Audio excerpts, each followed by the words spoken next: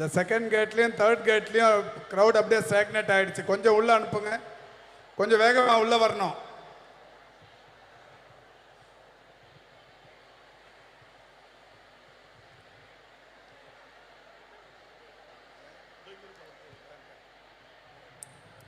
அம்மா கனிமொழி அவர்களுக்கும் அம்மா தமிழச்சம்மா அவங்களுக்கும் ரொம்ப நன்றி.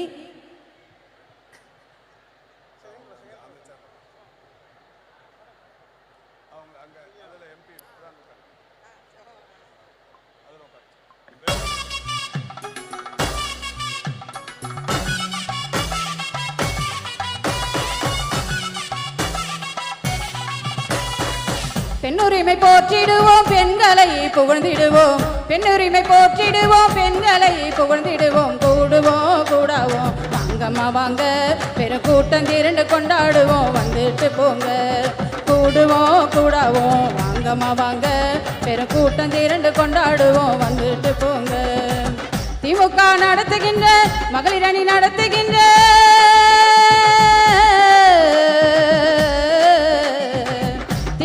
நடத்துகின்ற மகளிர் உரிமை மாநாடு நீயும் நானும் இல்லாட்டி வேற யாரம்மா? அட நிஜமாவே நாம் எல்லோரும் உறவுக்காரங்கம்மா. நீயும் நானும் இல்லாட்டி வேற யாரம்மா? அட நிஜமாவே நாம் எல்லோரும் உறவுக்காரங்கம்மா.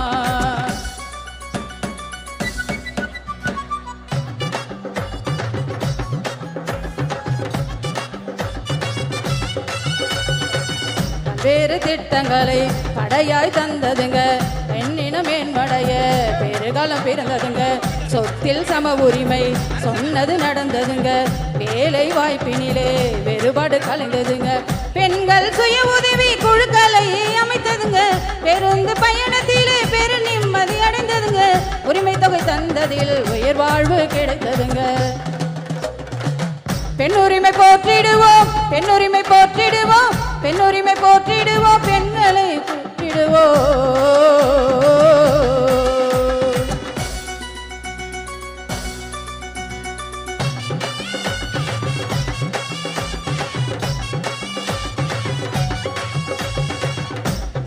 மனங்களின் கருத்து வளருதுங்க, கடைநிலை மனிதர்களின் கனவு பலிக்குதுங்க.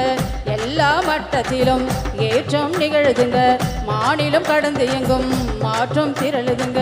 பெரியார் பெண்ணுரிமை பெரிதாய் மகிழுதுங்க, பேரறிஞர் அண்ணாவின் பேராட்சி நடத்துதுங்க. வாழும் கலைஞர் என வாழ்க முழக்கம் ஒலிக்குதுங்க. பெண்ணுரிமை போற்றிடுவோம், பெண்ணுரிமை போற்றிடுவோம், பெண்ணுரிமை போற்றிடுவோம், பெண்களை புகழ்ந்திடுவோம். கூடுவோம் கூடாவோம் வாங்கம்மா வாங்க, பெருங்கூட்டம் திரண்டு கொண்டாடுவோம், வந்துட்டு போங்க. கூடுவோம் கூடாவோம் வாங்கம்மா வாங்க, பெருங்கூட்டம் திரண்டு கொண்டாடுவோம், வந்துட்டு போங்க. திமுக நடத்துகின்ற மகளிர் அணி நடத்துகின்ற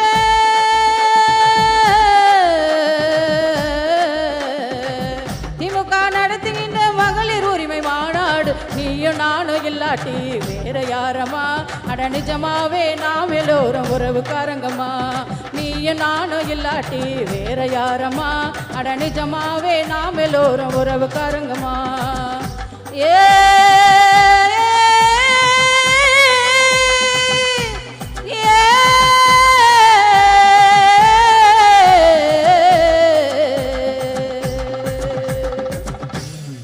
நன்றி நன்றி. இந்த பாடல் புத்தர் கலைக்குழு மணிமாறன் அவர்கள் எழுதியது. நன்றி அவருக்கு. கொஞ்சம் அங்கே முன்னாடி அங்கே நிற்கிறவங்களை அனுப்புங்க. அங்கே யாருக்கிறது? பெருங்குடி ரவிச்சந்திரன், மதியழகன், விசு, கொஞ்சம் அவங்கள வேகமாக உள்ள அந்த பக்கம் அனுப்புங்க. செகண்ட் கேட் வழியாக உள்ள வர சொல்லுங்க. இங்கே செகண்ட் கேட்டில் அங்கே நிற்கிற தோழர்கள் அன்பு கூர்ந்து நம்ம அரவிந்த் ரமேஷும் காரம்பாக்கம் கணபதியை மெயின்டைன் பண்ணி நிற்கிறாங்க. கொஞ்சம் அவங்களெல்லாம் உள்ள வர சொல்லுங்க வேகமாக. அங்கே வழியில் யாரும் நிற்க விடாமல் அனுப்புங்க. கொஞ்சம் வேகமாக அனுப்புங்க ப்ளீஸ்.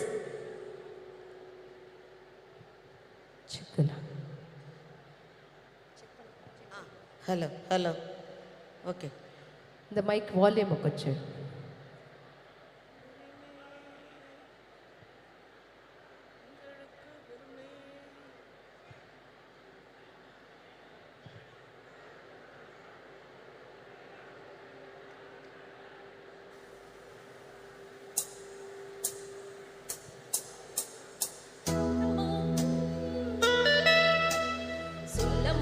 கண்ணு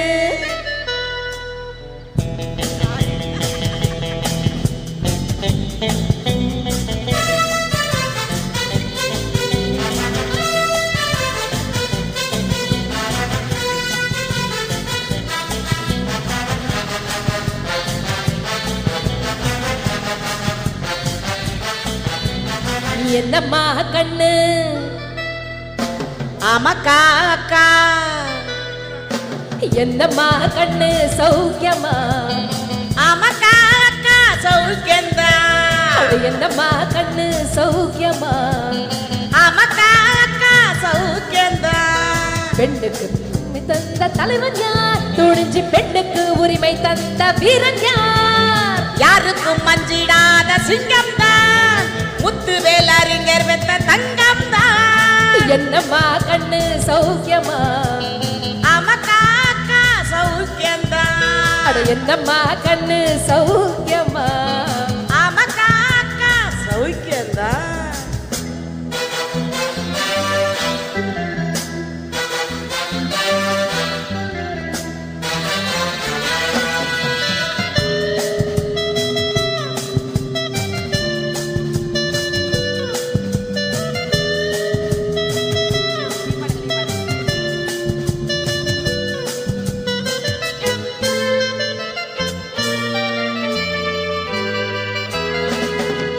சொத்துரிமை பெண்களுக்கு யாரு கொடுத்தார் சுழநிதி பெண்களுக்கு யாரு கொடுத்தார் முத்துவேலு கருணாநிதி ஸ்டாலின் கொடுத்தான் சுழநிதி 100 மணி நேரம் கொடுத்தான் சொல்வதையே செய்வார் செய்வதையே சொல்வார் செய்வதையே செய்தாயா தந்தருதா யாரு சாதனைகள் பலதோறு சொல்ல முடியாது அஞ்சுகத்தாய் பேரந்தானே வெல்லும் தலைவன் என்னம்மா கண்ணு சௌக்கியம்மா ஆமாக்கா அக்கா சௌக்கியந்தான் என்னம்மா கண்ணு சௌக்கியமா ஆமாக்கா அக்கா சௌக்கியந்தான்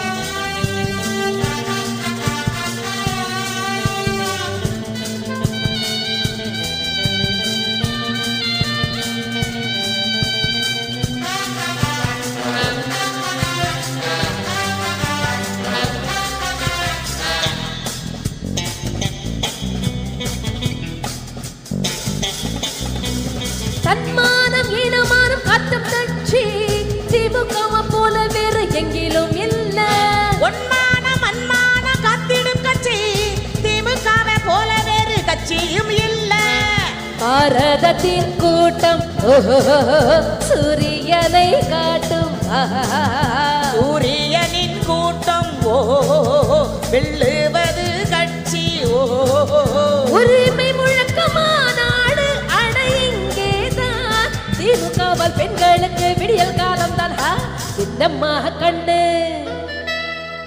சொல்லுங்க அக்கா என்னம்மா கண்ணு சௌக்கியமா சொல்லுங்க அக்கா சௌக்கியந்தான் என்னம்மா கண்ணு சௌக்கியமா சொல்லுங்க அக்கா சௌக்கியந்தான் பெண்ணுக்கு பெருமை தந்த தலைவன் யார் துணிஞ்சு பெண்ணுக்கு உரிமை தந்த வீரன் யார் முத்துவேல் கருணாநிதி ஸ்டாலின் தான் அனைத தன்னுக யாரைத தந்த கட்சி தான் என்னம்மா கண்ணு சௌக்கியமா ஆமாக்கா அக்கா சௌக்கியந்தான் என்னம்மா கண்ணு சௌக்கியமா ஆமாக்கா அக்கா சௌக்கியந்தான் தேங்க்யூ நன்றி அடுத்து மகிழினி அவர்கள் பாட இருக்கிறார்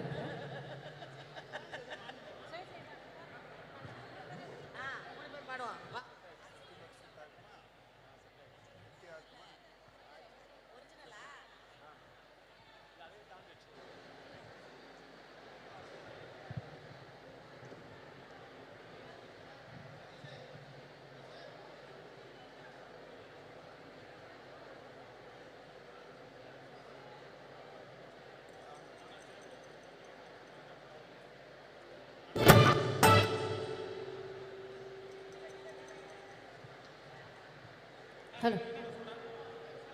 பாரதி ராஜா, கிருஷ்ணமூர்த்தி, கொஞ்சம் வேகமா அனுப்புங்க.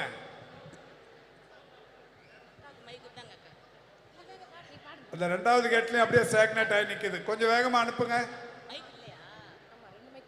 வழியில ஆண்கள் நிக்காதீங்க. அன்பு கூர்ந்து வழியில ஆண்கள் யாராவது மாநாடு பார்த்தா ஆகணும்னா இங்க வாங்க, லெஃப்ட்ல இங்க ஒரு உங்களுக்குன்னு தனியா ஒரு பே போட்டிருக்கோம், இங்க உட்காரலாம்.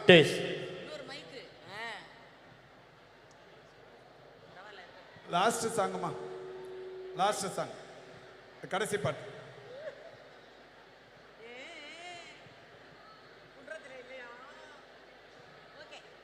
அந்த பேனரை மடிச்சு வைங்க. மாதவரம் சரவணன் பார்த்துட்டோம், பேனரை மடிச்சிருங்க. பேனர் கொடியெல்லாம் தூக்கி காட்டக்கூடாது.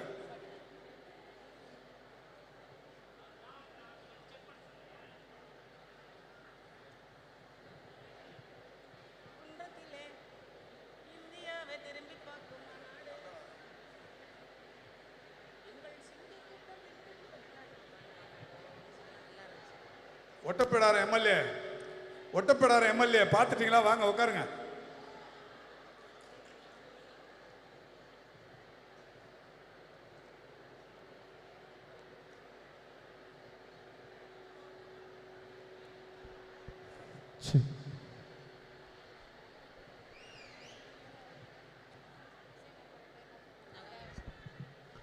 செகண்ட் கேட் கொஞ்சம் அப்படியே ஸ்தம்பிச்சு நிக்குது. கொஞ்சம் வேகமா உள்ள அனுப்புங்க. ஹலோ. இப்ப இந்த அரங்கு கொஞ்ச நேரத்தில் நிரம்பின உடனே வெளியில வந்து திறந்த வெளியில இருக்கைகள் போடப்பட போது அங்க போலாம். இப்ப கூடுமான வரைக்கும் இங்க இருக்கிற இருக்கைகள்ல வந்து நிரப்புங்க. இதுக்கப்புறம் வர்ற கூட்டம் வெளியில இருக்கிற வெளி மைதானத்துல இருக்கைகள் போட்டு அங்க உட்காந்துக்கலாம். சார் ட்ராக் ஆன் பண்ணுங்க சார்.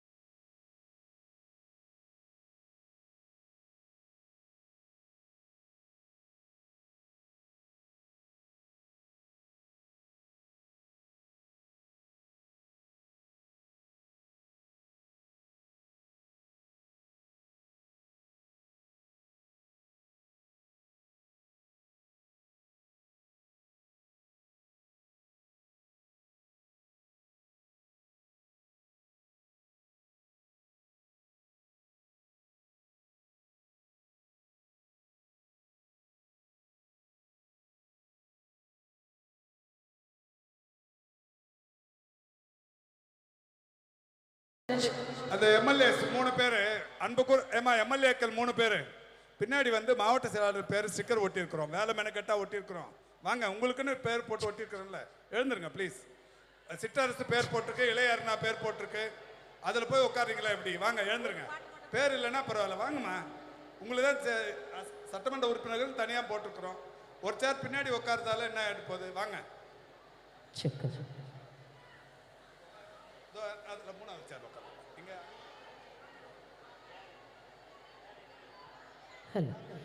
பெருமைமிகு இந்த மேடையில் வாய்ப்பினை வழங்கிய எங்கள் மதிப்புக்குரிய அண்ணன் மாசு அவர்களுக்கும், வருகை தந்து சிறப்பித்துக் கொண்டிருக்கும் அமைச்சர் பெருமக்களுக்கும், கழகத்தை சார்ந்த அத்தனை பேருக்கும் மனமார்ந்த நன்றி இந்த வேளையில் தெரிவித்துக் கொண்டு, மீண்டும் ஒரு வாய்ப்பு கிடைக்கும் போது உங்களுக்காக பாடுறோம். ரொம்ப நன்றி, தேங்க்யூ. எங்கள் மூவர் சார்பாகவும் மனமார்ந்த நன்றியை தெரிவித்துக் கொள்கிறோம். நன்றி.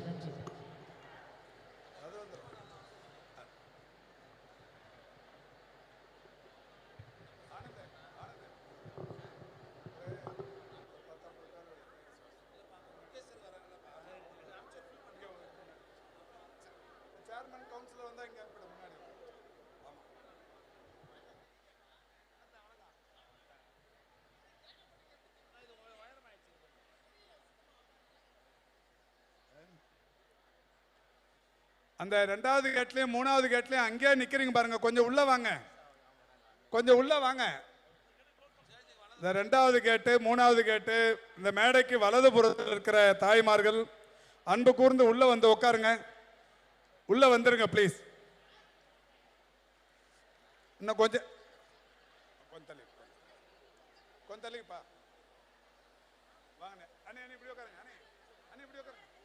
இல்லை இங்கே வாங்க. நீங்கள் இல்லை இப்படி வந்துருங்க. ஒன்றும் இல்லை, வாங்க உட்காருங்க. வாங்க வாங்க, ஒன்றும் இல்லை, உட்காருங்க உட்காருங்க வந்துடுவாங்க. நீங்கள் யாரோ ஒருத்தர் வாங்க முன்ன. இல்லை இது இவர் கேசி அழகிரி வராரு. சரி, அப்படிதான்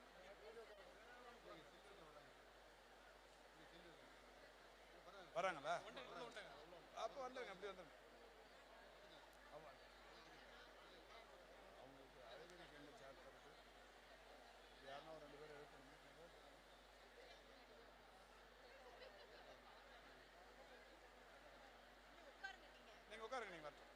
மற்றவங்க உட்காந்துருங்க, அப்படியே உட்காந்துருங்கம்மா. அந்த 2வது கேட்டு 3வது கேட்டு உள்ள வந்து உட்காருங்க. அதை சேகர் பின்னாடி சேர் எடுத்து போடலாம். இந்த ஓப்பனில் சேர் எடுத்து போடலாம். கொஞ்சம் உட்காந்துருங்கம்மா, போய் உட்காந்துருங்க, போய் உட்காந்துருங்க ப்ளீஸ், உட்காந்துருங்க. ஆமாம்,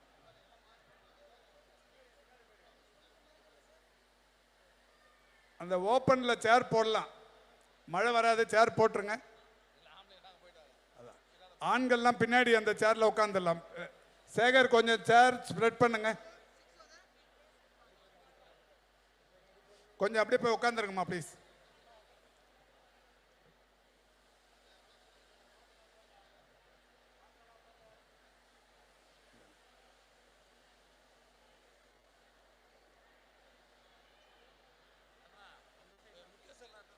அண்ணா பீட்டர் அண்ணா, உங்களுக்கு மேலே சேரு. அண்ணா பீட்டர் அண்ணா, உங்களுக்கு மேலே சேர். இங்கே வாங்க, இப்படி வாங்க. நீங்கள் டிரான்ஸ்லேட்டர் மேலே உங்களுக்கு. அப்படி போய் முன்னாடி ரூமில் உட்காந்துருங்க, அப்புறமா மேலே வரலாம்.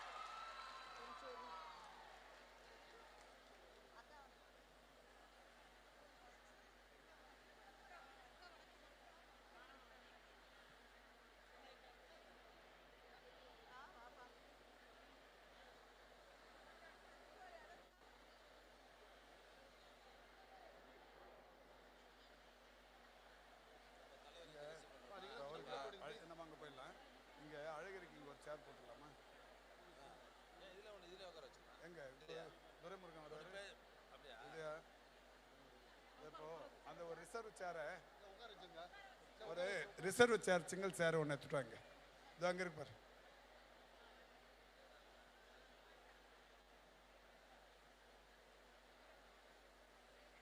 கொஞ்சம் எல்லாரும் உட்காந்துருங்க, உட்காருங்க ப்ளீஸ், உட்காருங்க. அந்த செகண்ட் கேட், தேர்ட் கேட்லாம் கொஞ்சம் உள்ளே வந்துருங்க. பின்னாடி அந்த ஓப்பன் கிரவுண்டில் வந்து சேர் போடலாம். ஆண்கள்லாம் அங்கே போயிருங்க ப்ளீஸ்.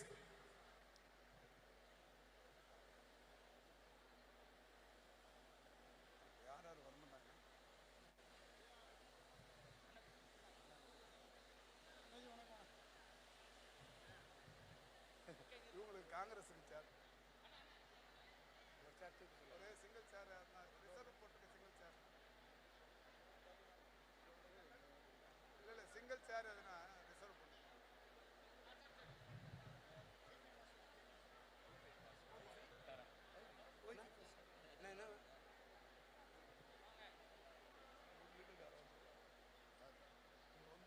அது ஓகே.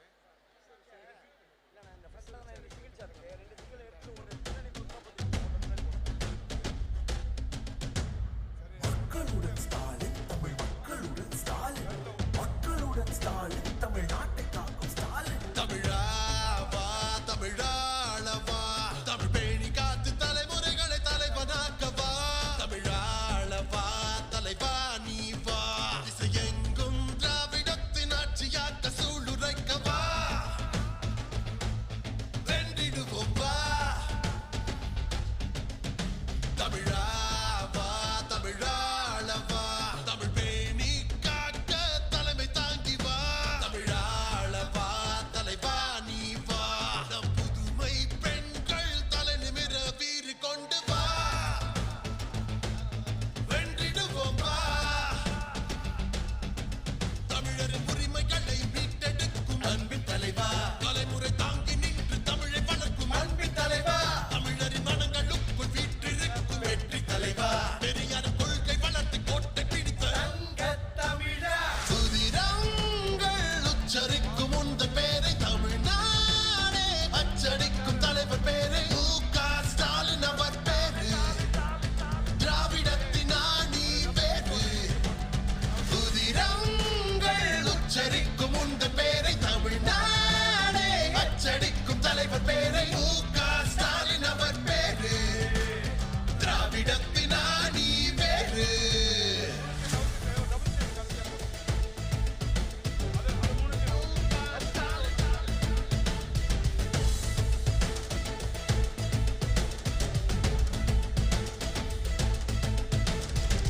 அண்ணா வழிகாட்ட கலைஞர்த்தம் குறை கொண்டு எந்நாளும் மொழி வீசும் தமிழ் ஞாயிறே.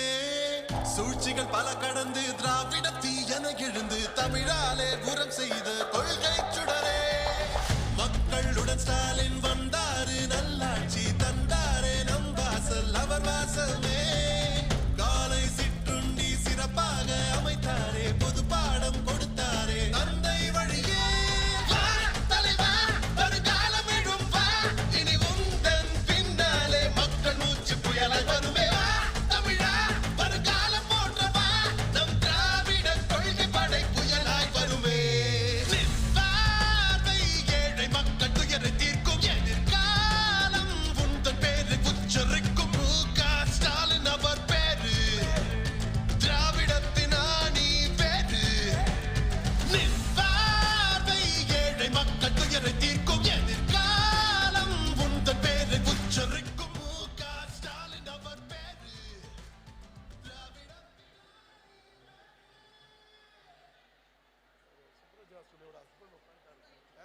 சுப்ரஜா சுலேவோட ஹஸ்பண்ட் சரத் பவர் மாப்பிள்ள ஃப்ரண்ட்ல வந்துட்டாங்க. பரவாயில்ல, அங்கே உட்காரச்சு, அப்படியே உட்காரச்சு. அடிஷனல் சேர் போட்டு. எது இல்லை சோஃபா இல்லையே. ஓகே ஒரு 50 பேர் வரவங்களுக்கு இந்த பக்கம் அனுப்பி அனுப்பிச்சு விட்றேன். அங்கேருந்து அனுப்பி. சரி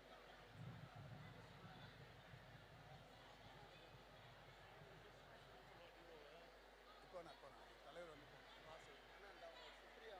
அது உட்காந்துட்டாங்க, உட்காந்தாச்சு. வணக்கம் வணக்கம் வணக்கம். Why?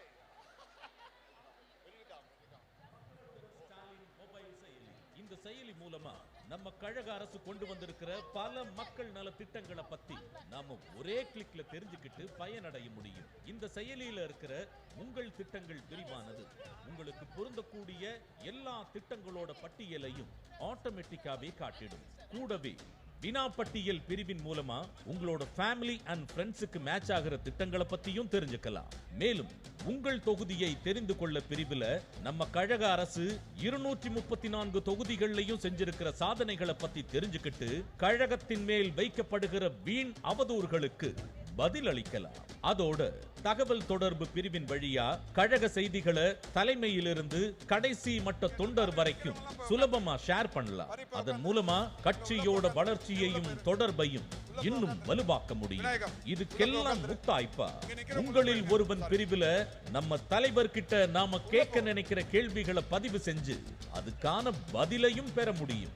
ஒரு அரசோட கடமைங்கிறது திட்டங்களை செயல்படுத்துறது மட்டும் இல்லாம அத சாமானிய மக்கள் பயனடைகிற விதமா சரியான நேரத்திலையும் எளிமையான வழியிலையும் அவங்க கிட்ட கொண்டு சேர்க்கிறது தான். அப்படிப்பட்ட ஒரு தொலைநோக்கு பார்வையோடு உருவாக்கப்பட்டதுதான் மக்களுடன் ஸ்டாலின் செயலி.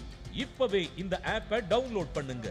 எல்லோருக்கும் எல்லாம்னு உறக்க சொல்லுங்க. லட்சுமி எப்படி இருக்க? நல்லா இருக்கேன். குழந்தைங்களுக்கு என்ன வயசு ஆகுது? 2 வயசு ஆகுக்கா.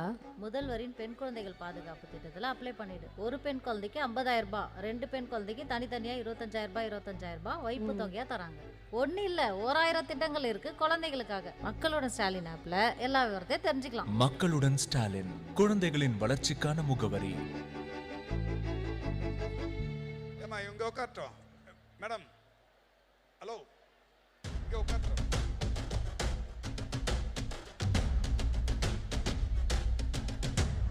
மக்களுடன் ஸ்டாலின், தமிழ் மக்களுடன் ஸ்டாலின், மக்களுடன் ஸ்டாலின், தமிழ்நாட்டை காக்கும் ஸ்டாலின். தமிழா வா, தமிழாளவா, தமிழ் பேணி காத்து தலைமுறைகளை தலைவனாக்கவா. தமிழாளவா, தலைவா நீ வா, இசையெங்கும் திராவிடத்தின் ஆட்சியாக்க சூளுரைக்கவா. வென்றிடுவோம் வா, தமிழா வா, தமிழாளவா, தமிழ் பேணி காக்க தலைமை தாங்கி வா. தமிழாளவா, தலைவா நீ வா, நம் புதுமை பெண்கள் தலை நிமிர வீறு கொண்டு வா. வென்றிடுவோம் வா, தமிழரின் உரிமைகளை மீட்டெடுக்கும் அன்பின் தலைவா. தலைமுறை தாங்கி நின்று தமிழை வளர்க்கும் அன்பின் தலைவா. தமிழரின் மனங்களுக்குள் வீற்றிருக்கும் வெற்றி தலைவா.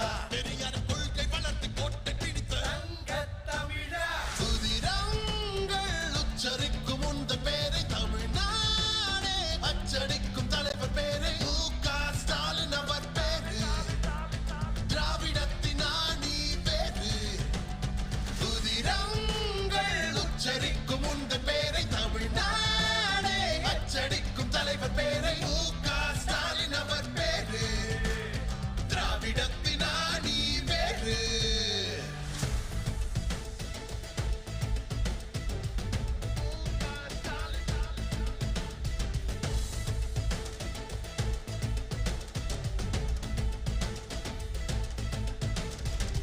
அண்ணா வழி காட்ட கலைஞாட்டம் குறக்கொண்டு என்னாலும் மொழி வீசும் தமிழ் ஞாயிறே.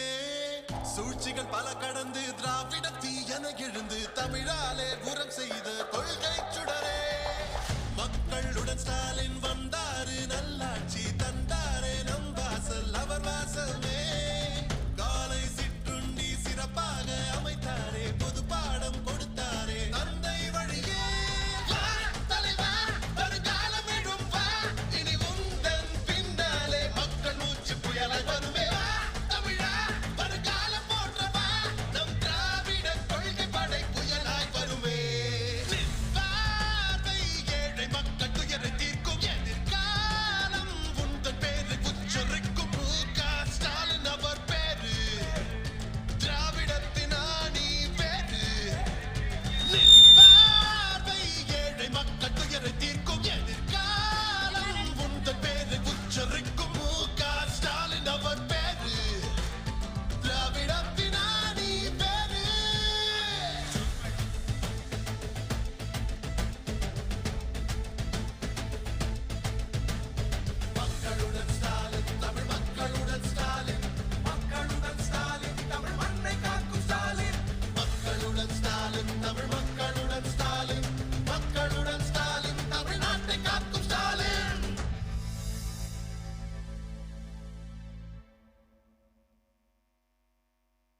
மக்களுடன் ஸ்டாலின் மொபைல் செயலி. இந்த செயலி மூலமா நம்ம கழக அரசு கொண்டு வந்திருக்கிற பல மக்கள் நல திட்டங்களை பத்தி நாம ஒரே கிளிக்ல தெரிஞ்சுக்கிட்டு பயனடைய முடியும். இந்த செயலியில இருக்கிற உங்கள் திட்டங்கள் பிரிவானது உங்களுக்கு பொருந்தக்கூடிய எல்லா திட்டங்களோட பட்டியலையும் ஆட்டோமேட்டிக்காவே காட்டிடும். கூடவே வினாப்பட்டியல் பிரிவின் மூலமா உங்களோட ஃபேமிலி அண்ட் ஃப்ரெண்ட்ஸுக்கு மேட்ச் ஆகிற திட்டங்களை பத்தியும் தெரிஞ்சுக்கலாம். மேலும் உங்கள் தொகுதியை தெரிந்து கொள்ள பிரிவுல நம்ம கழக அரசு 234 தொகுதிகள்லயும் செஞ்சிருக்கிற சாதனைகளை பத்தி தெரிஞ்சுக்கிட்டு கழகத்தின் மேல் வைக்கப்படுகிற வீண் அவதூறுகளுக்கு பதில் அளிக்கலாம். அதோட தகவல் தொடர்பு பிரிவின் வழியா கழக செய்திகளை தலைமையிலிருந்து கடைசி மட்ட தொண்டர் வரைக்கும் சுலபமா ஷேர் பண்ணலாம். அதன் மூலமா கட்சியோட வளர்ச்சியையும் தொடர்பையும் இன்னும் வலுவாக்க முடியும்.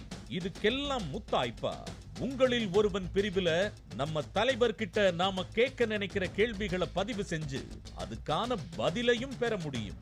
ஒரு அரசோட கடமைங்கிறது திட்டங்களை செயல்படுத்துறது மட்டும் இல்லாம அத சாமானிய மக்கள் பயனடைகிற விதமா சரியான நேரத்திலையும் எளிமையான வழியிலையும் அவங்க கிட்ட கொண்டு சேர்க்கிறது தான். அப்படிப்பட்ட ஒரு தொலைநோக்கு பார்வையோடு உருவாக்கப்பட்டதுதான் மக்களுடன் ஸ்டாலின் செயலி.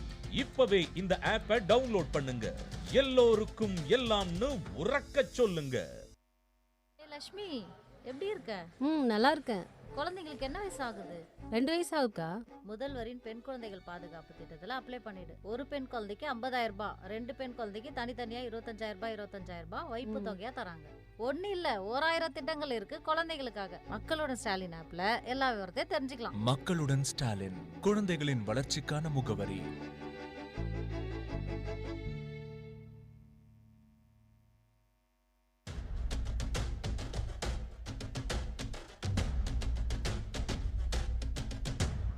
மக்களுடன் ஸ்டாலின், தமிழ் மக்களுடன் ஸ்டாலின், மக்களுடன் ஸ்டாலின், தமிழ்நாட்டை காக்கும் ஸ்டாலின். தமிழா வா, தமிழாள வா, தமிழ் பேணி காத்து தலைமுறைகளை தலைவனாக்கவா. தமிழாள வா, தலைவா நீ வா, இசையெங்கும் திராவிடத்தின் ஆட்சியாக்க சூளுரைக்கவா. வென்றிடுவோம் வா. தமிழா வா, தமிழாள வா, தமிழ் பேணி காக்க தலைமை தாங்கி வா. தமிழாள வா, தலைவா நீ வா, நம் புதுமை பெண்கள் தலை நிமிர வீறு கொண்டு வா. வென்றிடுவோம் வா. தமிழரின் உரிமைகளை மீட்டெடுக்கும் அன்பின் தலைவா, தலைமுறை தாங்கி நின்று தமிழை வளர்க்கும் அன்பின் தலைவா, தமிழரின் மனங்களுக்குள் வீற்றிருக்கும் வெற்றி தலைவா, பெரியாரின் கொள்கை வளர்த்து கோட்டை பிடித்த தங்கத் தமிழா.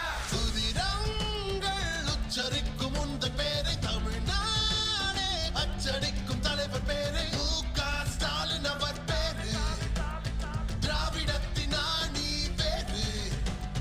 சுதிரங்கள் உச்சரிக்கும் உந்தன் பேரை தமிழ்நாடே அச்சடிக்கும் தலைவர் பேரை மு.க. ஸ்டாலின் அவர் பேரு, திராவிடத்தின் ஆணி பேரு.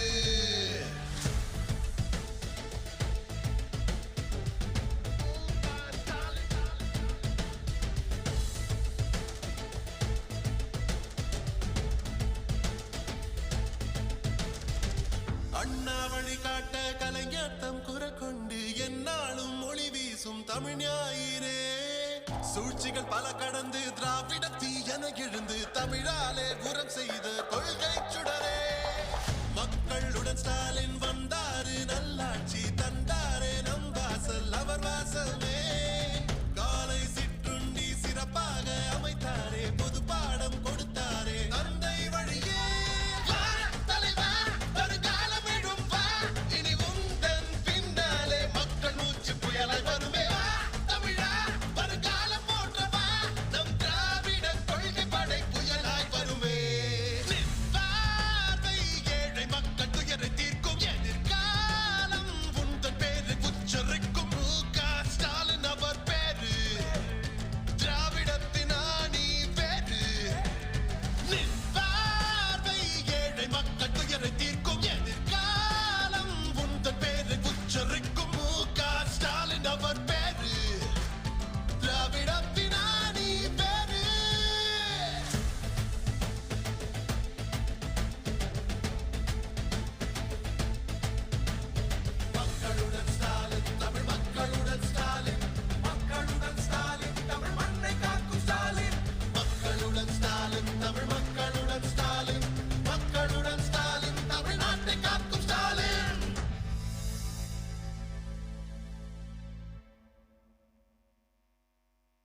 மக்களுடன் ஸ்டாலின் மொபைல் செயலி. இந்த செயலி மூலமா நம்ம கழக அரசு கொண்டு வந்திருக்கிற பல மக்கள் நல திட்டங்களை பத்தி நாம ஒரே கிளிக்ல தெரிஞ்சுக்கிட்டு பயனடைய முடியும். இந்த செயலியில இருக்கிற உங்கள் திட்டங்கள் பிரிவானது உங்களுக்கு பொருந்தக்கூடிய எல்லா திட்டங்களோட பட்டியலையும் ஆட்டோமேட்டிக்காவே காட்டிடும்.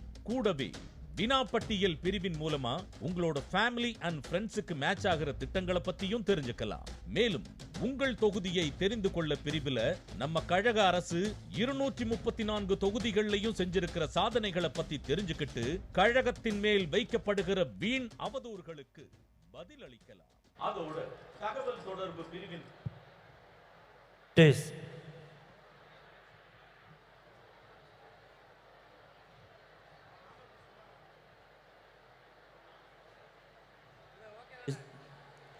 Test.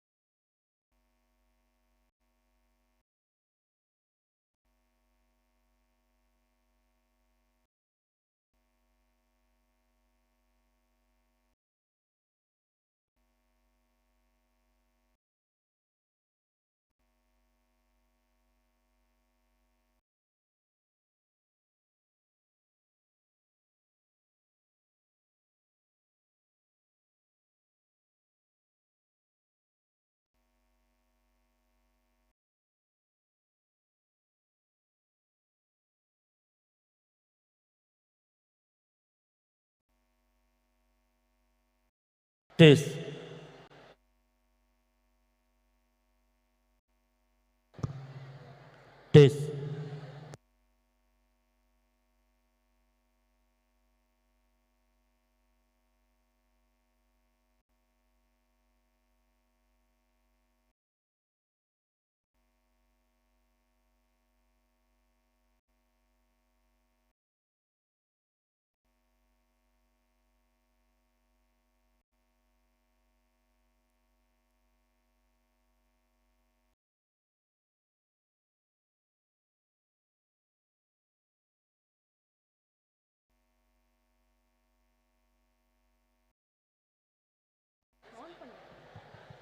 அனைவருக்கும் இனிய மாலை வணக்கம். இன்னும் சில நிமிடங்களில் மாண்புமிகு தமிழ்நாடு முதலமைச்சர் அவர்கள் இந்த விழா அரங்கிற்கு வருகை தர உள்ளார்கள். சிறப்பு விருந்தினர்கள் அனைவரும் விழா மேடைக்கு இன்னும் சில நிமிடங்களில் வருகை தர உள்ளார்கள். மகளிர் அனைவரும் அவரவர்களின் இருக்கைகளில் அமரும்படி பணிவன்புடன் கேட்டுக்கொள்கிறோம். உங்கள் அலைபேசியின் ஒலி அளவினை குறைத்து வைக்கும்படியும் பணிவன்புடன் கேட்டுக்கொள்கிறோம்.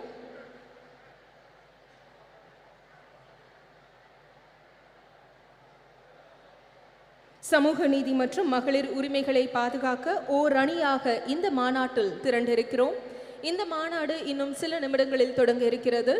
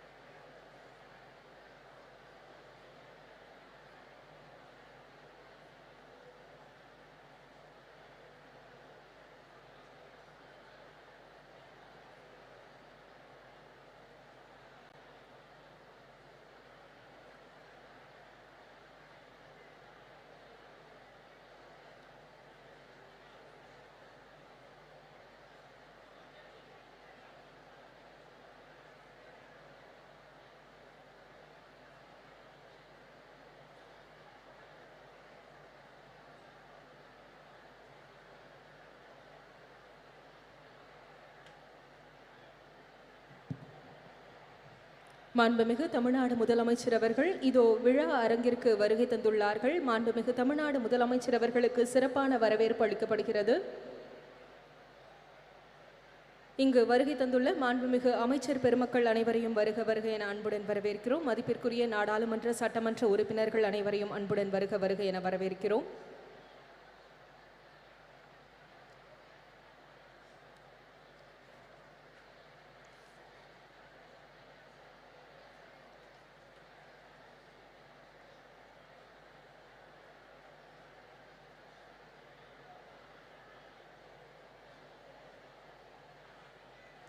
மாண்புமிகு தமிழ்நாடு முதலமைச்சர், சிறப்பு விருந்தினர்கள் உள்ளிட்ட அனைவரும் இன்னும் சில நிமிடங்களில் விழா மேடைக்கு வருகை தர உள்ளார்கள்.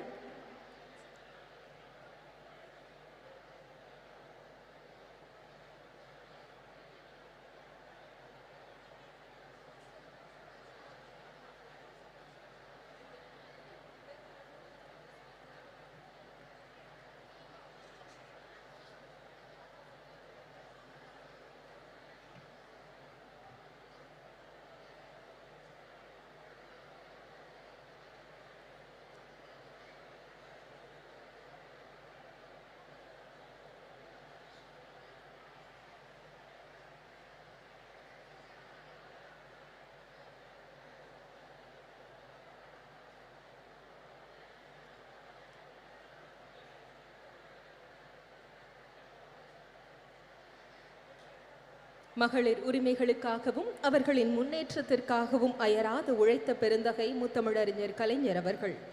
பெண்களுக்கு சொத்துரிமை, அரசு வேலைகள் மற்றும் உள்ளாட்சி தேர்தல்களில் இடஒதுக்கீடு, பெண் கல்வி மேம்பாடு என எண்ணற்ற வழிகளில் மகளிர் நலம் பெறும் திட்டங்களை செயல்படுத்தி தமிழ்நாட்டு மகளிரை தலை நிமிர செய்த தலைவர் கலைஞர் அவர்களின் பிறந்த நாள் நூற்றாண்டில் மகளிர் உரிமைகளுக்கு குரல் எழுப்ப அகில இந்திய அளவில் மாபெரும் தலைவர்கள் ஒன்றிணையும் வரலாற்று சிறப்பு வாய்ந்த மாநாடு இது.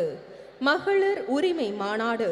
மகளிர் இடஒதுக்கீடு மசோதாவை உடனடியாக அமல்படுத்துவது, ஒன்றிய அரசால் பெண்களுக்கு எதிராக நிகழ்த்தப்படும் அநீதிகளை எதிர்த்து பெண்களின் பாதுகாப்பை உறுதி செய்வது உள்ளிட்ட உரிமை முழக்கங்களை முன்னிறுத்தி சமூக நீதி மற்றும் மகளிர் உரிமைகளை பாதுகாக்க ஓர் அணியாக இந்த மாநாட்டில் திரண்டிருக்கிறோம்.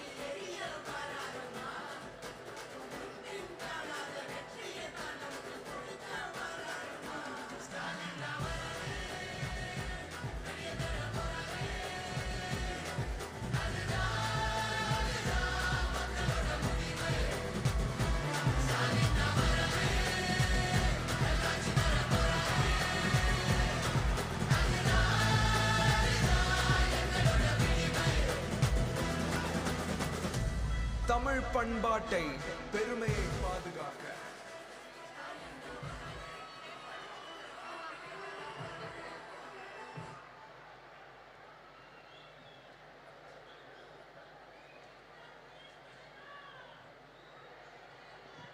மாண்புமிகு தமிழ்நாடு முதலமைச்சர் அவர்களை உங்களின் பலத்த கரகோஷத்துடன் வருக வருக என அன்புடன் வரவேற்கிறோம். மகளிர் உரிமை மாநாட்டிற்கு வருகை தந்துள்ள அனைத்து தலைவர்களையும் வருக வருக என அன்புடன் வரவேற்கிறோம்.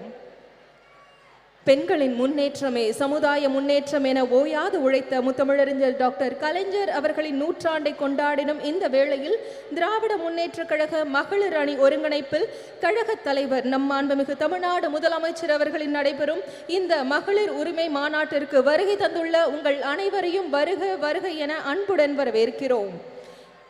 In honor of the centenary celebration of Muthamazhariஞர் Dr. Kalaignar, who dedicated his life to the advancement of women, we, on behalf of the DMK Women's Wing, with the esteemed presence of the DMK President and our Honorable Tamil Nadu Chief Minister, cordially invite you to join us at the Women's Right Conference.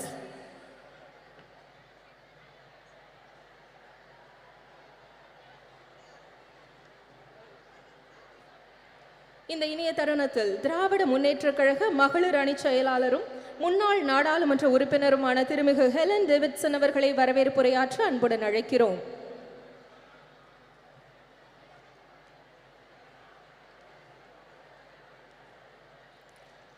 பெண்களின் முன்னேற்றமே சமுதாய முன்னேற்றம் என அயராது உழைத்தவர் தமிழக தலைவர் கலைஞர் அவர்கள் தனது 80 ஆண்டுகால பொது வாழ்க்கையில் பெண்களின் உரிமையை மீட்டெடுக்கவும் பெண்களின் பாதுகாப்பை மேம்படுத்தவும் தன் வாழ்வை அர்ப்பணித்தவர் தலைவர் கலைஞர் அவர்கள்.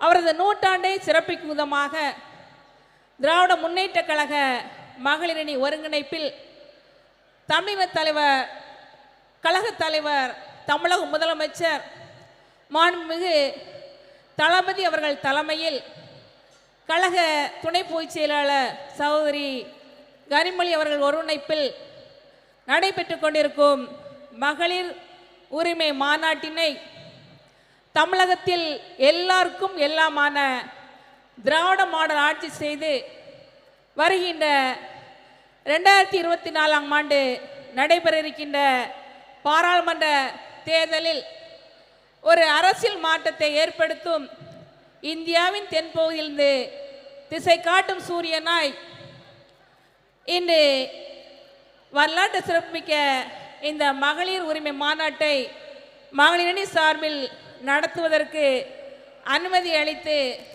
இந்த மாநாட்டை தலைமைத்து நடத்தி கொண்டிருக்கும் தமிழக மகளிர்கள் போட்டும் கழகத் தலைவர் தமிழக முதலமைச்சர் அவர்களை நன்றி கலந்த வணக்கத்தோடு மகளிரணி சார்பாக வருக வருக என வரவேற்றுக் கொள்கின்றேன். I would like to extend a warm welcome to Annai Sonia Gandhi. Her deep concern for the women of India and underprivileged and the absurd. I extend to her warm welcome on behalf of all of us here. Dravida Munnetra கழகத்தின் பெண் தலைவர்களில் ஒருவராய் தமிழக பெண்கள் மட்டுமல்ல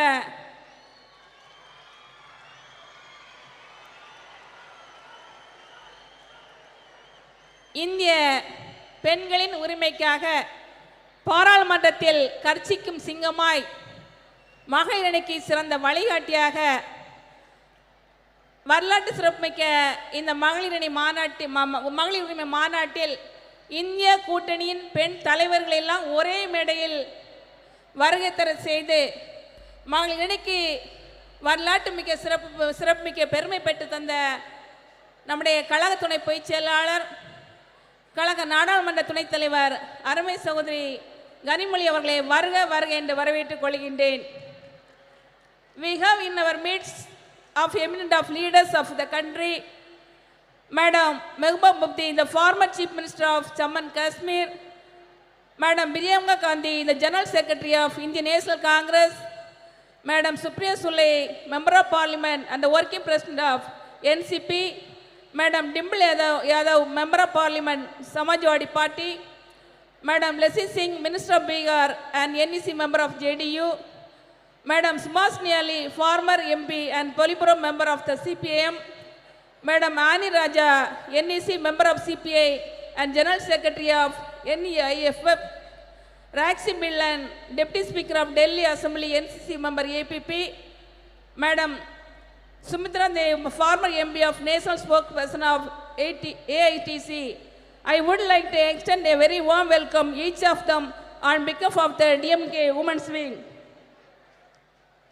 இந்த வரலாற்று சிறப்புமிக்க மாநாட்டில் இன்று மேடையில் அமர்ந்திருக்க வேண்டிய நம்முடைய கழக பொதுச் செயலாளர்கள் மகளிர் உரிமை மாநாடு என்பதற்காக இன்று நாங்கள் எப்படி இந்த நிகழ்ச்சி நடைபெறுவது என்பது இந்த பார்வையாளராக எங்களை வாழ்த்தி கொண்டிருக்கும் கழக பொதுச் செயலாளர் அவர்களே, கழக பொருளாளர் அவர்களே, முதன்மை செயலாளர்களே, துணை பொதுச் செயலாளர்கள், இளைஞரணி செயலாளர் மரியாதைக்குரிய அமைச்சர் உதயநிதி ஸ்டாலின் அவர்களே, இந்த மாநாடு சிறப்பாக நடைபெறுவதற்கு காரணமாகின்ற காஞ்சிபுரம் வடக்கு மாவட்ட செயலாளர் மரியாதைக்குரிய அமைச்சர் அன்பரசன் அவர்களே, இந்த மாநாட்டு இவ்வளவு வெற்றிகரம் நடைவதற்கு எல்லா பணிகளையும் முன்னின்று செய்த சென்னை தெற்கு மாவட்ட செயலாளர் சுகாதார அமைச்சர் மா சுப்பிரமணியன் உட்பட கலந்து கொண்டு சிறப்பித்துக் கொண்டிருக்கின்ற மாண்புமிகு அமைச்சர் பெருமக்கள், தலைமை கழக நிர்வாகிகள், மாவட்ட கழக செயலாளர்கள்,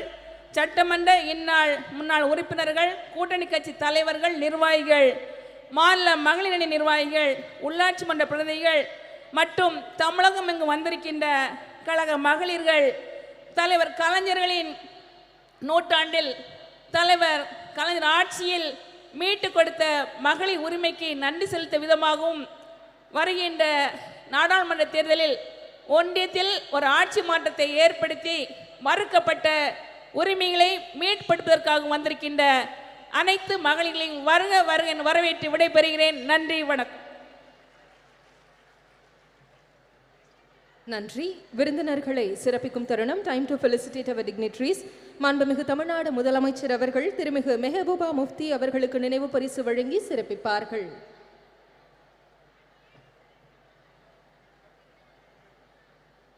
திருமிகு Mehbooba Mufti will be honored by our Honorable Chief Minister of Tamil Nadu.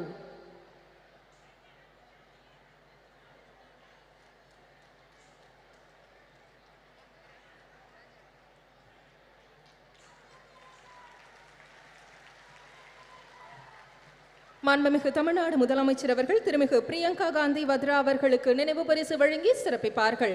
திருமிகு Priyanka Gandhi Vadra will be honored by our Honorable Chief Minister of Tamil Nadu.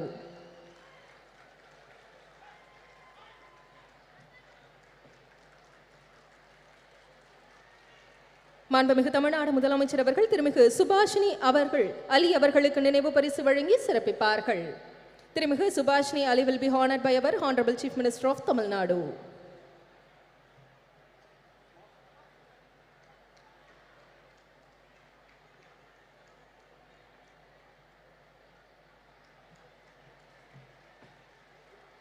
மாண்புமிகு தமிழ்நாடு முதலமைச்சர் அவர்கள் திருமிகு சுப்ரியா சுலே அவர்களுக்கு நினைவு பரிசு வழங்கி சிறப்பிப்பார்கள்.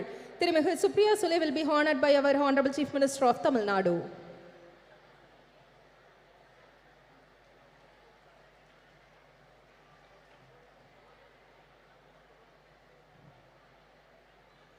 திருமிகு ஆனி ராஜா அவர்களுக்கு நினைவு பரிசு வழங்கி சிறப்பு செய்யப்பட உள்ளது. திருமிகு ஆனி ராஜா will be honored by our Honorable Chief Minister of Tamil Nadu.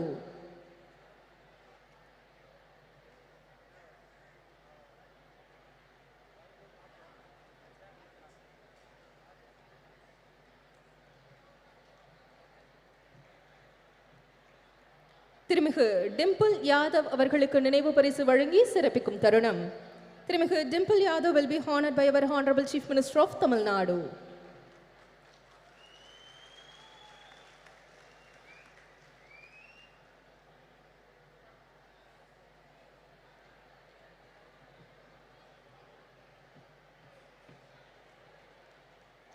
திருமிகு லேஷி சிங் அவர்களுக்கு நினைவு பரிசு வழங்கி சிறப்பிக்கும் தருணம்.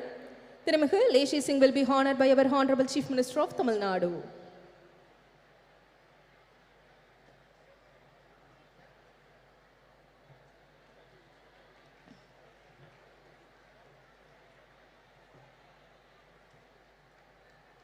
திருமிகு சுஷ்மிதா தேவ் அவர்களுக்கு நினைவு பரிசு வழங்கி சிறப்பிக்கும் தருணம். திருமிகு Sushmita Dev will be honored by our Honorable Chief Minister of Tamil Nadu.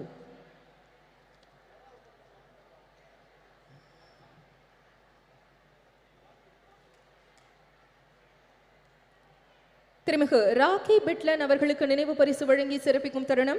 திருமிகு rakhi பிட்லன் will be honored by our Honorable Chief Minister of Tamil Nadu.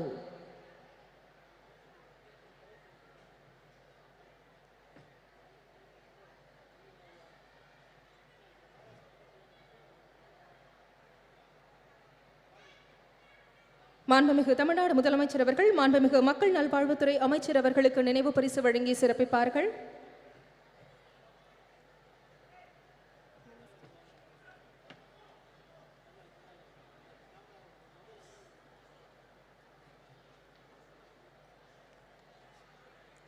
மாண்புமிகு மருத்துவம் மற்றும் மக்கள் நல்வாழ்வுத்துறை அமைச்சர் அவர்களுக்கு நினைவு பரிசு வழங்கி சிறப்பிக்க உட்பட உள்ளது.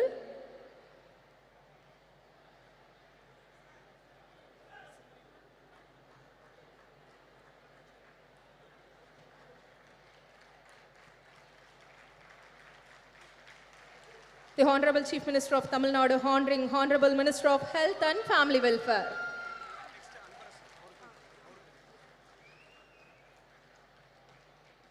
மாண்புமிகு தமிழ்நாடு முதலமைச்சர் அவர்கள் மாண்புமிகு சிறு குறு மற்றும் நடுத்தர தொழில் நிறுவனங்கள் துறை அமைச்சர் அவர்களுக்கு நினைவு பரிசு வழங்கி சிறப்பிப்பார்கள். The Honorable Chief Minister of Tamil Nadu will be honoring the Honorable Minister of Micro, Small and Medium Enterprises.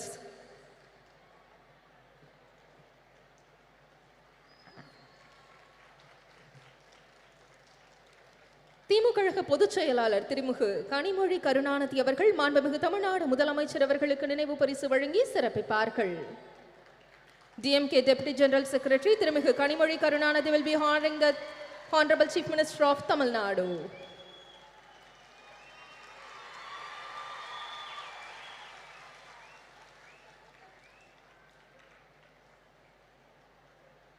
நன்றி.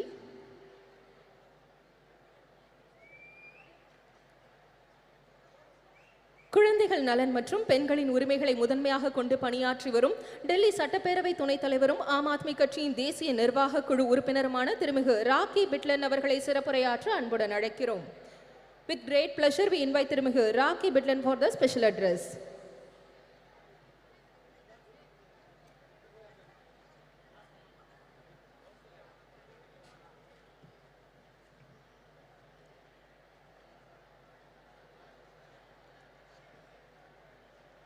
बहुत बहुत धन्यवाद।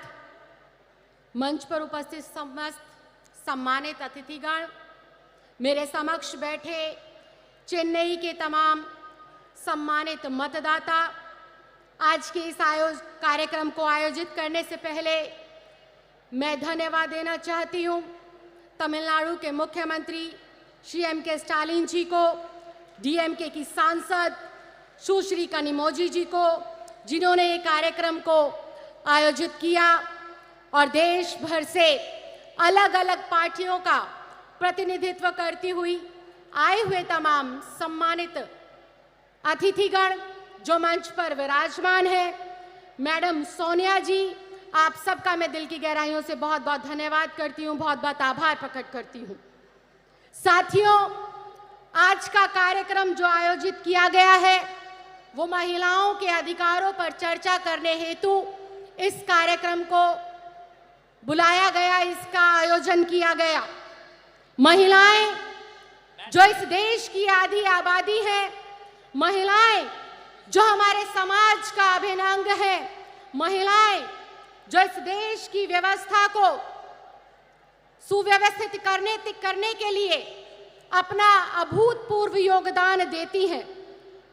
ऐसी महिलाओं के अधिकारों के ऊपर आज चर्चा करने के लिए हमारी जैसी बहनें, हमारी जैसी बेटियां जो दूर दराज गांव में रहती हैं, उन हजारों हजार महिलाओं के अधिकारों पर चर्चा करने से पहले मैं धन्यवाद देना चाहती हूं, मैं श्रद्धांजलि देना चाहती हूं संविधान निर्माता डॉक्टर भीमराव अंबेडकर जी को, जिन्होंने संविधान का निर्माण करते वक्त अपने संविधान के अंदर देश की आधी आबादी को उनके अधिकार दिए, उनके हक दिए। डॉक्टर भीमराव अंबेडकर जी ने कानून बनाकर महिलाओं को समाज में समानता का अधिकार दिया, महिलाओं को समान शिक्षा और समान वेतन पाने का अधिकार दिया, महिलाओं को चार दीवारी से बाहर निकलकर अपने जीवन को अपने मुताबिक जीने का अधिकार दिया। डॉक्टर भीमराव अंबेडकर संविधान निर्माता ने तो कई दशकों पहले ही हमारे इस देश की आधी आबादी को उसके अधिकार दे दिए थे। ये देश की आधी आबादी संविधान निर्माता डॉक्टर भीमराव अंबेडकर जी का बहुत बहुत धन्यवाद करती है, और देश की आधी आबादी की ये महिलाएं जो आज देश के अलग अलग हिस्सों में अपना प्रतिनिधित्व करती हैं, चंद्रयान जैसी देश में जब ऐतिहासिक लॉन्चिंग हुई तो उसके अंदर भी जो महत्वपूर्ण योगदान है वो हमारे भारतवर्ष की बेटियों का रहा है, भारत की महिलाओं का रहा है। ये देश की आधी आबादी है जिसने हमारे देश की तरक्की में, उसको आगे बढ़ाने में, चाहे गांव हो, देहात हो, छोटे से छोटा कस्बा हो, घर पे रहकर गृहिणी के रूप में या फिर किसी कामकाजी महिला के रूप में देश को अग्रसर करने के लिए अपनी महत्वपूर्ण योगदान और अपना महत्वपूर्ण भूमिका दी है। डॉक्टर भीमराव अंबेडकर जी का संविधान जहां महिलाओं को अपनी प्रतिभा के अनुसार अपना प्रतिभा का प्रदर्शन करने का मौका मिलता है, और अगर मैं अपनी बात करूं तो डॉक्टर भीमराव अंबेडकर जी के आशीर्वाद से ही मैं उस माँ की बेटी हूं जो दिल्ली के एक सरकारी स्कूल में सफाई कर्मचारी है। लेकिन डॉक्टर भीमराव अंबेडकर जी की वजह से, भारत देश के लोकतंत्र की खूबसूरती की वजह से और आम आदमी पार्टी के राष्ट्रीय संयोजक अरविंद केजरीवाल जी के आशीर्वाद की वजह से आज ये दिल्ली की बेटी अपनी पार्टी का और अपनी सरकार का प्रतिनिधित्व आप लोगों के समक्ष कर रही है। ये देश के लोकतंत्र की ही खूबसूरती है। लेकिन जहां हम देश के संविधान, लोकतंत्र की बात करते हैं, महिलाओं के हक और अधिकारों की बात करते हैं, सिर्फ वो संविधान के अंदर लिखे तो गए हैं, लेकिन दुर्भाग्यवश आज भी हमारी एक बड़े तबके की महिलाएं अपने अधिकारों से वंचित है। आज भी उनको उनके अधिकार नहीं मिल रहे हैं। देश की महिलाएं 21वीं सदी के अंदर, आजादी के 75 सालों के अंदर पूरे देश में शिक्षा जो पाती हैं पुरुषों के मुकाबले वो महज 65% है, जो कि बेहद चिंता का विषय है, बेहद सोच का विषय है। पूरे देश में अगर हम कामकाजी महिलाओं की बात करें, जो कि रिकॉर्ड पर मेंटेन होता है, उस काम की बात करें तो उस काम को करने वाली कामकाजी महिलाओं की भी संख्या आज 75 साल पूरे होने के बावजूद भी महज 25 से 27% रह जाती है। भारतीय राजनीति की बात करें, मंच पर बहुत मुझसे भी ज्यादा प्रसिद्ध, मुझसे भी ज्यादा लोकप्रिय, मुझसे भी ज्यादा ताकतवर और जिम्मेदार महिलाएं विराजमान हैं, और मैं इनके समक्ष इस बात को रख रही हूं और ये मेरी बात से सहमति भी जताएंगी कि राजनीति के अंदर महिलाओं का जो प्रतिनिधित्व है वो भारत के लोकतंत्र के लिए, हमारे देश की महिलाओं के लिए बेहद सोच का विषय है। महज 15 से लेकर 17% महिलाएं हमारी भारतीय राजनीति के अंदर अपना प्रतिनिधित्व देती हैं। आज महिलाओं का एक बड़ा तबका, या यूं कहें 30 से लेकर 35% की हमारी जो महिलाएं हैं, अपनी सही स्वास्थ्य की जानकारी ना होने की वजह से काफी गंभीर रोगों से जो है ग्रसित है, जो कि आज एक चिंता का विषय है। कितने संख्या के अंदर गर्भवती महिलाएं जब अपना प्रसव के दौरान अस्पतालों में जाती है, सही स्वास्थ्य की जानकारी ना होने की वजह से उनकी मृत्यु हो जाती है। तो ये बेहद दुख का विषय है कि आज हम लोग आजादी के 75 साल मना रहे हैं, आजादी का अमृत काल मना रहे हैं, उसके उलट जो इस देश का अभिन्न अंग है, जो इस देश की जनसंख्या का 50% है, उसके भी आज हम स्वास्थ्य की चिंता, उसके शिक्षा की चिंता, उसकी सुरक्षा की चिंता, उसके रोजगार की चिंता के ऊपर आज इतना बड़ा सम्मेलन कर रहे हैं। इसके उलट अगर देखें, पिछले 75 सालों के अंदर आजादी के बाद भी संविधान में अपने अधिकारों को प्राप्त करने के बावजूद भी आज महिलाओं के लिए क्या बढ़ रहा है? महिलाओं के लिए क्राइम दिन प्रतिदिन बढ़ रहा है। दूर दराज में रहने वाली कोई बेटी हो या शहर के बीचों बीच रहने वाली कोई बुजुर्ग महिला हो, हर वक्त 24 घंटे हर पहर वो असुरक्षा के भाव में जीती है। चाहे वो कोई कस्बा हो, चाहे गांव हो, देश की राजधानी हो, किसी शहर की, प्रदेश की राजधानी हो, आज हमारी बहन बेटियों के अंदर, आज हमारी महिलाओं के अंदर असुरक्षा का भाव हर वक्त उनके दिमाग में रहता है। इसके साथ साथ अशिक्षा का जो माहौल है, अशिक्षा का जो आंकड़ा है, वो जैसे जैसे आजादी का हमारा देश का समय बढ़ता जा रहा है, महिलाओं की अशिक्षा का आंकड़ा उतनी तेजी से बढ़ता जा रहा है। इसके साथ साथ घरेलू हिंसा हो, अत्याचार हो, महिलाओं की आवाज को दबाने वाले जो है अपराध हो, नित दिन उनका ग्राफ बढ़ता जा रहा है, जो कि बेहद दुर्भाग्यपूर्ण है।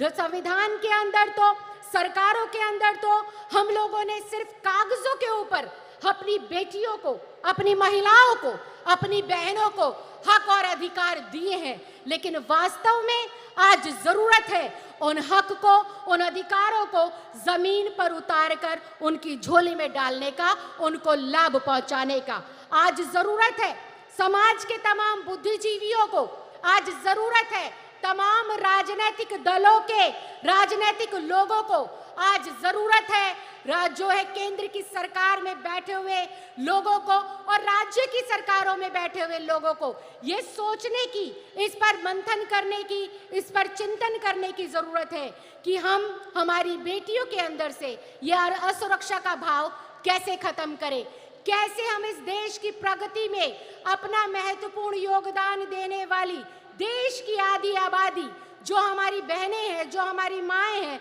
इनको कैसे हम बेहतर से बेहतर सुरक्षा दें, रोजगार के बेहतर से बेहतर अवसर प्रदान करें।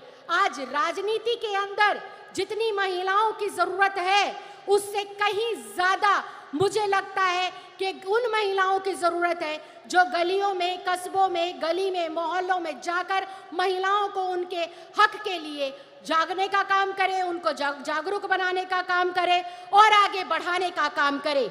मैं एक बार फिर से दिल की गहराइयों से बहुत बहुत धन्यवाद देना चाहती हूँ, बहुत बहुत आभार प्रकट करना चाहती हूँ तमिलनाडु की सरकार का और यहाँ पर आए हुए तमाम लोगों का, तमाम आयोजनकर्ताओं का, कि आपने देश की 75वीं वर्षगांठ जो खत्म हो गई है, अमृत काल के मौके पर इस ज्वलंत मुद्दे को उठाया। देश की जरूरत है आज महिलाओं को सशक्तिकरण देने की, देश की जरूरत है आज महिलाओं को उनके अधिकार देने की, और देश को आज जरूरत है आखिरी पंक्ति में खड़ी हुई महिला को शिक्षित करने की, रोजगार देने की। आपने मुझे बोलने का मौका दिया, इसके लिए मैं बहुत बहुत धन्यवाद देती हूँ, बहुत बहुत आभार प्रकट करती हूँ। जय हिंद, जय Bharat. Thank you, ma'am, for your special address. பெண்ணுரிமைக்கு தொடர்ந்து குரல் கொடுத்து வருபவரும் திரிணாமுல் காங்கிரஸ் கட்சியின் தேசிய செய்தி தொடர்பாளருமான திருமிகு சுஷ்மிதா தேவ் அவர்களை சிறப்புரையாற்ற அன்புடன் அழைக்கிறோம். It is our privilege and honor to invite திருமிகு Sushmita Dev, national spokesperson for the Trinamool Congress, well known for her unwavering dedication to championing women's rights, to deliver the special address.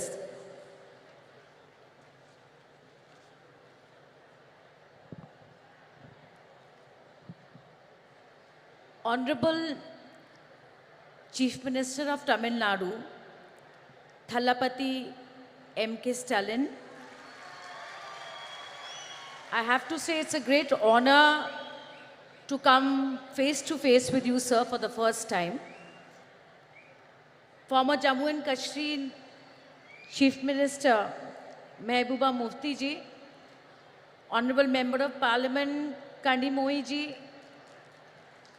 Indian National Congress General Secretary Priyanka Gandhi ji, NCP Working President Supriya Sule ji, Subhasini Ali ji, Miss Annie Raja, Leshi Singh ji, Rakhi Bidlan ji, and many of the eminent members of parliament, MLAs, ministers of the DMP party, and the electrifying caucus of women who have gathered here today to pay tribute to their great leader, Dr. Karunanidhi ji. I am absolutely elated to represent my party, All India Trinamool Congress, in the centenary year celebration of Kalangiyar Dr. Karunanidhi, the longest serving Chief Minister of Tamil Nadu. On behalf of my leader, Honorable Chief Minister of Bengal and Chairperson of the party, Mamata Banerjee, I pay my respectful tribute to him. This is a significant platform to speak about the future of women in India. The esteemed speakers here on stage and everybody attending this discussion today will agree that Dr. Karunanidhi has a legacy of work driven towards social justice and equality of all. His initiatives were path-breaking, not just for women, but I have to say, for the third gender. He set a new precedent in Tamil Nadu by starting a welfare board for them. Till today, he is remembered for giving equal right to women to ancestral property for the first time in India. And last but not the least, a jobs quota, a government jobs quota was given by Karunanidhi ji in Tamil Nadu. And undoubtedly, Stalin, Honorable Chief Minister, is taking this legacy forward with much vigor. I would like to tell the Chief Minister that I Googled and I could not finish counting the number of welfare policies Stalin has done for the women of Tamil Nadu. The backdrop of this meeting is all of us have come together, look to assess and look at the future of women in India. And what is the backdrop? The backdrop is the recently passed Women's Reservation Bill in the month of September. Historically, if we look at the debates of the Constituent Assembly, we will see that the women members of the constituency were in two minds whether there should be reservation or not. But they believed that political segregation was not the way and it would amount to dilution of equality. But my friends, that we all have to agree that in the last 72 years of electoral and party politics, the trend of women's participation in our great country is rather dismal. Therefore, started the churning for affirmative action. Why affirmative action? Because after independence, despite the role the women of India had played in the independence war and thereafter, we could not rid our societies of gender roles and patriarchy. Women have proved their ability to compete, and if I may say so, they have been but better than men in many aspects. Yet, their economic and political participation is dwindling. I am pained to say that we all today cannot keep repeating that what are the causes, what are the reasons why women of India are behind. But I think we all have to be instrumental in changing this. And may I say that no affirmative action alone can succeed. No affirmative action alone can succeed. I strongly believe that every single political party is a gateway to politics for women of India.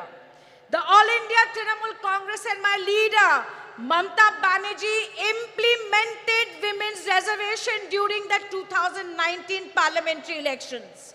She gave 41% nominations to women. And let me tell you, it was not an easy election for her. The 17 women who got tickets, I am proud to say that the 9 of them today are sitting in the Lok Sabha. Now, every 1 in 3 women in the Lok Sabha are from the Trinamool Congress. As the only woman chief minister of the country today, her own story, even her critics would admit, is one of resilience and grit. She faced every imaginable challenge, right from physical violence to patriarchy and even poverty, but stood tall through it. Once she succeeded, she used her party's capacity and her popularity to walk the talk and bring women to the forefront. Friends, compare Mr. Narendra Modi, the Prime Minister of India. His Beti Bachao and Beti Padhao campaign is nothing but an advertising and PR excess for Prime Minister Modi. I am sad to say that Nirbhaya shook the nation, but the funds remains unutilized. I am happy that women got the Ujjwala scheme, but the majority have rejected it. BJP, with an absolute majority, has delayed the reservation bill and given us a bill which is shackled in preconditions. It is preconditioned on a fresh census and a delimitation process. I hear on television people saying that women's reservation will be implemented in 2034. But let me tell you today that there is absolutely no guarantee that even if everything goes well, women's reservation will not come into effect till 2037. Not till 2037. The last time the Delimitation Commission was set up, it took 6 years to give a report. 6 years. Therefore, my friends, BJP is infamous for tokenism. Today, when the women's reservation bill was being debated in the parliament, we should be ashamed. We should be ashamed that the BJP MP accused of molesting our wrestlers was sitting in the parliament. Today, while women were being paraded naked in Manipur, raped and children orphaned, today the Prime Minister's conscience were not shaken. But like I said, how do we do it differently? And the only thing that I can think of is where women have voted in greater numbers, why should they remain at a minimum of a bare number of 9% in the Lok Sabha? If we want to change this, I feel that there has to be political will. I hope that you will agree with me that it is everyone's duty, every political party's duty to demolish the systemic and systematic discrimination and marginalization of women within parties has to stop. It must stop. We have to show the political will to have women in more substantive positions. But last but not the least, and I'm about to end my speech, that we have to recognize that to bring women to the forefront of politics, we need progressive male leaders like Dr. Karunanidhi. We need progressive male leaders like Shri Rajiv Gandhi ji, who gave the Panchayati Raj reservation. We need social activists like Raja Ram Mohan Nai, who stopped sati. I have absolutely no doubt in my mind that India parties will come to power in 2024 and oust this regressive and anti-woman regime that is ruling the country and convert and turn this Women's Reservation Act into the greatest enabler in the history of this country for women amendment. I end my speech by quoting the only woman Prime Minister in this country, Indira Gandhi ji.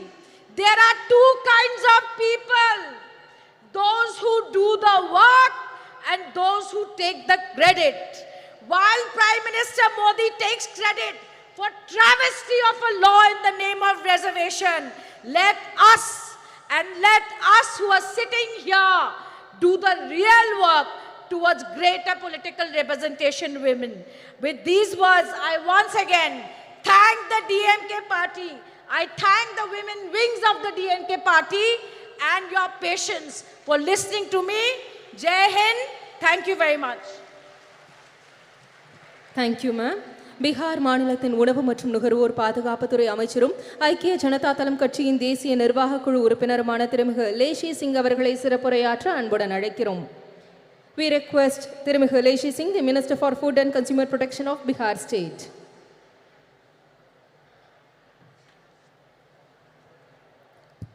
धन्यवाद। आज महिला अधिकार सम्मेलन में सर्वप्रथम मैं party Janata Dal United की ओर से उपस्थित महिला बहनों का हार्दिक अभिनंदन करती हूँ। मैं आभार प्रकट करना चाहती हूँ हमारे माननीय मुख्यमंत्री श्री नीतीश कुमार जी एवं जनता दल यूनाइटेड के राष्ट्रीय अध्यक्ष आदरणीय ललन सिंह जी का, जिन्होंने इस ऐतिहासिक कार्यक्रम में मुझे प्रतिनिधित्व करने का अवसर प्रदान किया। मैं धन्यवाद देना चाहूँगी देश की चर्चित प्रसिद्ध महिला नेत्री डीएम के सांसद बड़ी बहन आदरणीय कनिमोझी जी का, जिन्होंने मुझे व्यक्तिगत रूप से दूरभाष पर संपर्क कर इस प्रोग्राम में आने के लिए आमंत्रित किया।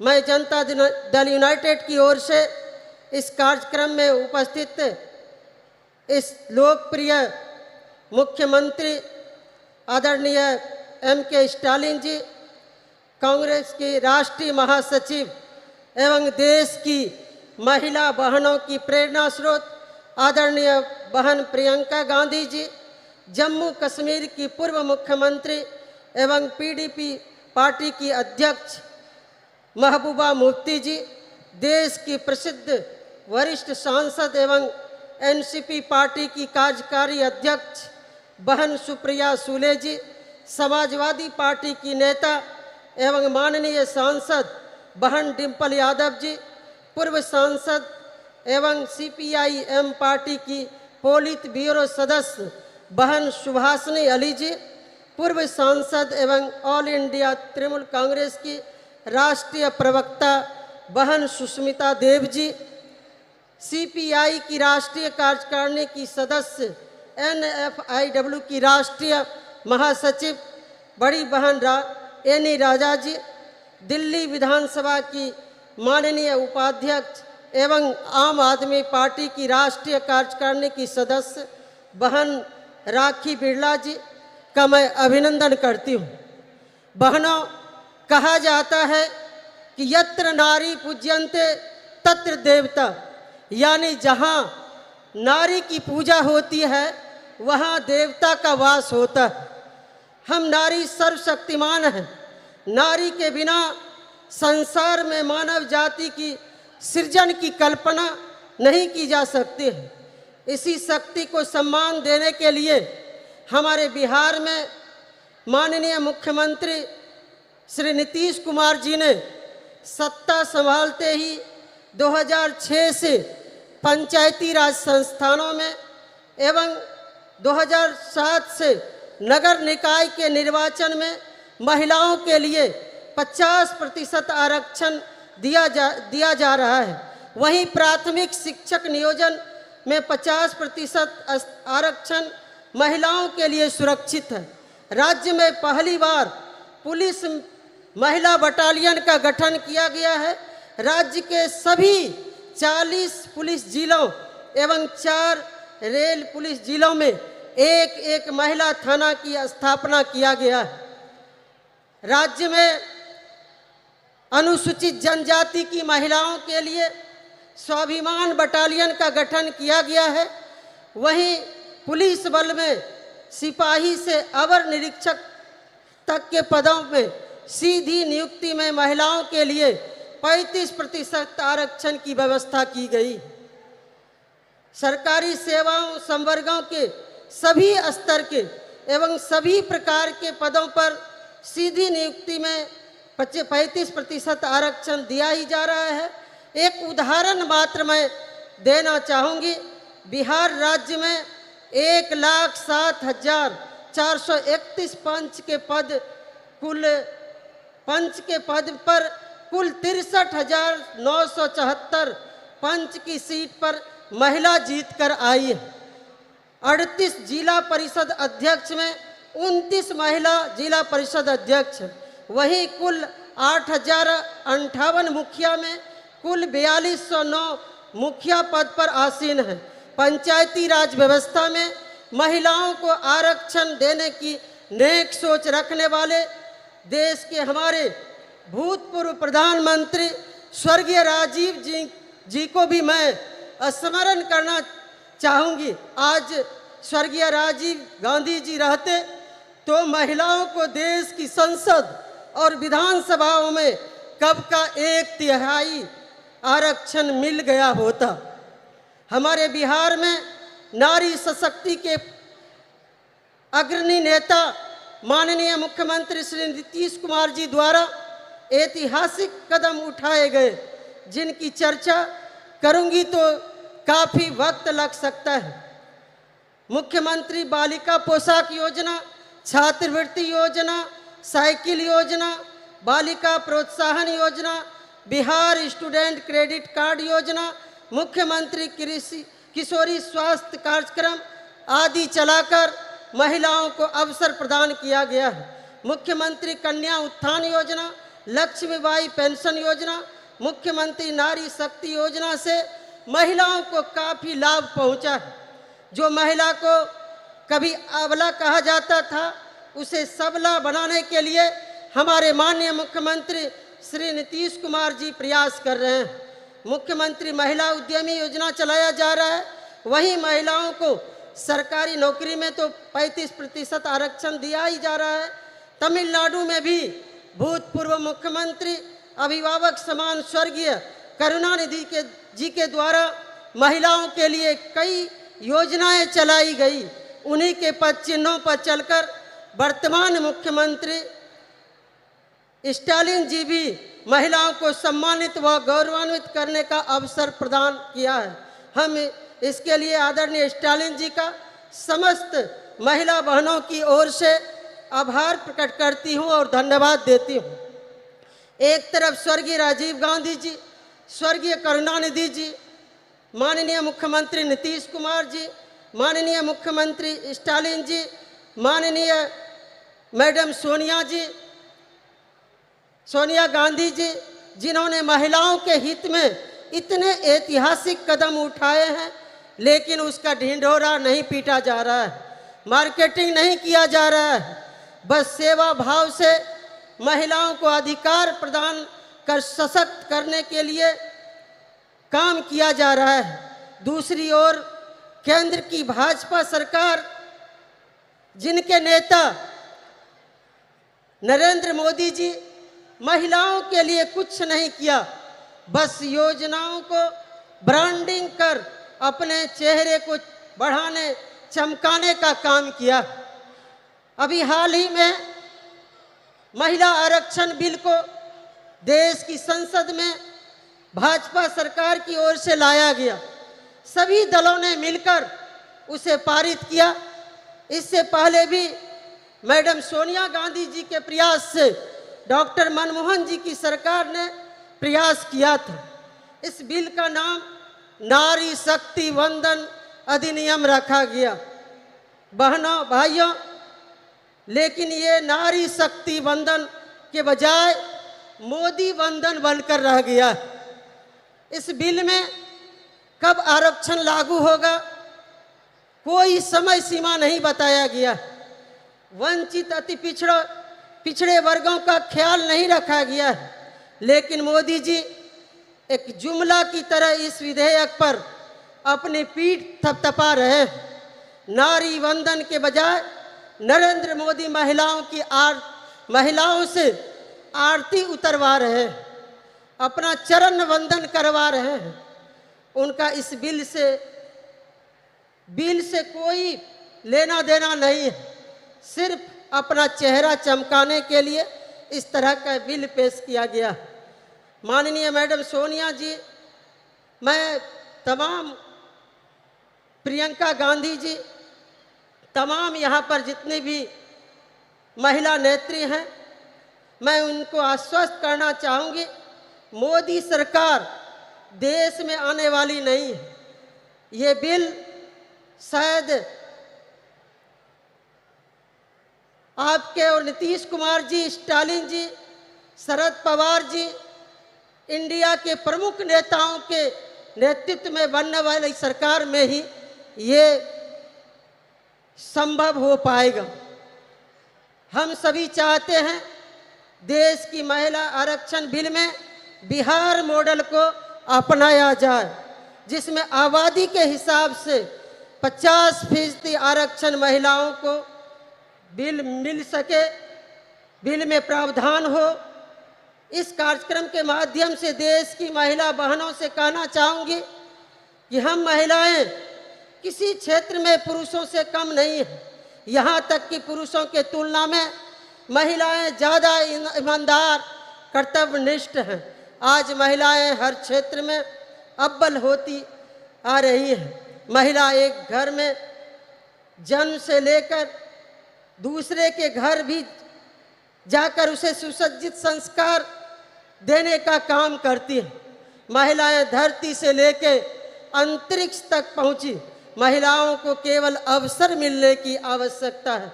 महिलाओं को अवसर मिलने पर महिलाओं ने साबित कर दिया है कि पुरुषों से कई ज़्यादा गुना काबिलियत महिलाओं में है।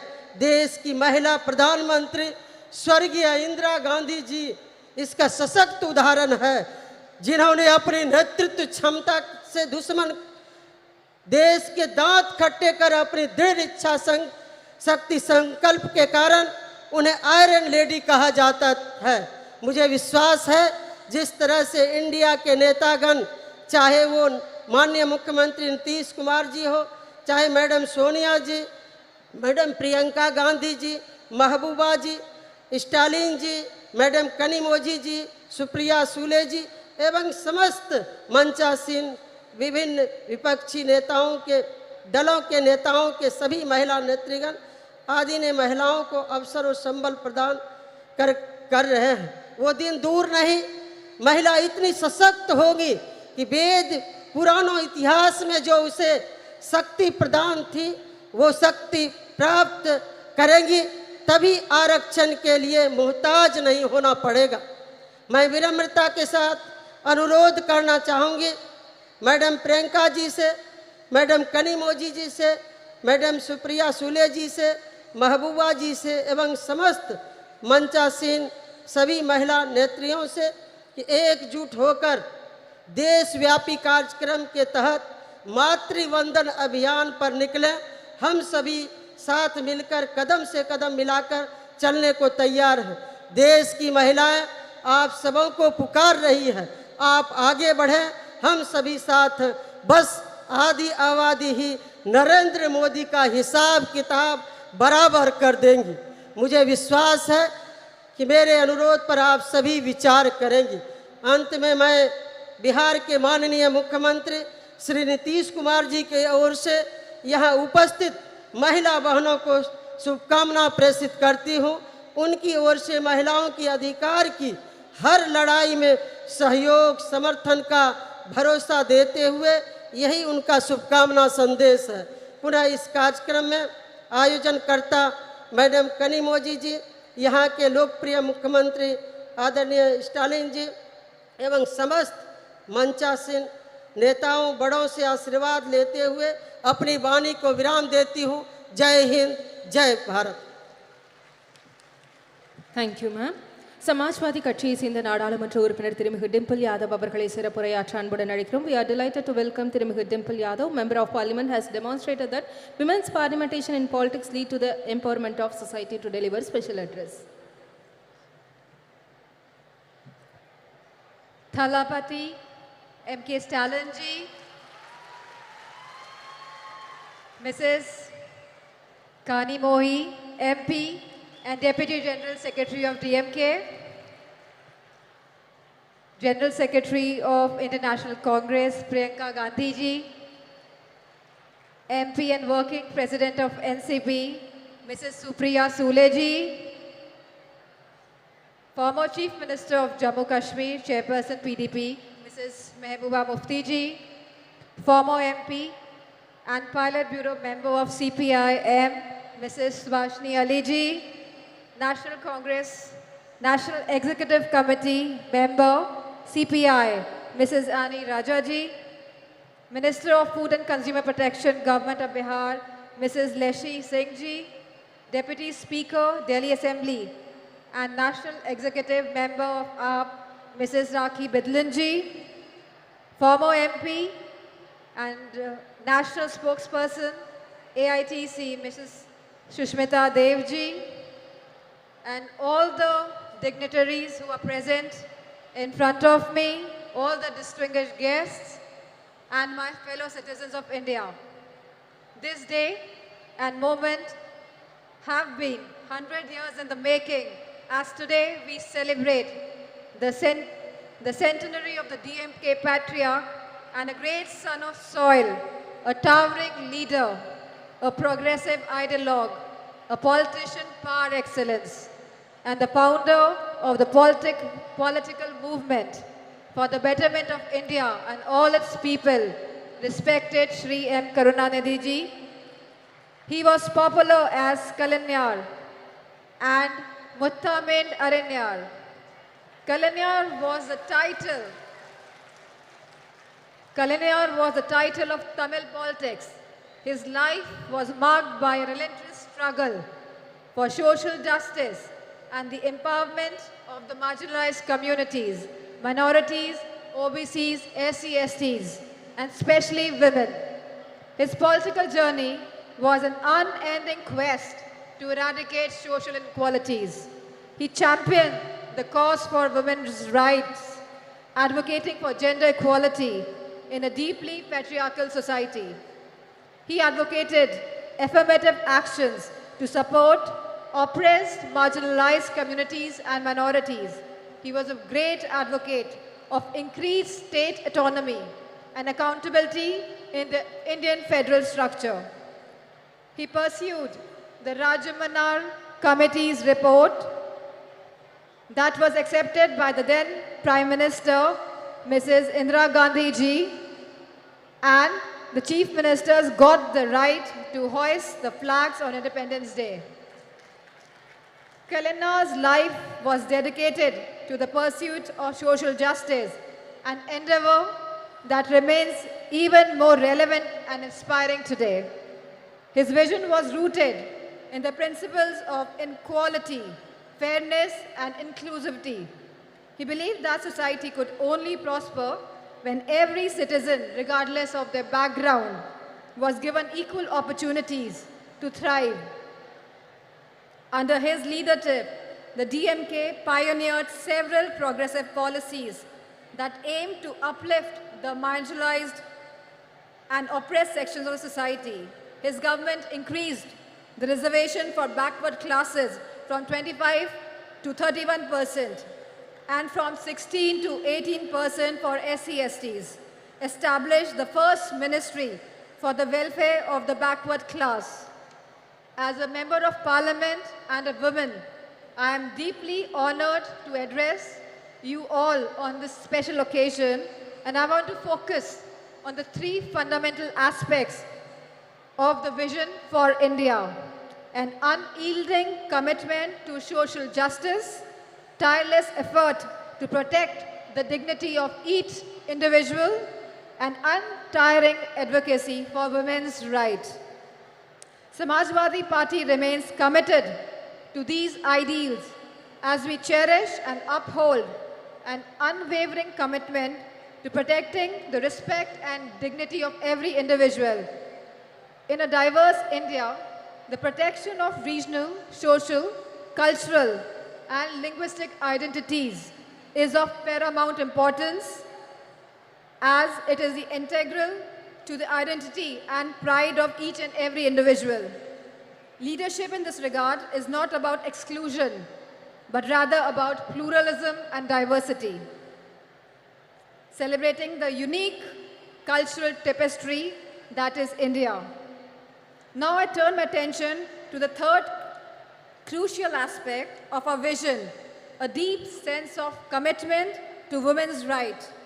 We all must be a true feminist today, advocating for gender equality, women's education and upliftment, policies that have always been advocated and implemented by the Samajwadi Party in Uttar Pradesh, found home and expression in Tamil Nadu under Kalanyar. He raised girls' marriageable age, provided women one-third reservations in the government jobs, local body elections, property rights, subsidized loans, financial assistance to widows, marriage, intercaste marriages, self-help groups, vocational training programs, free power and gas connections, and rice at ₹1, and many much policies. We must recognize that women's economic empowerment is not only a matter of individual dignity, but also a path towards overall societal and economic progress.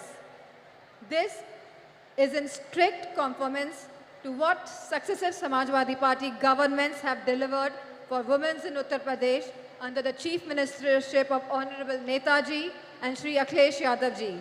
For us, women's rights is not a manner of speech, but a matter of faith and action. Let me draw the focus to the task at hand for this August gathering.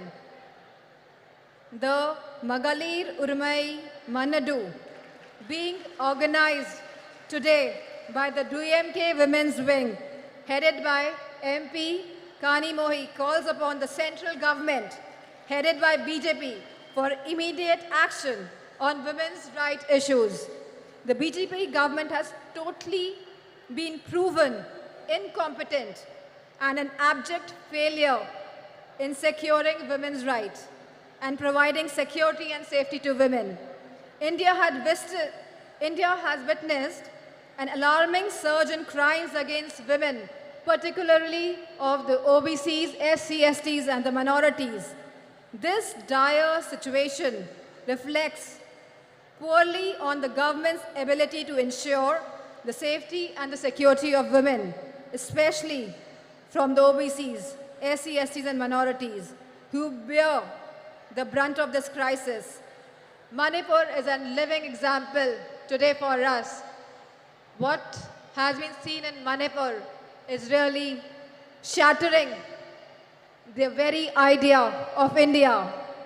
The data reveals that incidents of rape and sexual assault and violence against young girls, infants, women, and older women have reached to one of the highest ever under the BJP government, exposing a fundamental breakdown in social order, sense of security, and law and order.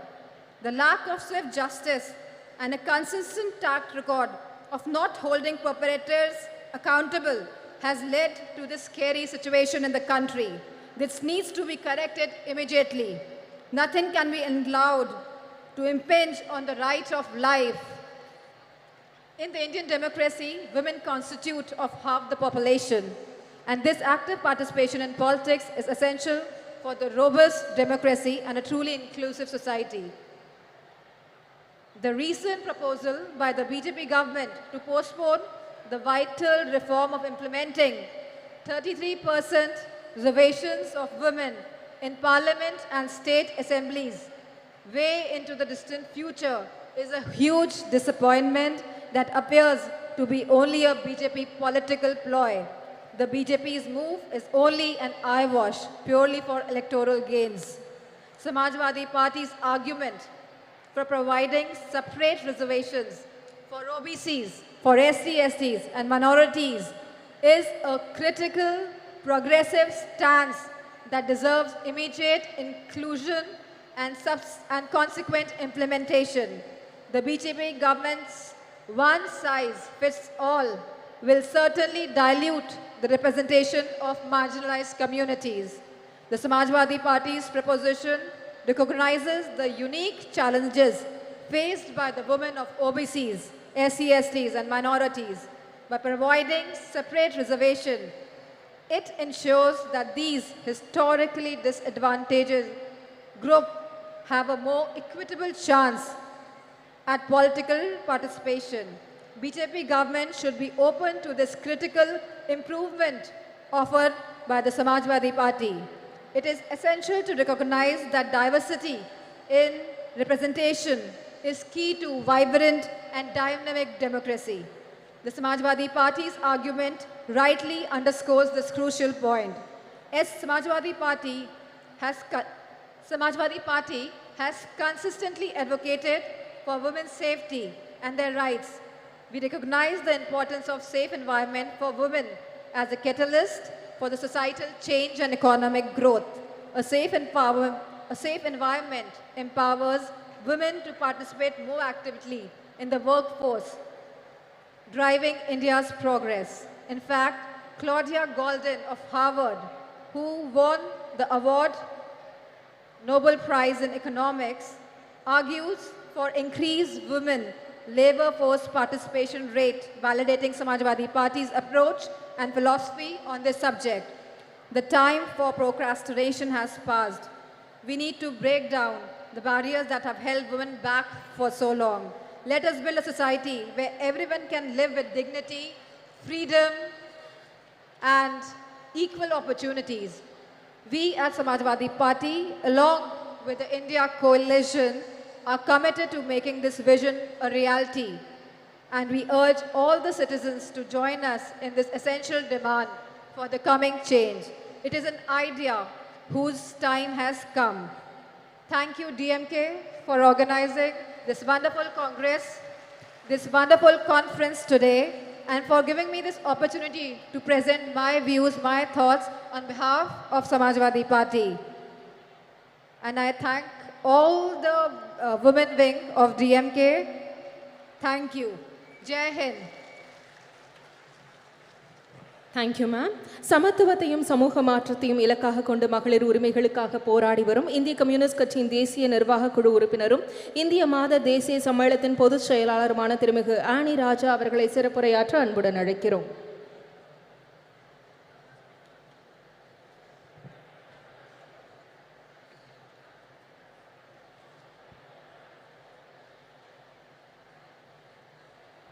From the depth of my heart, I express my homage to the only one Kalaignar who showed the people and the country that how the words can be transformed into actions and how it can be beneficial to the people and especially to the women and children of the country, particularly the state of Tamil Nadu. I extend my gratitude and red salute to Tandai Periyar, Phule, Dr. Ambedkar, Ayyankali, Ayodhyadas Pandita for their immense contribution and effort for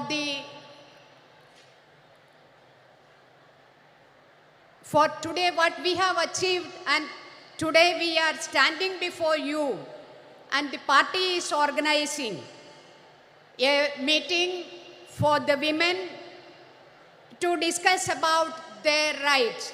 So this is possible because of the efforts of all these great stalwarts who have given their life for gender equality and justice, and my red salute to all of them.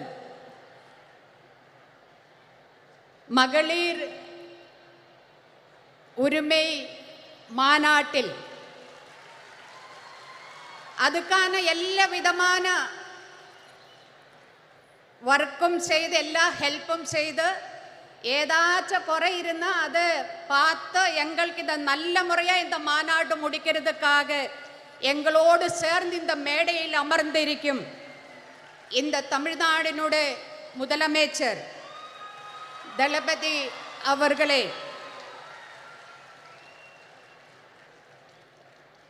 இந்த கூட்டத்தில் நம்மோடு உரையாடுறதுக்கு பேசுறதுக்கு இங்கே வருவாயிருக்கிற இந்திய national காங்கிரஸினுடைய தலைவி சோனியா காந்தி அவர்களே, மெஹபூபா தோழியர், நான் எல்லோரும் தோழியர்னு கூப்பிடுறது. I would like to call you all as comrades.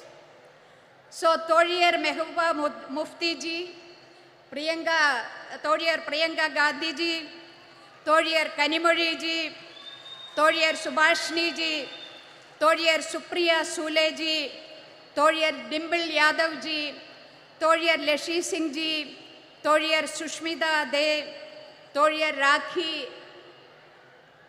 and நம்மளை எல்லோரும் இங்கே வருக வருக என்று வெல்கம் பண்ணி அமர்ந்திருக்கிற தோழியர் ஹெலன் ஜி, உங்களுக்கு எல்லோருக்கும் இந்தியன் கம்யூனிஸ்ட் பார்ட்டி சிபிஐயுடைய இந்திய மாதர் தேசிய சம்மேளனம் NFIWனுடைய நெஞ்சார்ந்த வணக்கத்தையும் வாழ்த்துக்களையும் தெரிவிக்கிறேன்.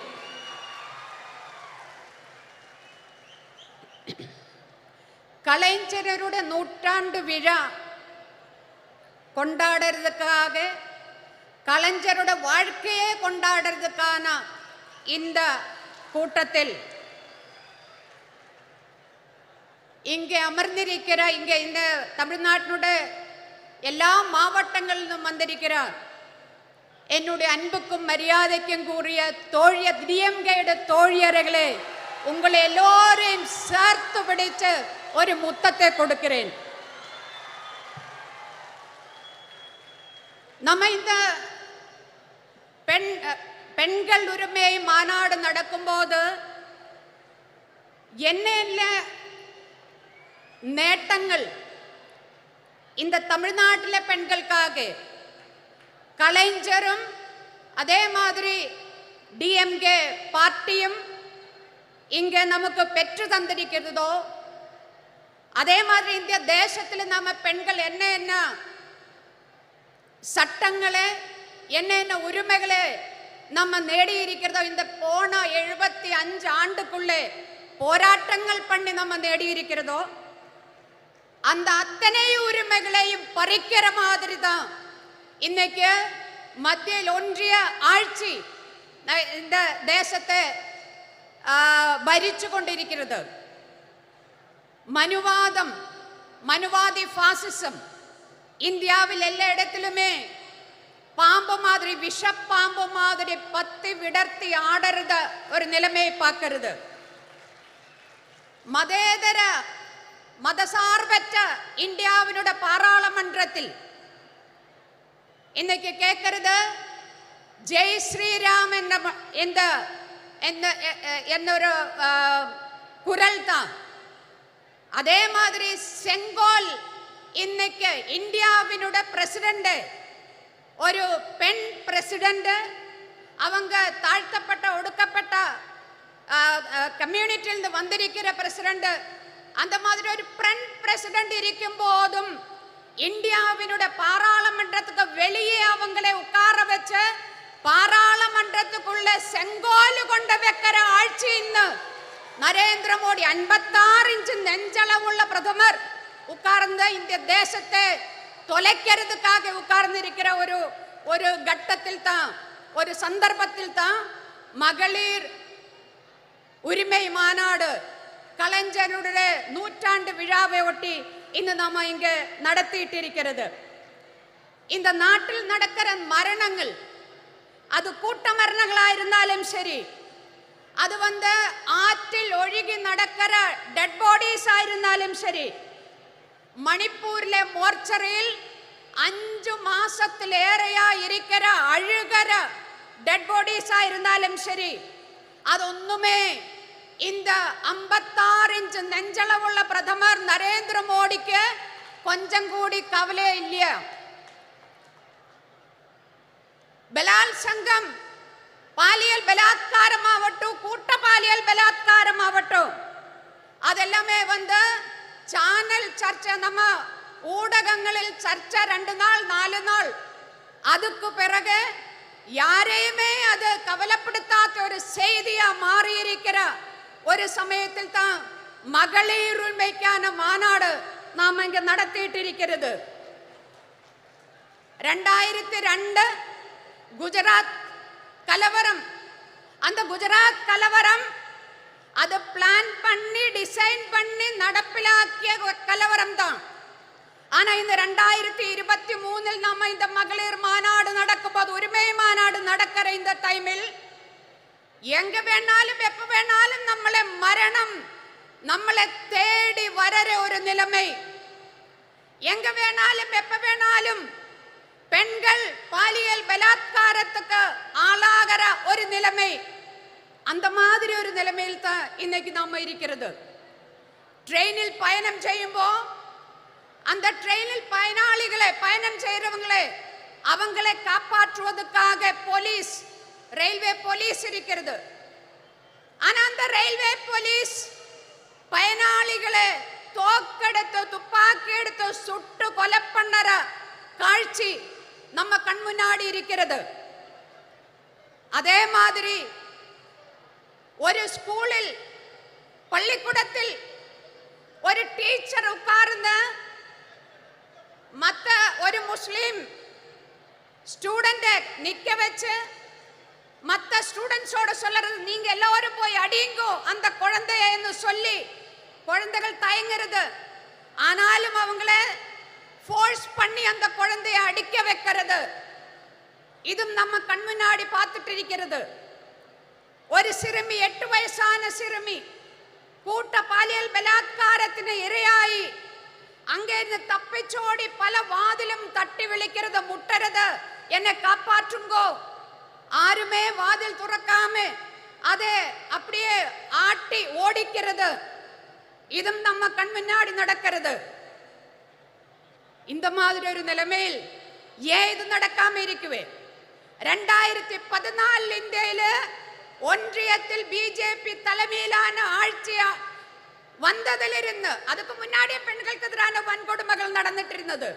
ஆனா 2014 இருந்து பார்த்தா அதனுடைய நம்பர் அது ரொம்ப அதிகமா போயிட்டு இருக்கிறது. நம்பர் அதிகமா போகிறது மட்டும் கிடையாது, அதனுடைய க்ரூரதா எவ்வளவு கொடூரமான விதத்தில் அந்த பெண்கள் அந்த மாதிரி பாலியல் பலாத்காரத்துக்கு ஆளாகிறது. இது மட்டுமல்ல, இந்த மாதிரி பாலியல் பலாத்காரத்துக்கு ஆளான அது கேஸுக்கு போனா, கோர்ட்டுக்கு போனா அங்க குத்தவாளிக்கு தண்டனை கிடைக்குது ரொம்ப ரொம்ப கம்மி. 100 கேஸ் எடுத்தா அதுல 5 கேஸில் கூடி குத்தவாளியை தண்டிக்கிறது கிடையாது. அது மட்டுமா, ரொம்ப ரொம்ப இந்தியாவில் இருக்கிற பெண்கள் இன்னைக்கு போர் முகத்தில் நிற்கிற மாதிரி யுத்த சமானമായ ഒരു സാഹചര്യത്തിലൂടെ ഇന്ത്യയിലെ സ്ത്രീകൾ കടന്നു പോകുന്നു എന്ന് പറയുന്നതിന് പ്രധാനപ്പെട്ട 2 കാരണങ്ങൾ ഇരിക്കുന്നത്. ഒന്ന്, ഇന്ത്യയിൽ നിറയെ ചട്ടങ്ങൾ ഇരിക്കുന്നത് പെൺകളെ കാപ്പാറ്റുവதற்காக, பெண்களுடைய உரிமையை உறப்பு கொடுக்கிறதுக்காக, பெண்களை எல்லா விதமான கொடூரங்களிலும் காப்பாற்றுவதற்கான சட்டங்கள். அது எந்த சட்டமும் சும்மா ஏதாச்சும் இந்த நரேந்திர மோடி கொண்ட இங்க தந்தது கிடையாது. எங்களுக்கு எல்லாமே இந்தியாவிலே பெண்கள் போராடி அவங்களுடைய டெட் பாடி மேலே, அவங்களுடைய ரத்தத்தின் மேலே நின்னுதான் நிறைய சட்டங்கள் இந்தியாவினுடைய பாராளுமன்றம் பாஸ் ஆக்கியது. என்ன வருது இன்னைக்கு அந்த சட்டங்கள்? அங்கே குஜராத்தில் பில்கிஸ் பானு என்ற பில்கிஸ் பானுவினை பற்றி நான் നിങ്ങളോടെല്ലാം சொல்ல வேண்டிய அவசியம் கிடையாது. பில்கிஸ் பானுவினை அவளுடைய குடும்பத்திலே மற்ற பெண்களை கூட்ட பாலியல் பலாத்காரம் பண்ணி அவங்களை கொலை பண்ணிய அந்த கொடும் குற்றவாளிகள் அவங்களில் ஜெயிலில் இருந்தது.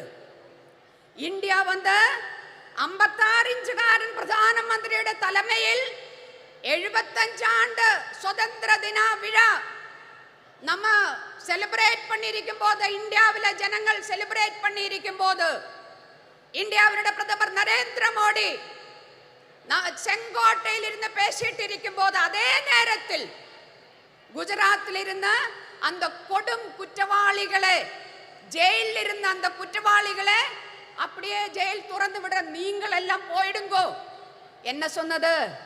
சன்ஸ்காரி பிராமின், அவங்களெல்லாம் பயங்கரமான பிராமின்ஸ். பிராமணை ஜெயிலில் வச்சா கொடும் பாவம், அதனால அவங்களை விடுவிக்கிறேன் அப்படின்னு சொல்லி பில்கிஸ் பானுவினை, அவளுடைய குடும்பத்தை அழிச்ச, அந்த பெண்களை கற்பழிச்ச அந்த கொடும் குற்றவாளிகளை ஜெயில்னு ஃப்ரீயா விடுறது. அது என்ன அர்த்தம்? அதுக்கு அர்த்தம், அதனுடைய அர்த்தம் என்ன சொன்னா, இந்தியாவில் இருக்கிற அத்தனை சட்டங்களும் பெண்களுக்கான, பெண்களுடைய உரிமைக்கான அத்தனை சட்டங்களும் அதுக்கு எந்த அர்த்தமும் இல்லாத போகிறது. 2014 இருந்து ഞാൻ முடிக்கிறேன். 2014 இருந்து ഇന്ന് വരേക്കും RSSனால் നയിക്കപ്പെടുന്ന ഫാസിസ அரசாங்கம், மத்திய அரசாங்கம், ஒன்றிய அரசாங்கம் அது பெண்களை ஏமாற்றித்தான் இன்னைக்கு ஆட்சியில் அமர்ந்திருக்கிறது. என்ன சொன்னான்னு எனக்கு முன்னாடி இங்க பேசியது, பேட்டி பச்சாவோ பேட்டி படாவோ அதெல்லாம் நான் சொல்றதில்ல. இப்ப என்ன, கடைசியில பெண்களுக்கு இடஒதுக்கீடு சட்டம் பாஸ் பண்ணி இருக்கிறது.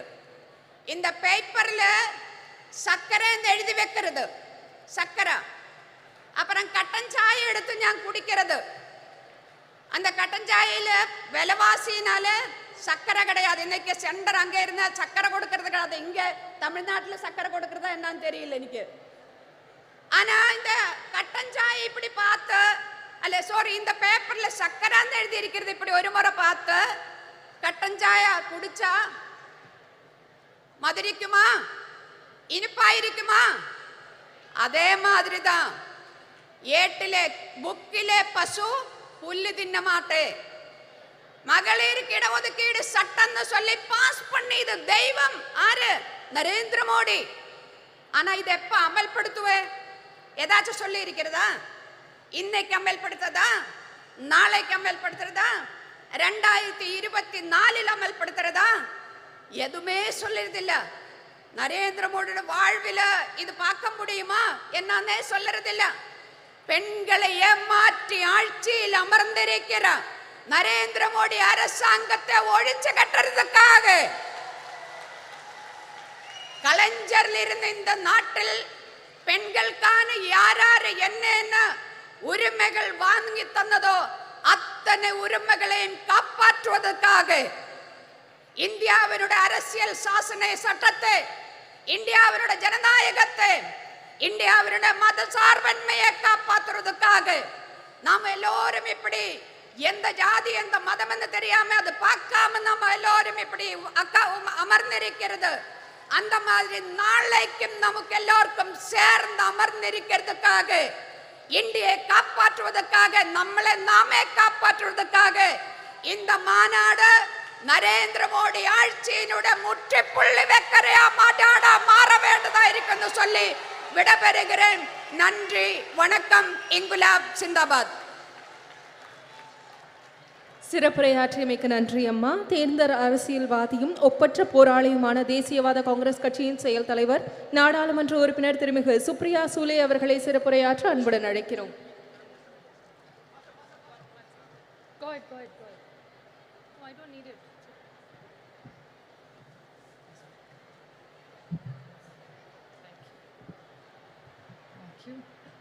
Vanakkam Chennai. Women's Rights Conference. Talapati MK Stalin Anna, Durga Anni, Mehbooba Mufti ji, Priyanka Gandhi ji, Dimple Yadav ji, Subhashini Ali ji, Annie Raja ji, Leshi Singh ji, Rakhi Bidlan, Sushmita Dev, Anupi Sadagiri Kanimozhi, Helen Davidson, Namakkal Rani, all the honorable MPs, ministers, media, DMK leaders and policy makers. I thank the DMK for hosting this most wonderful event today here. And when I stand here, I must, when I start my speech, pay great honors and respect to Periyar, Annadurai, Kalingnar, Karunanidhi ji on his centenary year, Chhatrapati Shivaji, Shahu Phule Ambedkar, which is the legacy we work, and a very special moment. Sena Tamila Enuma Podinile Imbataitan Vanda Payuda Kadanile. What I have been told this means is Tamil is a very sweet language and it's like sweet honey when you get. So Tamil, which is a beautiful language, which I fortunately in Parliament am surrounded by DMK. There is Baluji, our leader, who sits in the front, Sonia ji who sits in the front, then I have Raja, I have Daya, I have all Sumati, my friend, who sits right behind me, Jyoti Mani. I have all my other friends. I was listing them out. Shabir, who sits right next to me. My younger brother, who's sitting right next to you. All of them. Karti Chidambaram. So sometimes I'm confused whether I'm in NCP or I'm in DMK because I'm surrounded only by DMK. And I'm going to request Stalin Anna that we are fighting for our party and symbol in Maharashtra. So if Maharashtra doesn't get a ticket, I know one ticket I will get is from DMK in the Tamil Nadu here. But it's really wonderful to be here because Tamil Nadu has a rich legacy. It's a state which has done social justice. The state which I come from, of Shahu Phule Ambedkar's, you have the same rich legacy of Periyar, Annadurai, and of Karunanidhi ji.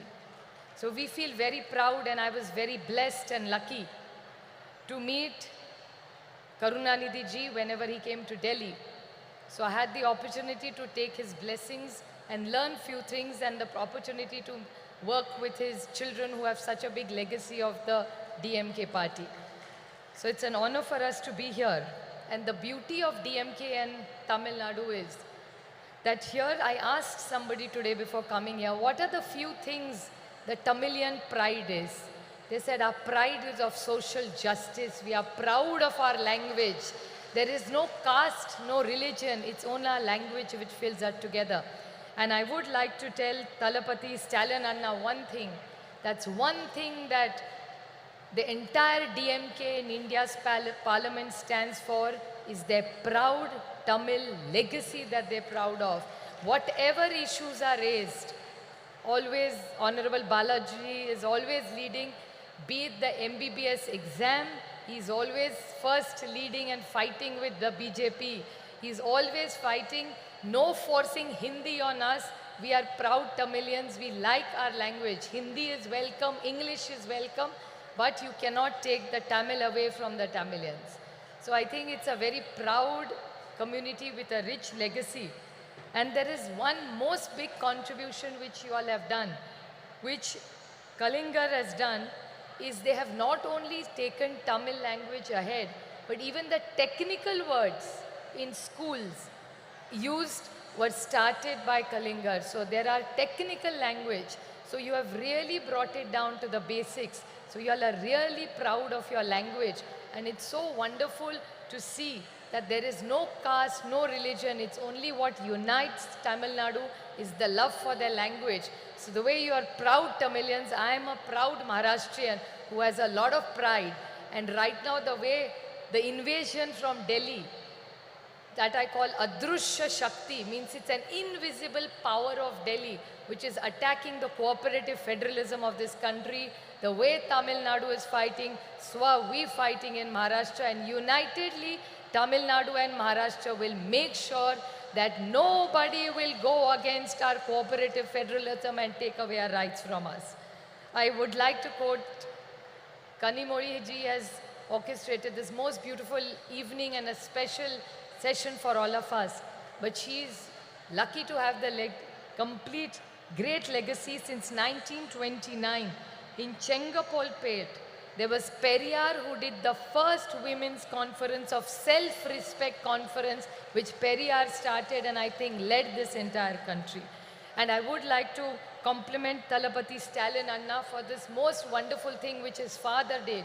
And I think it's wonderful that the son takes the legacy of the Samavat Puranam, which every woman who left together.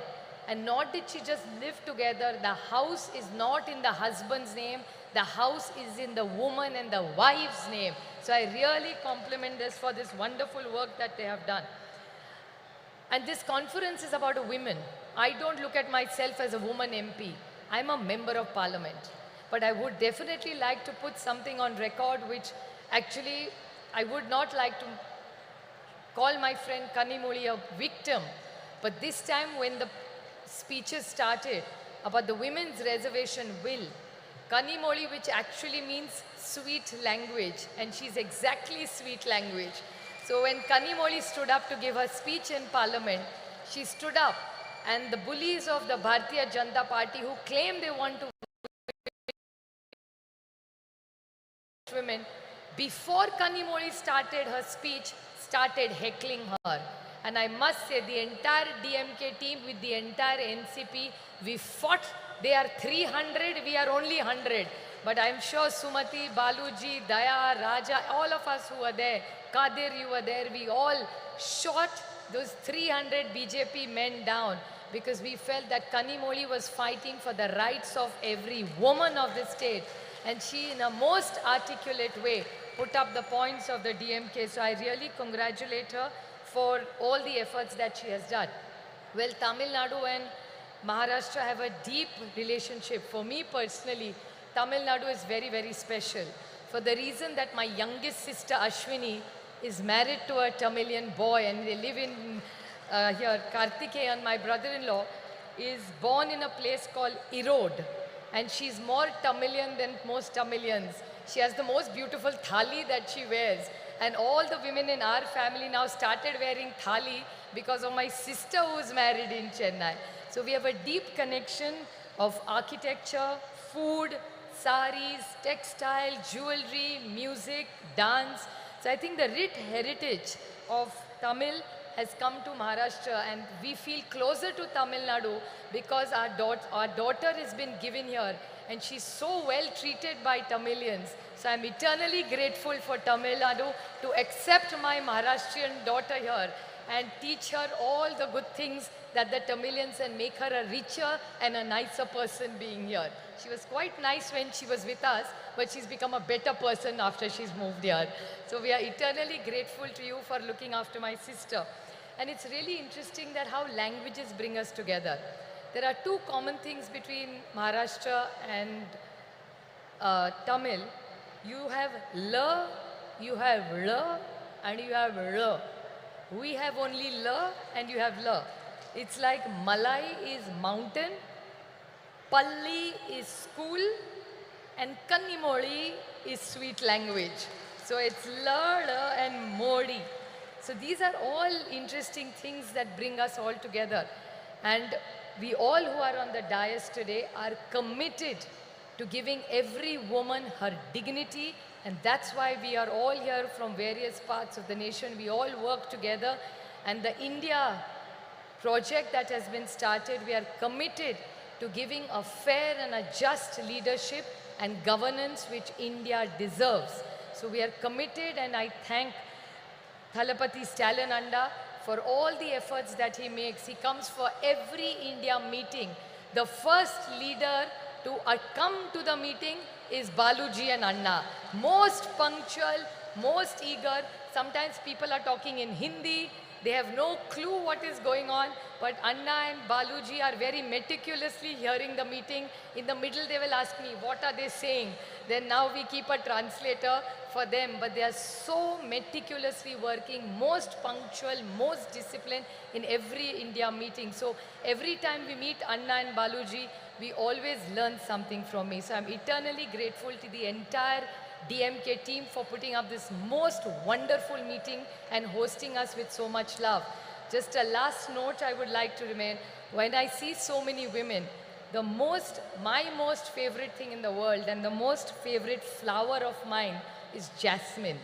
And the Mallipu is most beautiful, which is Mallipu is the best quality Mallipu you get is in Chennai. And every time I come to Chennai, I take 2 kilos of Mallipu for my mother. It's the most precious gift that I can give my mother.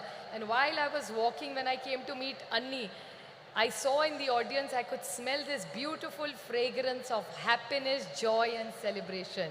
The whole power of this positive energy of the women of Chennai. I'm eternally grateful for us to be here together to celebrate life, to celebrate freedom, to celebrate joy, to bring it, because I think women have a huge power behind, and it's not about genders. I think the great teamwork that we have done, and like Kanimozhi always says in Parliament, don't put us on a pedestal and glorify us as women. We are gender equal, we are as equal as the men. We don't want glorification. We only want equal rights, which we have deserved. And I think with the legacy of Periyar, Anna and Kalingar, I think Tamil Nadu leads the way to all of us for a better India. Thank you very much. சிறப்புரைக்கு மனமார்ந்த நன்றி. அரை நூற்றாண்டிற்கு மேலான பொது வாழ்வில் ஒடுக்கப்பட்ட மக்களின் உரிமை குரலாய் ஒலித்துக் கொண்டிருக்கும் முன்னாள் நாடாளுமன்ற உறுப்பினராகவும் மார்க்சிஸ்ட் கம்யூனிஸ்ட் கட்சியின் இந்நாள் பொலிட் பீரோ உறுப்பினராகவும் திகழும் திருமிகு சுபாஷினி அலி அவர்களை சிறப்புரையாற்ற அன்புடன் அழைக்கிறோம்.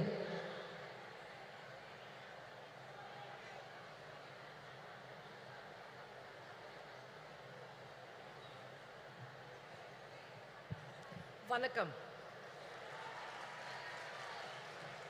Honorable Chief Minister Stalin Anna and my dear younger sister Kanimozhi, all the women leaders of India who are on the stage, Mehbooba ji, a woman Chief Minister of Jammu and Kashmir, we should really pay our respects to her, Priyanka ji, Supriya Sule ji, Dimple Yadav, Annie Raja, Leshi Singh, very, very outspoken Rakhi ji, Sushmita Dev ji,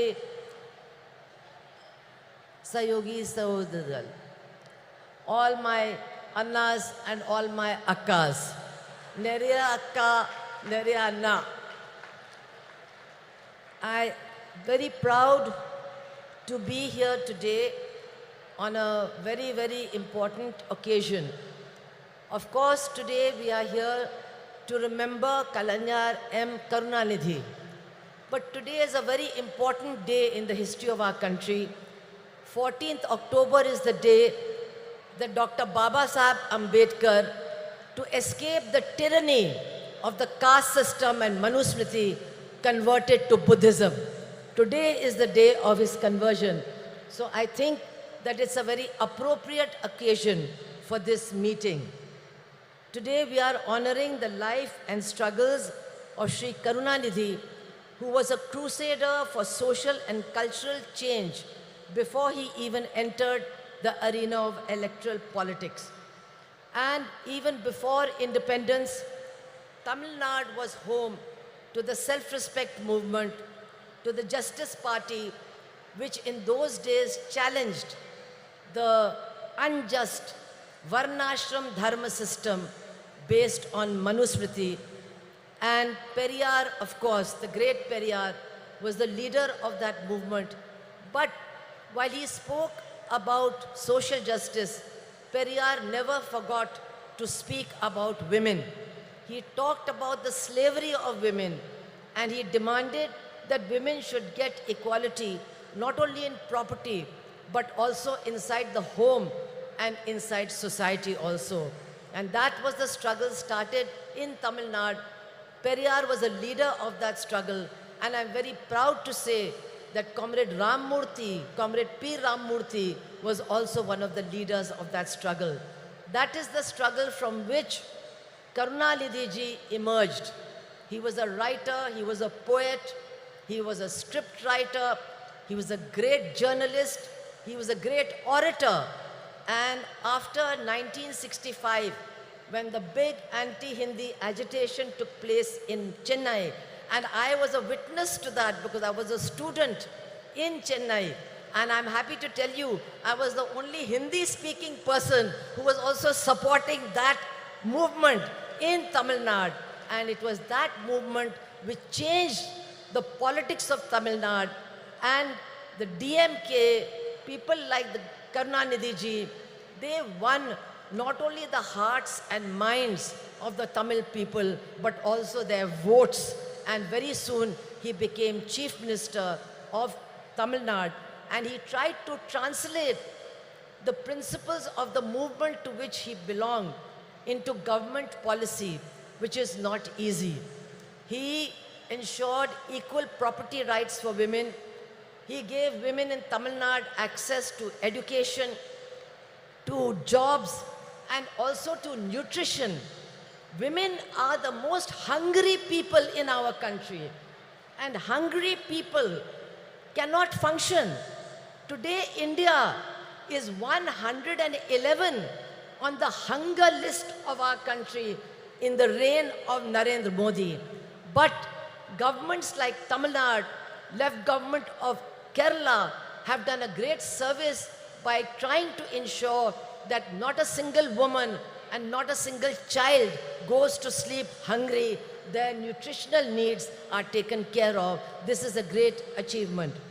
I would like to say that Karunanidhi ji, apart from the policies of his government, was always committed to social justice. He promoted self-respect marriages.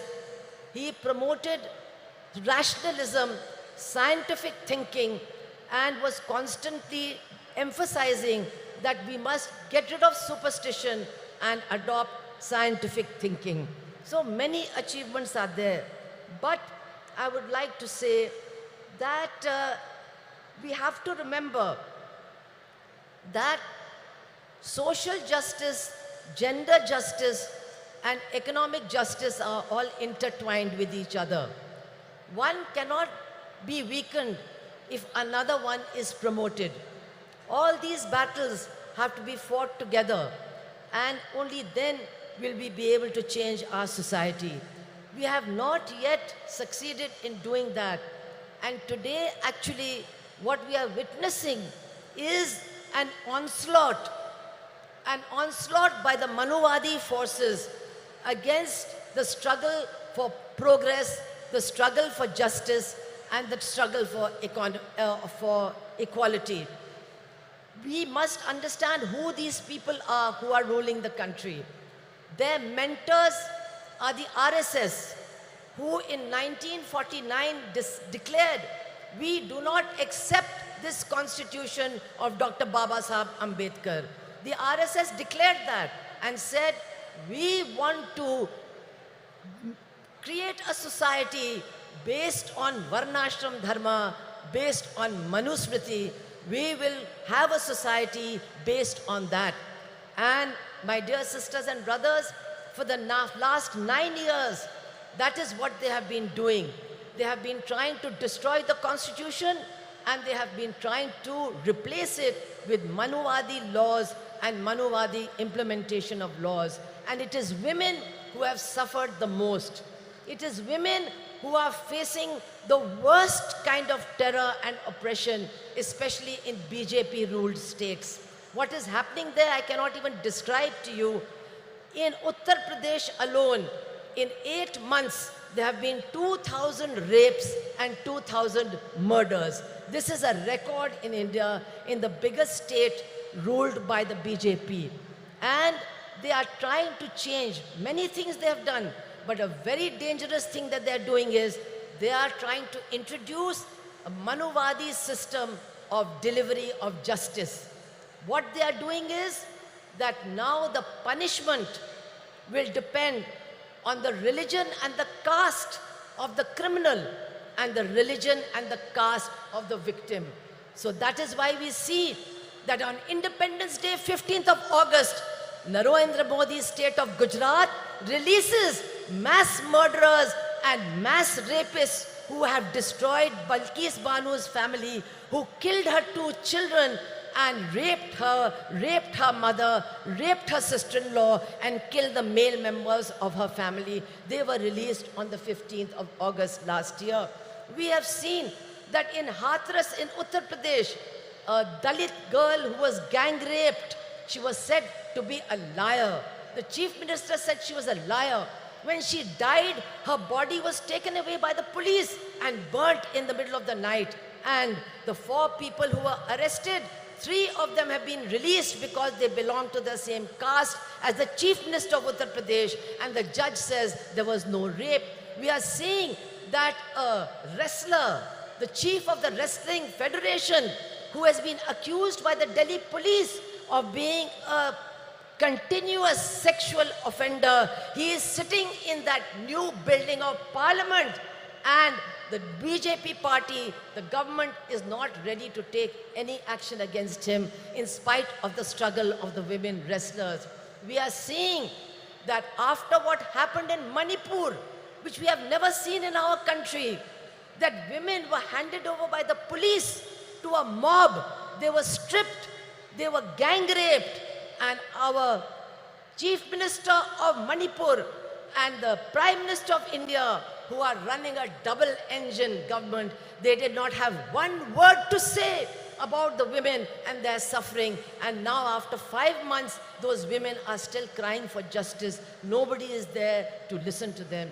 This is what is happening in our country as far as women are concerned.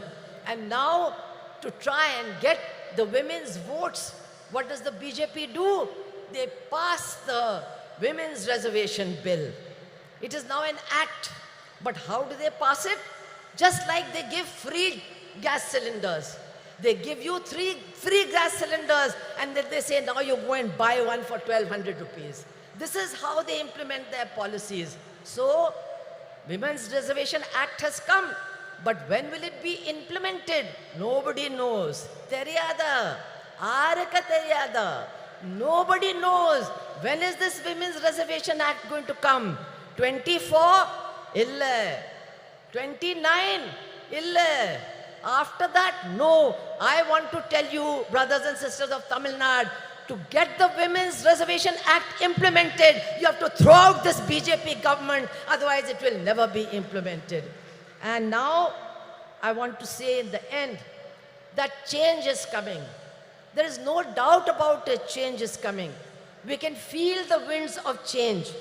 And once again, not the BJP agenda, but the agenda of social justice, economic justice, gender justice, they are emerging to occupy center stage in this battle against the BJP. And here, the alternative policies of the left front government in Kerala, the strong Dravidian movement of Tamil Nadu, they are giving strength and inspiration to this movement so that we can all combine and defeat the BJP. I would only like to appeal to all my women, sisters over here, all the women over here, that yes, we are struggling for social justice, but we must remember, we must insist that social justice is not complete without gender justice, without justice for women. Social justice cannot be complete without economic justice, without justice for the poor and for the exploited workers and peasants of this country. The whole battle has to be fought together. Only then can we change the face of India. And definitely, Karunanidhi ji's memories will inspire us in this struggle. I want to end by saying, many of you remember that Karunanidhi ji was not only a poet and an administrator, he was also a great journalist. How can you forget his fiery articles in Murasoli, which created a storm in the state of Tamil Nadu? He was a great journalist. If he had been alive today, he would be very sad. He would be very sad to see that India is going to the bottom as far as press freedom is concerned. He would have been sad, but he would have been leading the struggle against what is happening to journalists and journalism in our country. He would have led the... I think Sonia ji has come. We can all welcome her and then I'll complete.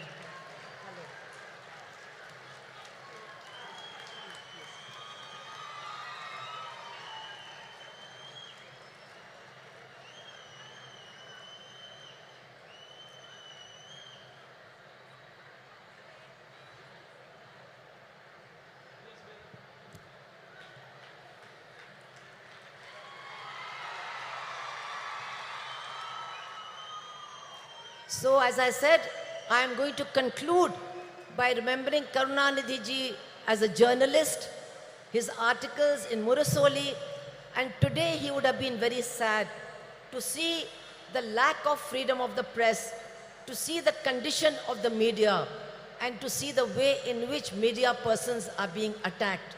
But I'm sure that if he was alive today, Karunanidhi ji would be leading the battle for those of our journalists who have been killed, who have been wounded, and for our friends of NewsClick who are being arrested on completely false charges.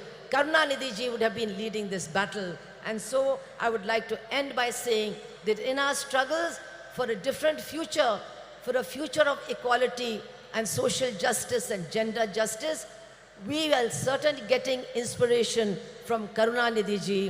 His memory is inspiring us to struggle, and his memory will inspire us to win. Thank you all very much. Inqilab Zindabad. Thank you ma'am. மகளிர் உரிமை மாநாட்டிற்கு வருகை தந்துள்ள காங்கிரஸ் மூத்த தலைவர் திருமிகு அன்னை சோனியா காந்தி அவர்களை வருக வருக என உங்களின் பலத்த கரகோஷங்களுடன் மீண்டும் ஒரு முறை அன்புடன் வரவேற்கிறோம். மாண்புமிகு தமிழ்நாடு முதலமைச்சர் அவர்கள் அன்னை சோனியா காந்தி அவர்களுக்கு நினைவு பரிசு வழங்கி சிறப்பிப்பார்கள். அன்னை Sonia Gandhi will be honored by the Honorable Chief Minister of Tamil Nadu.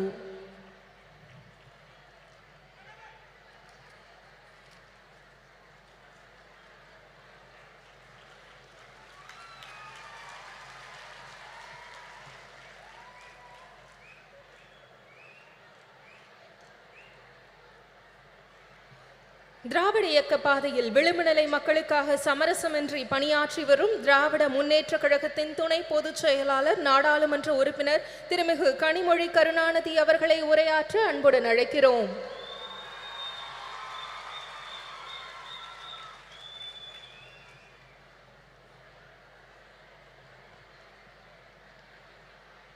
சகோதரர்களே, சகோதரிகளே என்று அழைத்தால் அதில் கூட பாகுபாடு வந்துவிடும் என்று உடன்பிறப்பே என்ற ஒற்றை சொல்லால்,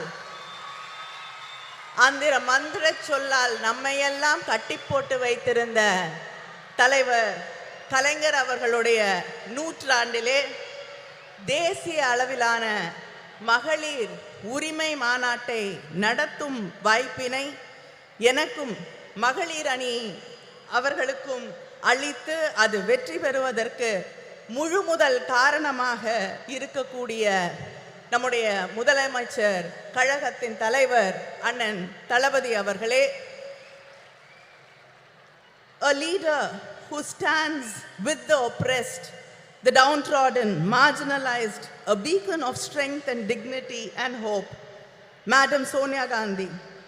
தலைவர் கலைஞர் அவர்கள் தியாக திருவிளக்கு என்று அன்போடு அழைத்த அன்னை அம்மையார் சோனியா காந்தி அவர்களே, இந்த நிகழ்ச்சி வெற்றி பெறுவதற்கான வாழ்த்துக்களோடு அமர்ந்திருக்கக்கூடிய கழகத்தின் பொதுச் செயலாளர் அவர்களே, பொருளாளர் அவர்களே, கூட்டணி இயக்கங்களை சார்ந்த தலைவர்களே,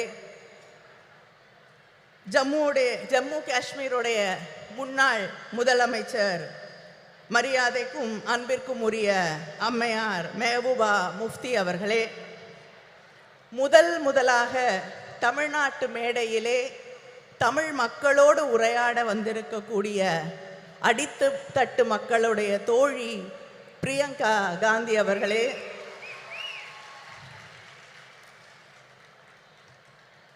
my friend and my sister, நாடாளுமன்றத்திலே எல்லோருடைய மரியாதையும் அன்பையும் பெற்றிருக்கக்கூடிய போராளி சுப்ரியா சூலே அவர்களே, சமூக மாற்றம், பொருளாதார நீதி இவற்றுக்காக தன் வாழ்நாளெல்லாம் சுழன்று பணியாற்றக்கூடிய தோழியர் சுபாஷினி அலி அவர்களே, தோழியர் ஆனி ராஜா அவர்களே, சமூக நீதிக்காக தன் வாழ்நாளெல்லாம் பாடுபட்ட முலாயம் சிங் அவர்களுடைய குடும்பத்தைச் சேர்ந்த டிம்பிள் யாதவ் அவர்களே, சாதிவாரி கணக்கெடுப்பில் புரட்சி செய்திருக்கக்கூடிய முதலமைச்சர் நிதிஷ்குமார் அவர்களின் கட்சியின் அமைச்சர் லேஷி சிங் அவர்களே, டெல்லி சட்டமன்றத்தின் துணை சபாநாயகர் ராக்கி பிட்லன் அவர்களே, திரிணாமுல் காங்கிரஸிலிருந்து வந்து ஆணித்தரமாக அழுத்தமாக உரையாற்றி அமர்ந்திருக்கக்கூடிய சுஷ்மிதா தேவ் அவர்களே, மகளிர் அணியுடைய செயலாளர் ஹெலன் டேவிட்சன் அவர்களே, தொண்டரணியின் செயலாளர் நாமக்கல் ராணி அவர்களே, இந்த நிகழ்ச்சியிலே கலந்து கொண்டிருக்கக்கூடிய அமைச்சர் பெருமக்களே, மாவட்ட கழகத்தின் செயலாளர்களே, இந்த கூட்டம் இவ்வளவு வெற்றிகரமாக நடைபெறுவதற்கு அத்தனை உதவிகளையும் செய்து இந்த கூட்ட ஏற்பாடுகளை எல்லாம் முன்னின்று நடத்தி தந்திருக்கக்கூடிய அமைச்சர் மா சுப்பிரமணியம் அவர்களே, அமைச்சர் தாமு அன்பரசன் அவர்களே, இந்த நிகழ்ச்சியிலே லேட்டாக வந்தாலும் லேட்டஸ்டாக வந்து கலந்து கொண்டிருக்கக்கூடிய இளைஞரணியின் செயலாளர் உதயநிதி அவர்களே, அவர் உள்ளிட்ட அணி செயலாளர்களே, நாடாளுமன்ற உறுப்பினர்களே, சட்டமன்ற உறுப்பினர்களே, திராவிட முன்னேற்றக் கழகத்தின் முன்னணி செயல் வீரர்களே, உங்கள் அத்தனை பேருக்கும் என்னுடைய நன்றியை, வணக்கத்தை தெரிவித்துக் கொள்கிறேன். ஒரு மெழுகுவர்த்தியை ஏற்றினால் 1000 விளக்குகளை ஏற்ற முடியும். அறிவொளி பெற்ற ஒரு பெண்ணாலும் அத்தகைய ஒளியை உருவாக்க முடியும் என்று சொன்னவர் தலைவர் கலைஞர் அவர்கள். அப்படி அறிவொளி பெற்ற தீபங்களாக இந்த நிகழ்ச்சியிலே கலந்து கொண்டிருக்கக்கூடிய எங்கள் மகளிர் அணியின் சகோதரிகள் அத்தனை பேருக்கும் என்னுடைய வாழ்த்தை, வரவேற்பை, நன்றியை தெரிவித்துக் கொள்கிறேன். மகளிர் மாநாடுகள் என்பது, மகளிர் உரிமை மாநாடுகள் என்பது நம்முடைய திராவிட இயக்கத்திலே 100 ஆண்டு வரலாற்றை கொண்டிருக்கக்கூடிய ஒன்று. தந்தை பெரியார் அவர்கள் நடத்திய மாநாட்டிலே கண்ட கனவுகள் தான் தலைவர் கலைஞரின் ஆட்சி காலத்திலே பெண்களின் கல்வியாக, பொருளாதார முன்னேற்றமாக, வேலை வாய்ப்பாக, அரசு பணிகளிலே வாய்ப்புகளாக மாறி பெண்களுடைய வாழ்க்கையையே மாற்றி காட்டி இருக்கக்கூடிய சாதனைகளாக மிளிர்ந்தது. அதுபோல இந்த சமூகத்திலே பேசக்கூடியவர்கள் எல்லோரும் ஒன்றை குறிப்பிட்டு சொல்லுவார்கள், ஒரு பெண்ணுக்கு ஆண் தான் பாதுகாப்பு. சொல்லுவாங்களா இல்லையா? பெண்களுக்கு ஆண் இருந்தால் தான் பாதுகாப்பு என்று. ஆனால் இந்தியாவிலே முதல் முறையாக காவல்துறையிலே பெண்களுக்கு வாய்ப்பளித்து ஆணுக்கும் பெண்ணால் பாதுகாப்பு அளிக்க முடியும் என்பதை நிரூபித்து காட்டிய தலைவர் நம்முடைய தலைவர் கலைஞர் அவர்கள்.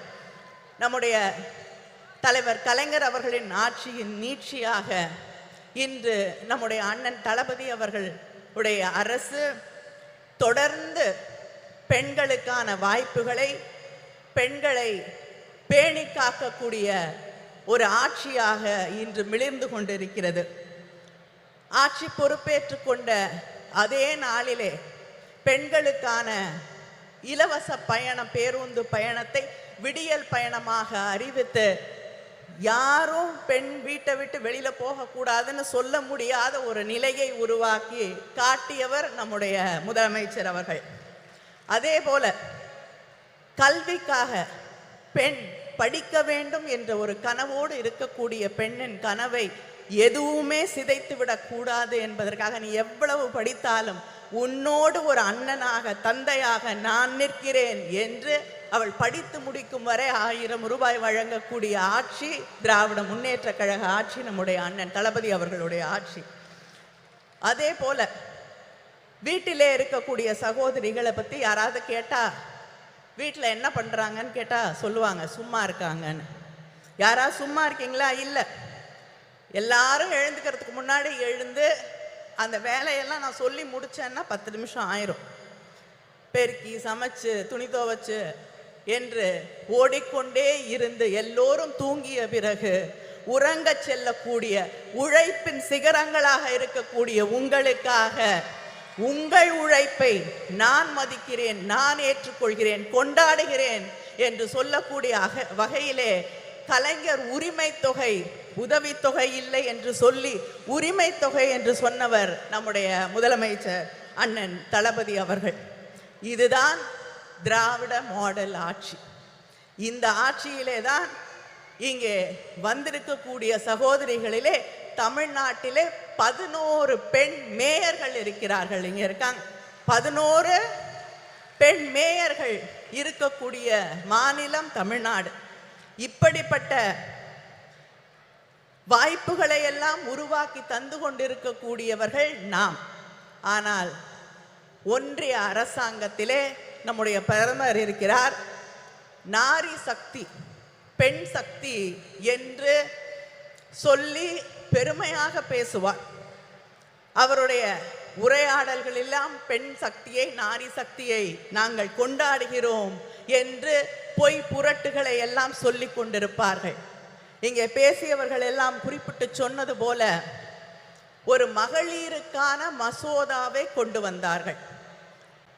யூபிஏ ஆட்சியிலே 2010 அம்மையார் சோனியா காந்தி அவர்கள் வலியுறுத்தலிலே நம்முடைய ஆதரவோடு மகளிர் மசோதா நிறைவேற்றப்பட்டது ராஜ்யசபாவில். அதுக்கு எந்த கண்டிஷனும் கிடையாது. இதெல்லாம் இருந்தாதான் அதை நடைமுறைக்கு கொண்டு வருவோம் என்ற நிலை இல்லை.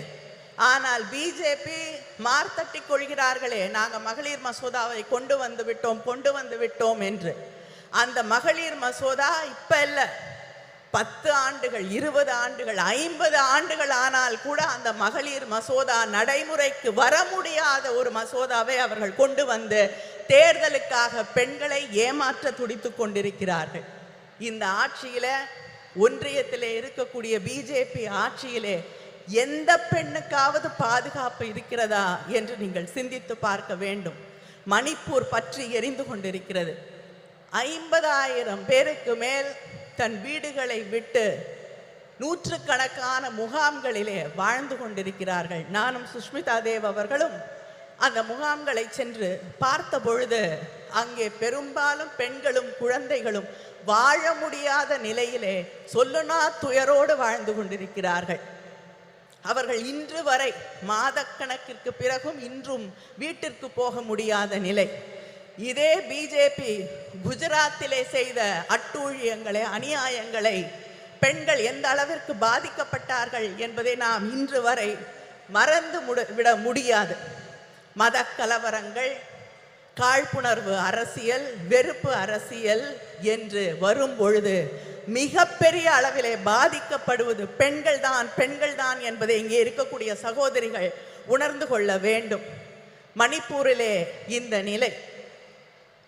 இந்த நாட்டின் முதல் குடிமகள் என்று சொல்லக்கூடிய குடியரசுத் தலைவர், அவங்க இல்லாம அவங்களை அழைக்க கூடாது என்ற அந்த நிலைப்பாட்டோடு பெண், ஒடுக்கப்பட்ட சமூகத்தை சேர்ந்த ஒரு பெண் என்ற ஒரே காரணத்திற்காக அந்த அம்மையார் கோயிலுக்குள்ள போக முடியாது, பாராளுமன்றத்திற்கு வர முடியாது என்று அவமானப்படுத்தப்படக்கூடிய ஒரு நிலை இந்த நாட்டினே முதல் குடிமகளுக்கு நடந்து கொண்டிருக்கிறது என்பதை நாம் மறந்துவிட முடியாது. அதே போல பக்கத்திலே பாண்டிச்சேரியில பிஜேபி கூட்டணியிலே இருக்கக்கூடிய ஒரு அரசாங்கத்திலே ஒரு அமைச்சர், பெண் அமைச்சர் ராஜினாமா கடிதம் கொடுக்க வேண்டிய நிலைக்கு தள்ளப்பட்டிருக்கிறார். அந்த ராஜினாமா கடிதத்திலே அவர் குறிப்பிட்டு சொல்லுகிறார், நான் ஒரு பெண், ஒரு தலித் என்பதால் இன்று இந்த நிலைக்கு ஆளாக்கப்பட்டிருக்கிறேன், ராஜினாமா செய்ய வற்புறுத்தப்பட்டிருக்கிறேன், எனக்கு வேறு வழி இல்லை என்று ஒரு அமைச்சர் சொல்லக்கூடிய நிலை. அதே போல டெல்லியிலே விளையாட்டு வீராங்கனைகள் தங்களுடைய நியாயத்திற்காக மாதக்கணக்கிலே போராடினார்கள். இந்த ஆட்சியிலே அவர்களுக்கு நியாயம் கிடைத்ததா? இல்லை. இப்படி யாருக்குமே அது குடியரசுத் தலைவராக இருக்கட்டும், வீராங்கனைகளாக இருக்கட்டும், அமைச்சர்களாக இருக்கட்டும், சாதாரண சாமானிய வீட்டு பெண்களாக இருக்கட்டும், யாருக்குமே பாதுகாப்பில்லை, நியாயம் இல்லை என்று இருக்கக்கூடிய ஒரு நிலையைத்தான் மத்தியிலே, ஒன்றியத்திலே இருக்கக்கூடிய பிஜேபி ஆட்சி உருவாக்கி தந்திருக்கிறது. இந்த நிலை இந்த நாட்டிலே நீடிக்க வேண்டுமா? நீடித்தால் பெண்களுக்கு பாதுகாப்பு இருக்கிறதா என்பதை நீங்கள் சிந்தித்து பார்க்க வேண்டும். வேலை வாய்ப்பு, நம்முடைய ஆட்சி தமிழ்நாட்டில் இன்னைக்கு இந்தியாவிலே அதிகமாக பெண்கள் வேலைக்கு போகக்கூடிய, பெண்கள் இருக்கக்கூடிய 43% பெண்கள் வேலைக்கு போகக்கூடிய வாய்ப்பை பெற்றிருக்கக்கூடிய மாநிலமாக நாம் பெருமையாக பேசக்கூடிய நிலை இருக்கிறது. ஆனால் இந்த நாட்டிலே பிஜேபி ஆட்சியில் முதல்ல 2016-17 15% பெண்கள் வேலைக்கு போகக்கூடிய வாய்ப்பு இருந்தது. ஆனால் இன்று அது 8% இந்த பிஜேபி ஆட்சியிலே அது குறைந்திருக்கிறது. கல்வி இல்லை, எதிர்காலம் இல்லை, பாதுகாப்பு இல்லை என்ற நிலையைத்தான் இவர்கள் இந்த நாட்டிலே இருக்கக்கூடிய பெண்களுக்காக உருவாக்கி தந்திருக்கிறார்கள் என்பதை நாம் புரிந்து கொள்ள வேண்டும். சரிசமமாக தேர்தல் களத்திலே வாக்களிக்கக்கூடியவர்களாக பெண்கள் இருக்கிறார்கள். 50% வாக்குகள் பெண்களிடமிருந்து வருகிறது. ஆனால் அங்கே இருக்கக்கூடிய பாலிசி, டிசிஷன் எதிலும் பெண்களுடைய கருத்துக்கள் கேட்கப்படுவதில்லை, பெண்களுக்கு இடம் இல்லை, பெண்கள் ஒதுக்கப்படுகிறார்கள் என்ற அந்த நிலைதான் நீடித்து கொண்டிருக்கிறது. நாங்கள் யாசகம் கேட்கவில்லை, எங்கள் உரிமைகளுக்காக போராடுகிறோம் என்று இந்த நாட்டிலே இருக்கக்கூடிய பெண்கள் நிமிர்ந்து நின்று போராட வேண்டிய அந்த கட்டத்திலே நாம் நின்று கொண்டிருக்கிறோம் என்பதை மறந்துவிடக் கூடாது. Politics should be determined, defined and decided with opinions, concerns and aspirations of women. Without that, there should be no politics, no policy making and no governance without listening to what we want to say. Let us come together, let us rewrite history and make sure there is justice. Justice just not for the women of this country, but justice for everybody, every human being in this country. Thank you.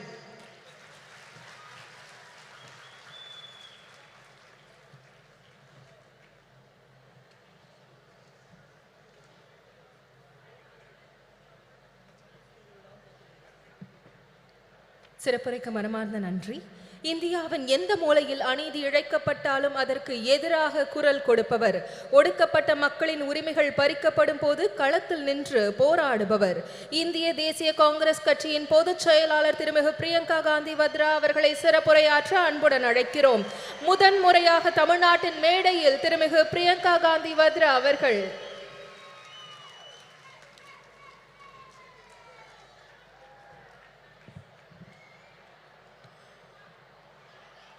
Thiru M.K. Stalin ji, Srimati Sonia Gandhi ji, Tirumati Kanimozhi Karunanidhi ji,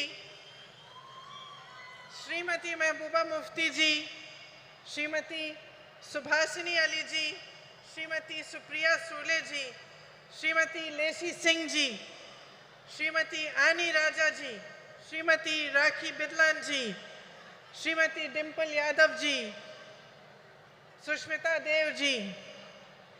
It is an honor for me to be here today to commemorate the 100th birthday of Thiru K. Karunanidhi and share the stage on this special meeting for women with all of you. 32 years ago, on the darkest night of my life, I first set foot on this land of Tamil Nadu.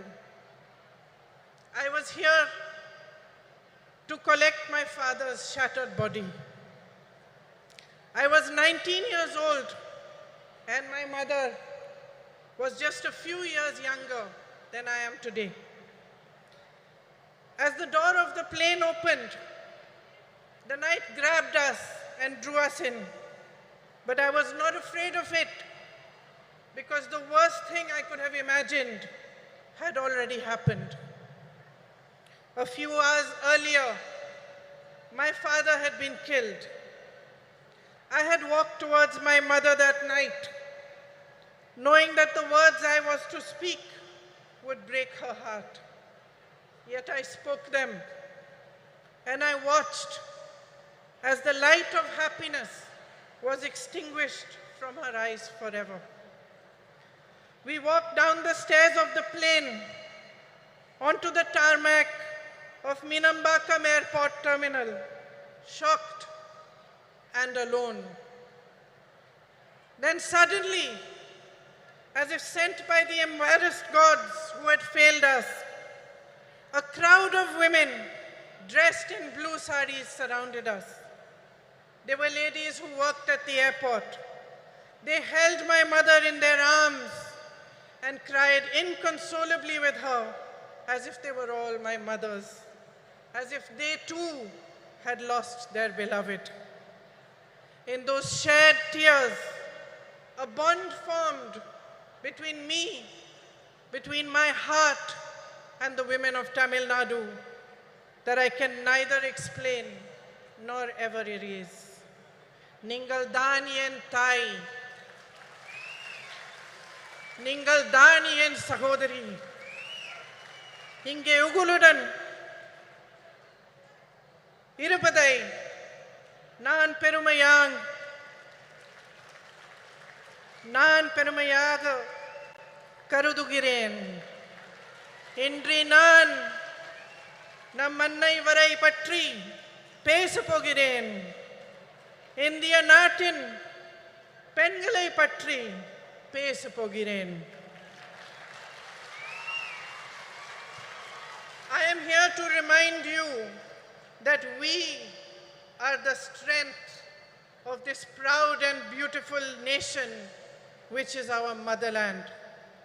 My sisters, no matter how rich we are or how poor we are, no matter whether we live in big cities, small towns or villages, no matter how well educated we are or how much lack of opportunity we have faced, we are the bedrock upon which our families and our societies are built brick by brick.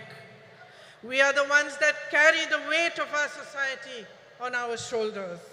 We do this with grace and courage. We do it with tenacity and strength of will, and our capacity to absorb pain and suffering is immense. We are proud of these qualities which have been passed on in our bones through generations and generations of oppression. But my sisters, I am here to remind you that we are more than this. We are greater than our ability to bear suffering. We are the ones that nurture and hold, that give to our children and to all those around us unfailingly. We are the ones who teach courage, the ones who teach love. It is us who understand forgiveness and us who know how to fight fearlessly in the face of adversity. We are the workforce powering our nation forward, and we are the millions of young women aspiring towards a better future. We know how to rise from the darkest night to claim a new dawn. We have a light within each one of us that is capable of shining brighter than the sun, but that light has never been allowed the freedom and joy to shine in its fullness. It was almost 100 years ago that Tandai Periyar asked, "Penien, Adimayanal," why were women enslaved? Then he answered this question in a series of revolutionary essays in which he wrote about the economic and social enslavement of women. It was he who laid the foundation for the empowerment of women in Tamil Nadu, which Thiru Annadurai and Thiru Karunanidhi carried forward. My sisters, this empowered you, the women of Tamil Nadu, to show the way of emancipation and progress to the rest of India. Yet across our nation, beneath the surface of progress, we are still struggling with the harsh reality of an entrenched patriarchy that ensures the systemic oppression of women. In fact, almost a century after Tandai Periyar's essays were published, that same question looms large before us. Penien, Adimayai Irekiral. Why are women still enslaved? And although I do not have the stature nor the experience and the wisdom of Tandai Periyar, my answer is this. I am a woman. We have been taught generation after generation after generation to cede our power to others. We have been taught to talk softly. We have been taught to step aside, to be ashamed of honoring our essence, to take care of everyone else before we show compassion towards ourselves. And unfortunately, my sisters, we have learned these lessons only too well. So well that we have continued to pass them down. We have learned to define ourselves through the eyes of the hierarchy that was instilled in us. And by doing so, we have allowed and enabled our own oppression. We ourselves have forgotten that the root of discrimination of any kind, whether it is based on color, creed, caste, or gender, is an inability to honor the truth that equality and personal dignity are neither a privilege nor a gift, but a natural endowment of life. Today, there is much talk about empowerment, as every political party begins to realize that women can become a formidable collective force that shapes our nation's future. But they still look towards us with greed. Greed for votes and the greed to capture our power and use it to keep us down. On your behalf today, my sisters, I demand more. I demand that we own our power. On your behalf, I demand the immediate implementation of the Women's Reservation Bill. We, the women of India, have no more time to waste. It is our right to be counted in the political process. I demand that our worth is valued and respected as a political instrument for our own empowerment.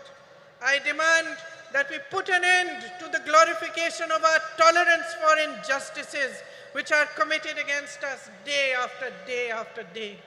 I demand the rejection of any system, societal, religious, or political, which thrives on our oppression and forces us to collude with it. Every woman holds the right to express and embody her own power, and she should be free to exercise it. You are the essence of humanity. Each one of you, standing exactly where you are today, have the power to change your lives, but only if you deeply understand the unbridled potential of your sisterhood. Only if you see in each other the great value of coming together, of helping and holding each other, and rising in solidarity with one another. My sisters, nothing can hold back the power of women when we stand as one. We are half the population of this country, half, no less. It is for us to set the barriers of caste, religion, state, language, and society aside. It is for us to recognize ourselves first and foremost as sisters who can unify into an unstoppable momentum for change. Today, as we stand here to commemorate Thiru Karunanidhi ji, a leader who understood the power of women, let us awaken to a new dawn. Let us create our own destiny. Thank you. Jai Hind.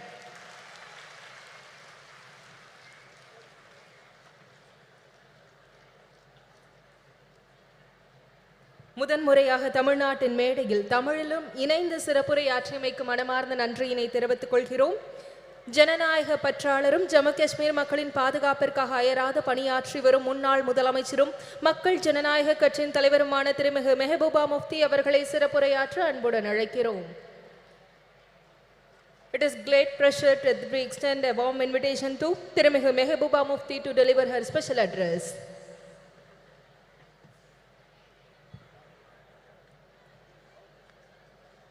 Respected Sonia Gandhi ji, Talapati M.K. Stalin, Honorable Chief Minister of Tamil Nadu,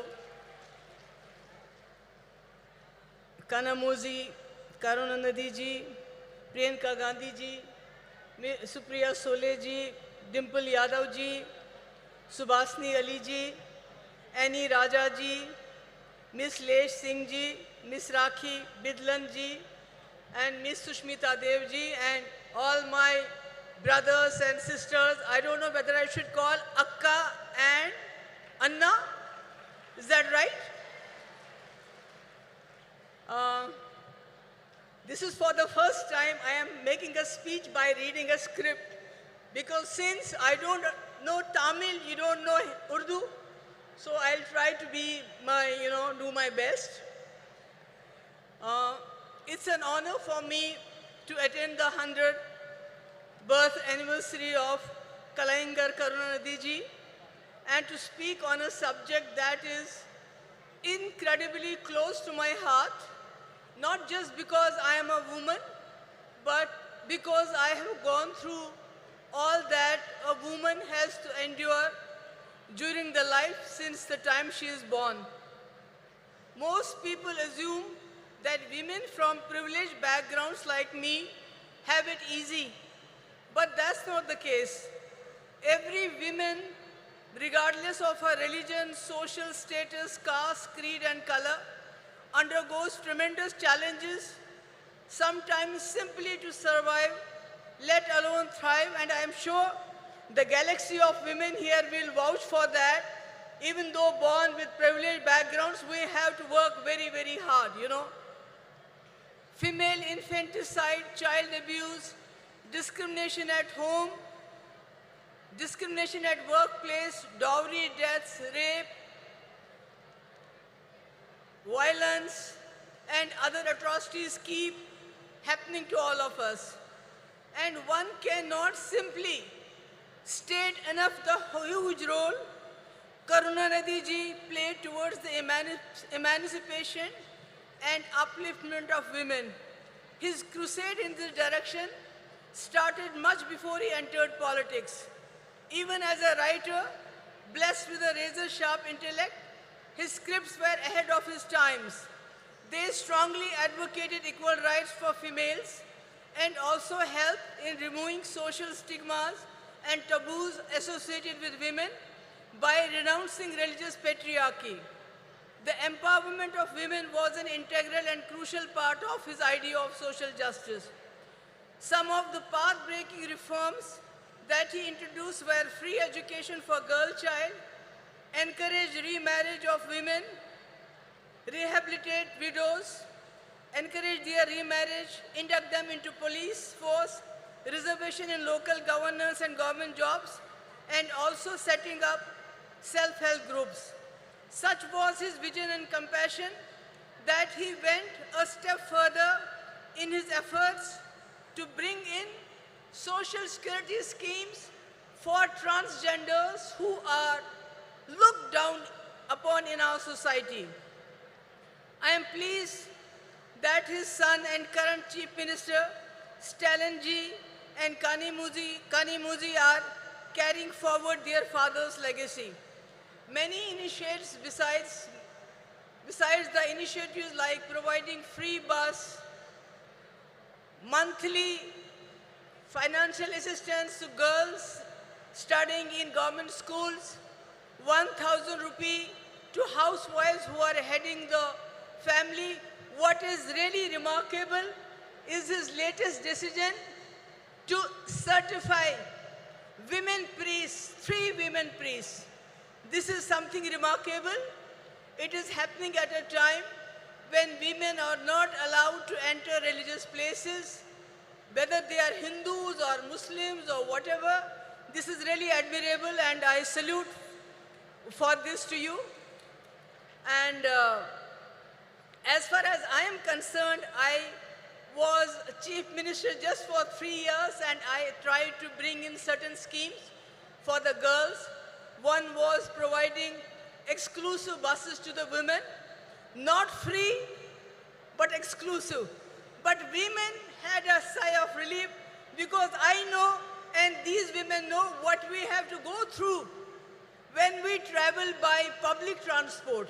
I think we all know what happens to us. So the women were relieved. Then I introduced a scooty, 50% subsidy to meritorious girls, college-going girls coming from very poor backgrounds.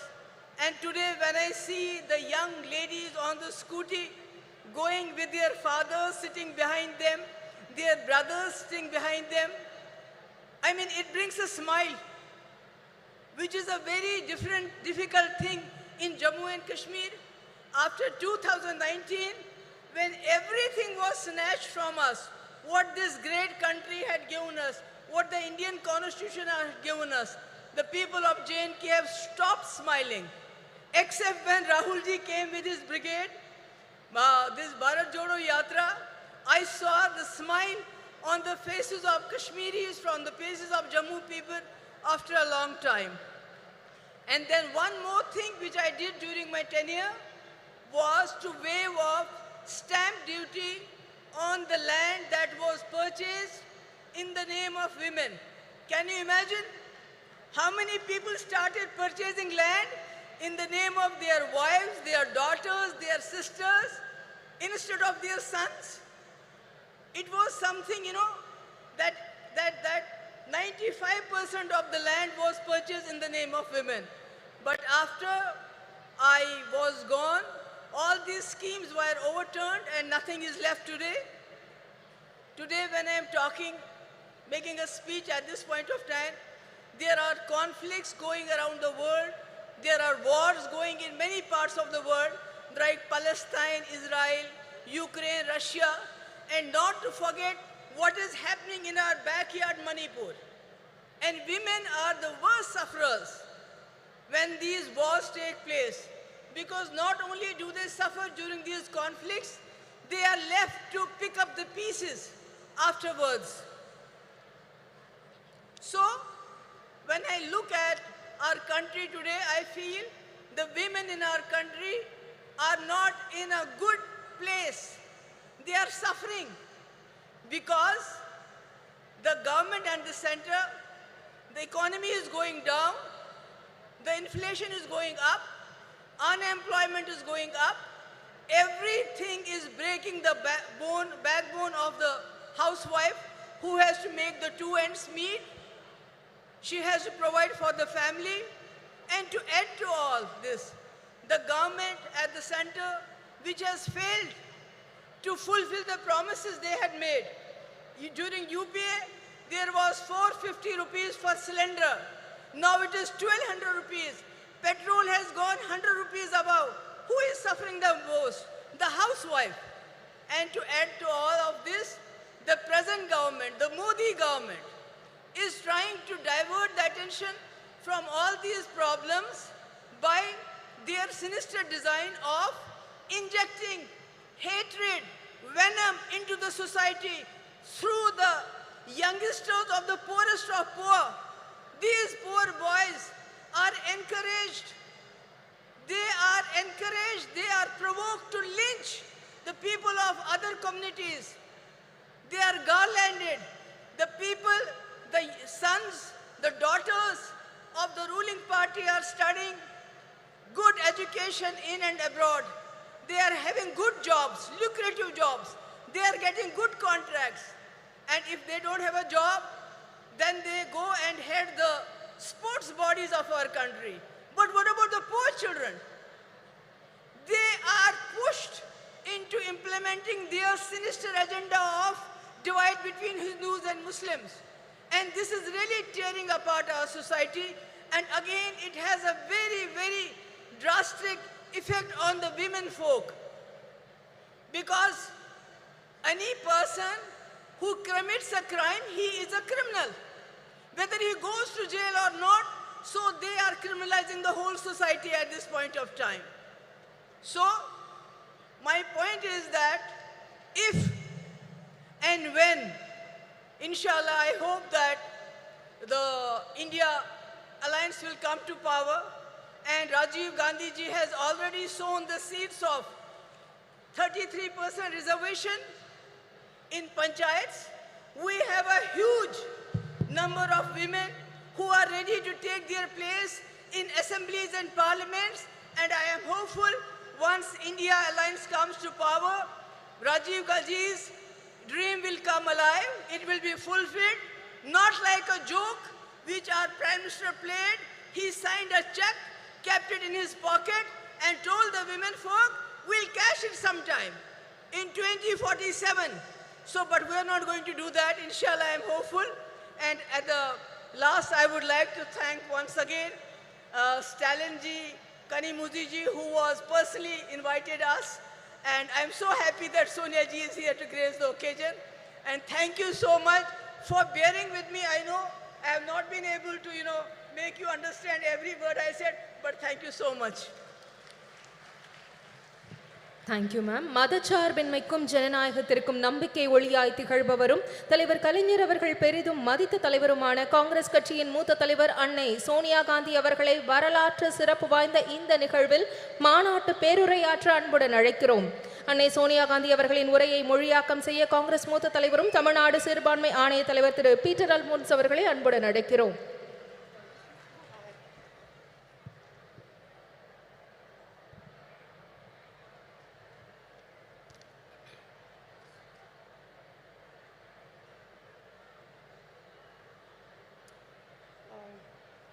think it's too high, no? No, leave it.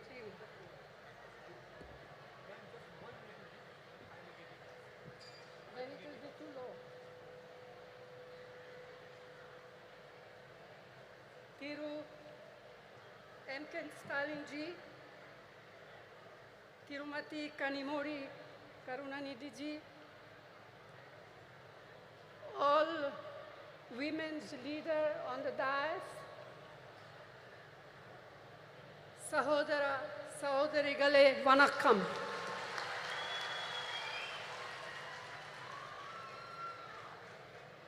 Thank you, Chief Minister of Tamil Nadu, Thiru M.K. Stalin, for inviting me to this Women's Rights Conference. We are assembled here to commemorate the work and memory of the great son of India, Thiru Dr. K. Karunanidhi, lovingly called Kalenya. மாண்புமிகு ஸ்டாலின் அவர்களே, அன்பிற்குரிய கனிமொழி அவர்களே, மேடையிலே அமர்ந்திருக்கக்கூடிய மகளிர் தலைவர்களே, இந்த அருமையான நாளில் ஒரு மாபெரும் தலைவருடைய 100 ஆண்டு விழாவை முன்னிட்டு நடத்தப்படுகின்ற இந்த மகளிர் உரிமை மாநாட்டிற்கு என்னை அழைத்த முதலமைச்சர் ஸ்டாலின் அவர்களுக்கு என் நெஞ்சார்ந்த நன்றியினை தெரிவித்துக் கொள்கிறேன்.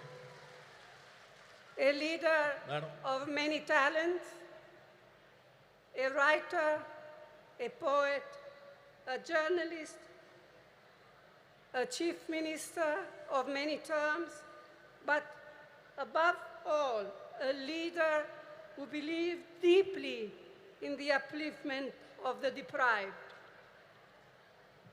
தன்னுடைய வாழ்க்கை முழுமையும் ஏழை எளிய மக்களுக்காக உழைத்தவரும் இந்திய தாயினுடைய தவப்புதல்வர்களில் ஒருவரும் நம்மால் அன்போடு கலைஞர் என்று அழைக்கப்படக்கூடியவருமான அருமைக்குரிய தலைவர் கலைஞர் அவர்கள் ஒரு பன்முகத்தன்மை கொண்ட ஒரு மாபெரும் தலைவர். ஒரு எழுத்தாளராக, ஒரு பத்திரிகையாளராக, ஒரு முதலமைச்சராக, ஒரு நிர்வாகியாக அவர் ஆற்றிய பணிகள் மகத்தான பணிகள். He believed in equality of all, regardless of faith, caste, language or region. And ahead of his time, he was a champion of gender equality, which has now become something of a national movement. மாநிலம், மொழி, சாதி, மத நம்பிக்கை இவற்றிற்கெல்லாம் அப்பாற்பட்டு எல்லோரையும் சமத்துவமாக பார்க்கக்கூடிய ஒரு அருமையான தத்துவத்திலே அவர் நம்பிக்கை கொண்டிருந்தார். தன்னுடைய வாழ்நாளின் போது அதிகமாக பேசப்படாத பாலின சமத்துவத்தை அவர் சிந்தித்து அதற்காக போராடுகின்ற ஒரு போராளியாக தன்னை அடையாளப்படுத்தி கொண்டார். இன்று அது ஒரு தேசிய இயக்கமாக கொண்டாடப்படுகின்ற சூழ்நிலை உருவாகி இருக்கிறது. Our women have made India proud in multiple fields and sectors, in spite of the shackles of tradition, patriarchy, and culture that stood on the way. This struggle for equality has had many ups and downs. But today, Indian women shine in many spheres. To mention just a few: science, knowledge, skills, culture, and sports, and politics. And above all, as centers of our families and leaders of people. நம்முடைய பெண்கள் இந்தியாவிலே மிக மகத்தான சாதனைகளை செய்திருக்கிறார்கள். மரபு வழி சமூகம், ஆணாதிக்க சமூகம், கலாச்சாரம் என்கிற தடைகளை எல்லாம் மீறி அவர்கள் மிக அருமையான சாதனைகளை செய்து முடித்திருக்கிறார்கள். இந்த நீண்ட நெடிய போராட்டத்தில் ஏற்றங்களும் இருந்திருக்கின்றன, இரக்கங்களும் இருந்திருக்கின்றன. ஆனால் இன்று இந்திய பெண்கள் பல்வேறு துறைகளிலே ஒளிர்கிறார்கள். சிலவற்றை சொல்ல வேண்டும் என்று சொன்னால், விஞ்ஞானத்திலே, அறிவிலே, ஆற்றலிலே, கலாச்சாரத்திலே, விளையாட்டிலே இவை எல்லாவற்றிற்கும் மேலாக நம்முடைய குடும்பத்தினுடைய மைய பொருளாக, மக்களுடைய தலைவர்களாக அவர்கள் ஆற்றுகின்ற பணி மகத்தானது. இருந்தாலும் கூட இந்த போராட்டம் இன்னும் நீண்ட தூரம் பயணிக்க வேண்டும், இன்னும் பல்வேறு தடைகளை தாண்ட வேண்டும். Yet we all know this struggle continues and there are many more frontiers to cross, especially for our disadvantaged sisters. இருந்தாலும் நம்முடைய ஏழை எளிய சகோதரிகள் இன்னும் ஏராளமான தடைகளை தாண்டித்தான் இந்த சமத்துவத்தை பெறுவதற்கான சூழ்நிலை உருவாகி இருக்கிறது. The remarkable non-violent freedom struggle led by Mahatma Gandhi placed a strong emphasis on gender equality. In 1928, the draft constitution was being crafted under the chairmanship of Motilal Nehru, and the Karachi Resolution of 1931, framed by Jawaharlal Nehru. Both these documents championed women's rights, advocating for equal voting rights, political and economic rights, and fair wages. They laid the foundation for women to play an equal role in our nation's building.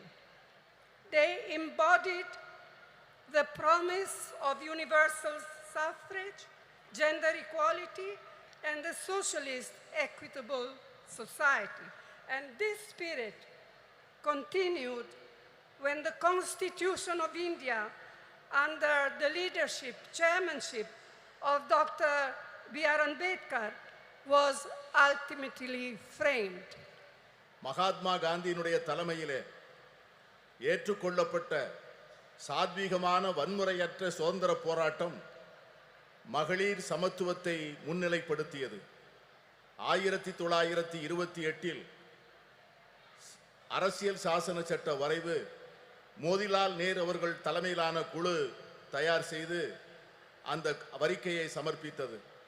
அதற்கு பிறகு கராச்சியில் நடந்த அகில இந்திய காங்கிரஸ் மாநாட்டில் இந்த தேசத்தினுடைய முதல் பிரதமர் ஜவஹர்லால் நேரு அவர்கள் கராச்சி தீர்மானம் என்கிற பெயரிலே வடிவமைக்கப்பட்ட தீர்மானங்கள், இந்த இரண்டு ஆவணங்களும் பெண்களுடைய உரிமைகளை கொண்டாடுவதிலும் அவர்களுக்கு வாக்குரிமை அளிப்பதிலே சமத்துவம் வழங்கப்பட வேண்டும் என்பதையும், பொருளாதாரத்திலும் அரசியலிலும் செயல்பாடுகளிலே அவர்களுக்கு சரியான பங்கு தரப்பட வேண்டும் என்பதையும் வலியுறுத்தியது. இந்த இரண்டு ஆவணங்களும் அந்த அடிப்படையில் தான் நம்முடைய பெண்கள் ஒரு மிகப்பெரிய ஒரு சமூக மாற்றத்திற்கான முன்னெடுப்பை நோக்கி பார்க்க ஆரம்பித்தார்கள்.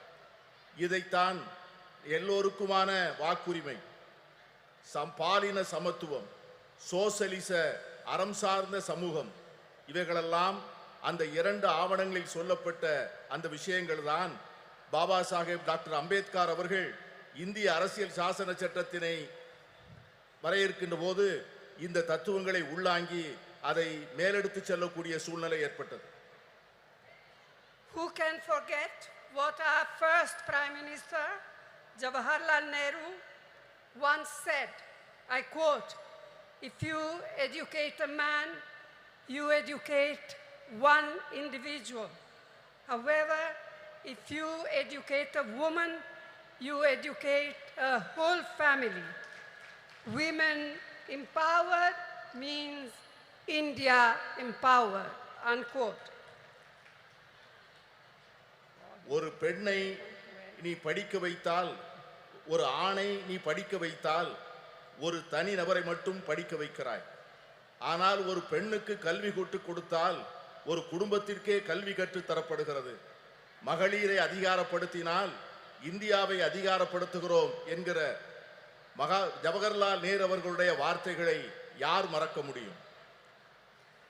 And we cannot ever forget the inspiring role Indira Amma in showing how a woman can lead with strength, ability and leadership, combined with a deep sensitivity to the abolition of poverty.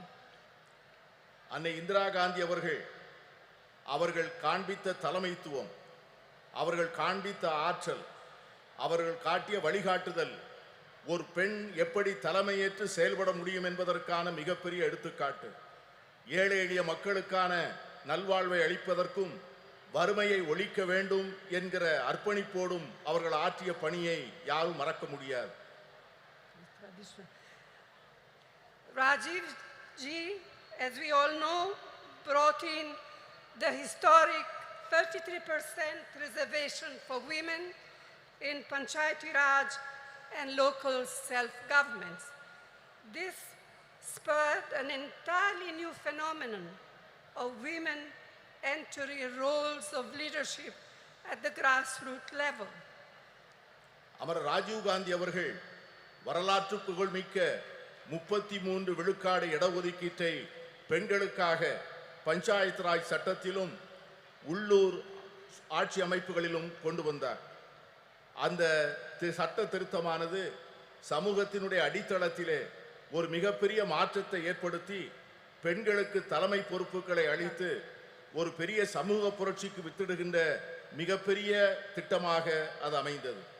It was a vital stepping stone towards the reservation on a similar 1/3 of seats in the Lok Sabha, which the Indian National Congress has pioneered in parliament and outside. Rajiv Gandhi அவர்கள் ஏற்படுத்தி கொடுத்த 33 விழுக்காடு இடஒதுக்கீடு தான் இன்று பாராளுமன்றத்திலே மகளிருக்கு 33 விழுக்காடு இடம் ஒதுக்கப்பட வேண்டும் என்கிற சட்டத்தினுடைய முன்னெடுப்பாக அமைந்தது. இந்த சட்டத்தை நிறைவேற்றுவதற்காக இந்திய தேசிய காங்கிரஸ் கட்சி பாராளுமன்றத்திற்குள்ளே பல முயற்சிகளை மேற்கொண்டது. The Women Reservation Bill introduced by the UPA, by UPA 2, was passed by the Rajya Sabha, but a lack of consensus prevented it from being passed in the Lok Sabha. Now, the Women's Reservation Bill has finally been passed due to our relentless persistence, all of us, not just Congress, our relentless persistence and effort. But as we all know, it has still a long way to come. And as Mehbooba ji said, and as many of us, Member of Parliament, said in our intervention in Parliament, when is the bill now going to be implemented? In 1 year, in 2 years, in 3 years? We have no idea. Yes, I can see that some of you men are happy, but we are not. We women are not. And we are going to fight for it till we eventually get there, whether you men like it or not. மகளிர் இடஒதுக்கீட்டுக்கான சட்டம் ஐக்கிய முற்போக்கு கூட்டணி அரசால் 2010 March மாதம் 9ஆம் தேதி மாநிலங்களவையிலே நிறைவேற்றப்பட்டது. ஆனால் மக்களவையிலே ஒரு கருத்தொற்றுமையை உருவாக்க முடியாத காரணத்தினால் அந்த சட்டத்தினை நிறைவேற்ற முடியவில்லை. இப்பொழுது இந்த சட்டம் நிறைவேறியிருக்கிறது என்று சொன்னாலும் கூட இந்த சட்டத்திற்காக நாம் எடுத்துக்கொண்ட முயற்சிகளும் நாம் கொடுத்த அழுத்தங்களும் அதிகம். இங்கே பேசிய பல்வேறு உறுப்பினர்கள் பேசியது போல இந்த சட்டம் என்றைக்கு நடைமுறைக்கு வரும், என்று அமுல்படுத்தப்படும் என்கிற ஒரு தெளிவே இல்லாத ஒரு சூழ்நிலையிலே இந்த ஆண்டா அடுத்த ஆண்டா இன்னும் சில ஆண்டுகள் கழித்தா என்கிற ஒரு நிரந்தரமற்ற தன்மையிலே இந்த சட்டம் உருவாக்கி இருப்பது நாளை வருகின்ற இந்தியா கூட்டணி வந்துதான் இந்த சட்டத்தை நிறைவேற்றி தர வேண்டிய சூழ்நிலையை உருவாக்கும் என்கிற எண்ணத்தை தருகிறது. I am glad to be able to say here today that the government of Tamil Nadu under Thiru Annadurai and then Thiru Karunanidhi laid the foundations of incredible changes in status and opportunity for women. Today, Tamil Nadu stands as a beacon of women's equality and women's development. அறிஞர் அண்ணா அவர்களுடைய தலைமையிலே அமைந்த அரசும், அதனைத் தொடர்ந்து கலைஞர் கருணாநிதி அவர்கள் தலைமையிலே தொடர்ந்த அரசும் எடுத்து கொடுத்த முன்னெடுப்புகளும் செயல்படுத்திய திட்டங்களும் பெண்களுடைய வாழ்க்கையிலே பல புரட்சிகரமான மாற்றங்களையும் முன்னேற்றங்களையும் தந்திருக்கிறது. அதன் அடிப்படையில் தான் இன்று தமிழ்நாடு இந்தியாவே புகழ்ந்து கொண்டாடக்கூடிய மகளிர் உரிமைகளிலும் மகளிருடைய சமத்துவத்தையும் கொண்டாடக்கூடிய ஒரு ஒளி விளக்காக திகழ்கிறது என்று சொன்னால் அது மிகையாக. In his historic 5 terms as Chief Minister of Tamil Nadu, Thiru Karunanidhi brought the provision of reservation for women in the police way back in 1973. வரலாற்று புகழ்மிக்க 5 முறை முதலமைச்சராக இருந்த கலைஞர் அவர்களுடைய ஆட்சி காலத்தில்தான் பெண்களுடைய காவல்துறையிலே பெண்களுடைய பங்கை அவர்கள் உறுதி செய்தார்கள். இன்று தமிழகத்திலே இருக்கின்ற காவல்துறையிலே 1/4 பங்கு பெண்களாக இருப்பது எவ்வளவு பெருமைப்படக்கூடிய ஒரு செயல். Today, 1/4 of its police force, of Tamil Nadu police force, are women. இன்று இருக்கின்ற காவல்துறையினரில் 1/4 பங்கை சார்ந்தவர்கள் பெண்கள் என்கிற சூழ்நிலை இருக்கிறது.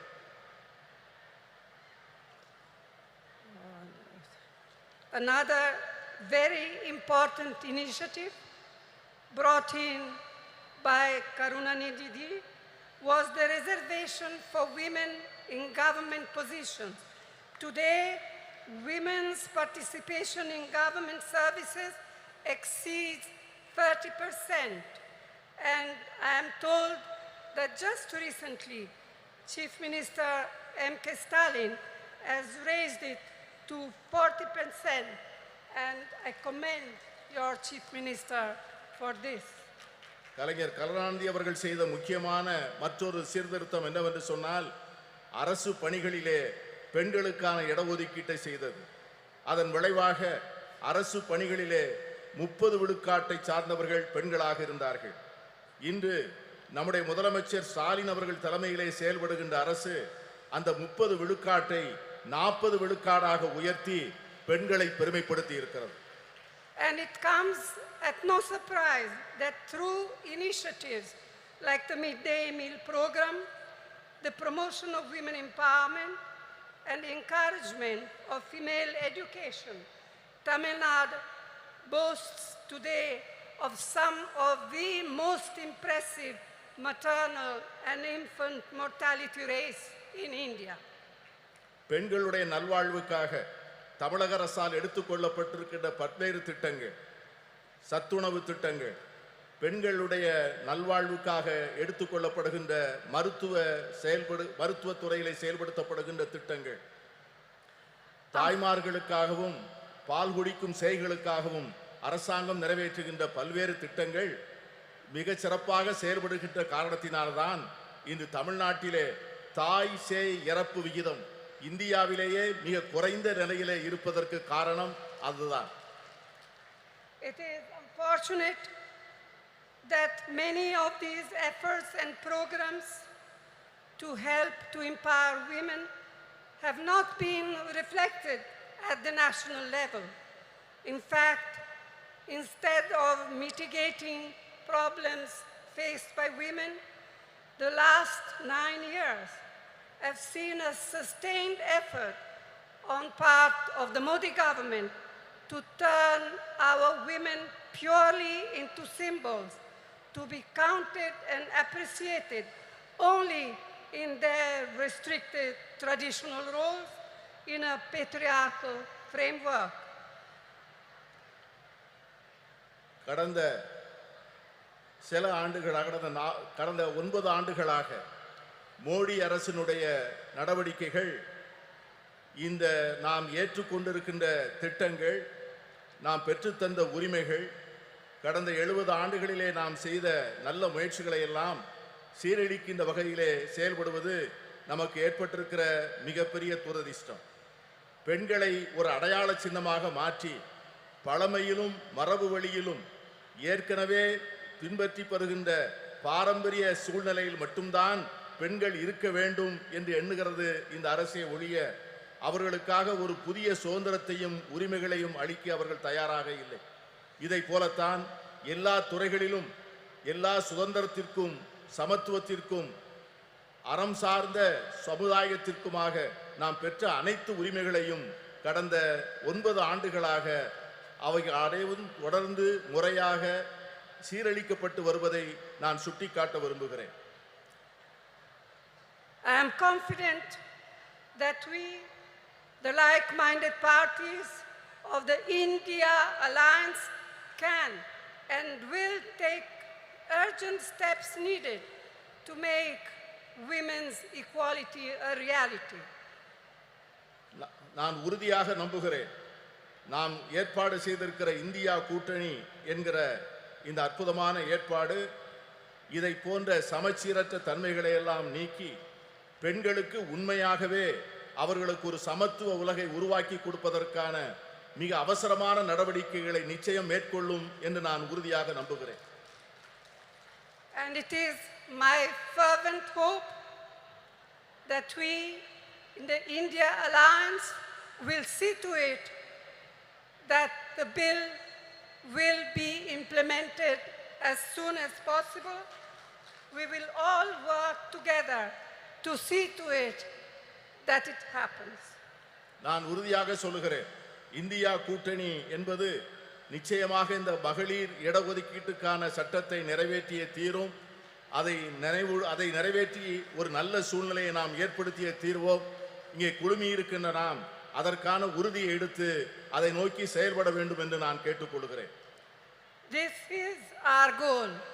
This will be the India Alliance goal, and this is what we women must fight for.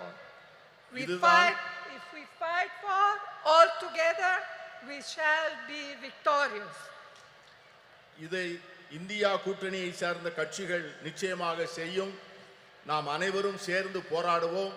நாம் அனைவரும் சேர்ந்து நிச்சயமாக இதனை சாதிப்போம். We shall be victorious. Vetri namade nandri. நன்றியோடு உழைப்போம். வெற்றி நமது. We feel honored by your presence and thank you for your historical address in this historical event, madam. நூற்றாண்டு கண்ட திராவிட இயக்கத்தின் நீட்சியாய் தந்தை பெரியார், பேரறிஞர் அண்ணா, தமிழின தலைவர் முத்தமிழறிஞர் கலைஞரின் வழியில் மகளிர் உரிமைகளை பேணி பாதுகாத்து பார் போற்றும் வண்ணம் திராவிட மாடல் ஆட்சியை நடத்தி வரும் திராவிட முன்னேற்ற கழக தலைவர் மாண்புமிகு தமிழ்நாடு முதலமைச்சர் அவர்களை தலைமை உரையாற்ற அன்புடன் அழைக்கிறோம்.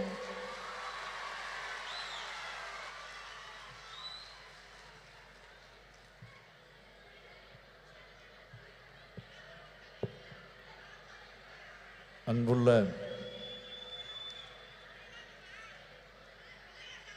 முத்தமிழறிஞர் தலைவர் கலைஞர் அவர்களின் நூற்றாண்டு விழாவை ஒட்டி கழக மகளிரணியின் சார்பில் நடைபெற்றுக் கொண்டிருக்கக்கூடிய மகளிர் உரிமை மாநாட்டில் கலந்து கொண்டு இங்கு எனக்கு முன்னால் உரையாற்றி அமர்ந்திருக்கக்கூடிய காங்கிரஸ் கட்சியினுடைய நாடாளுமன்ற குழுவினுடைய தலைவர் பெருமதிப்பிற்குரிய அன்னை சோனியா காந்தி அவர்களே, மாண்புமிகு நீர்வளத்துறை அமைச்சர் அண்ணன் துரைமுருகன் உள்ளிட்ட அமைச்சர் பெருமக்களே, முன்னிலை பொறுப்பை ஏற்று முனைப்பாக இந்த நிகழ்ச்சியை ஏற்பாடு செய்து வெற்றி கண்டிருக்கக்கூடிய கழகத்தினுடைய துணை பொதுச் செயலாளர், நாடாளுமன்ற குழுவினுடைய துணைத் தலைவர் என்னுடைய அருமை தங்கை கனிமொழி அவர்களே,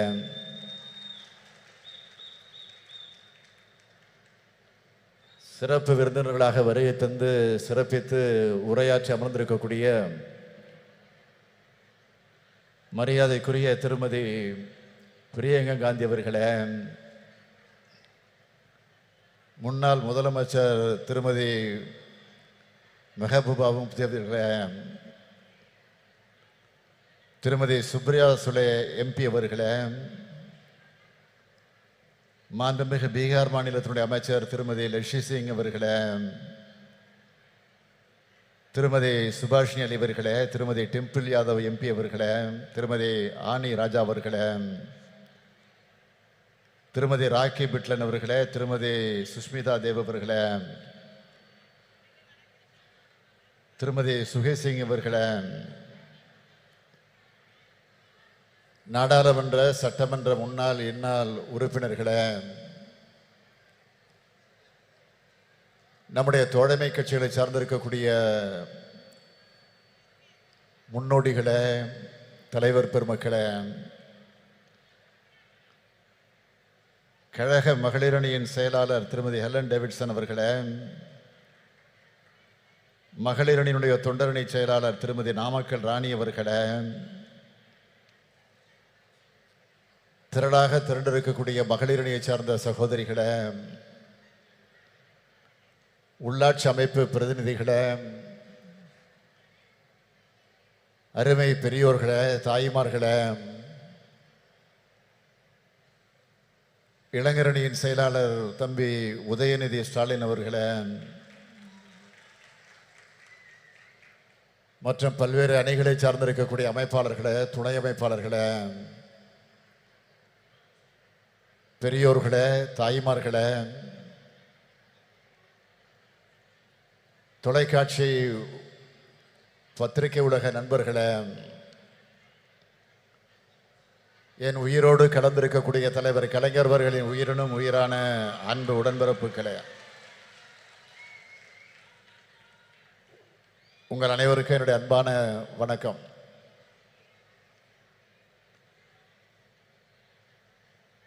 பெண்ணினத்தின் எழுச்சியின் அடையாளமாக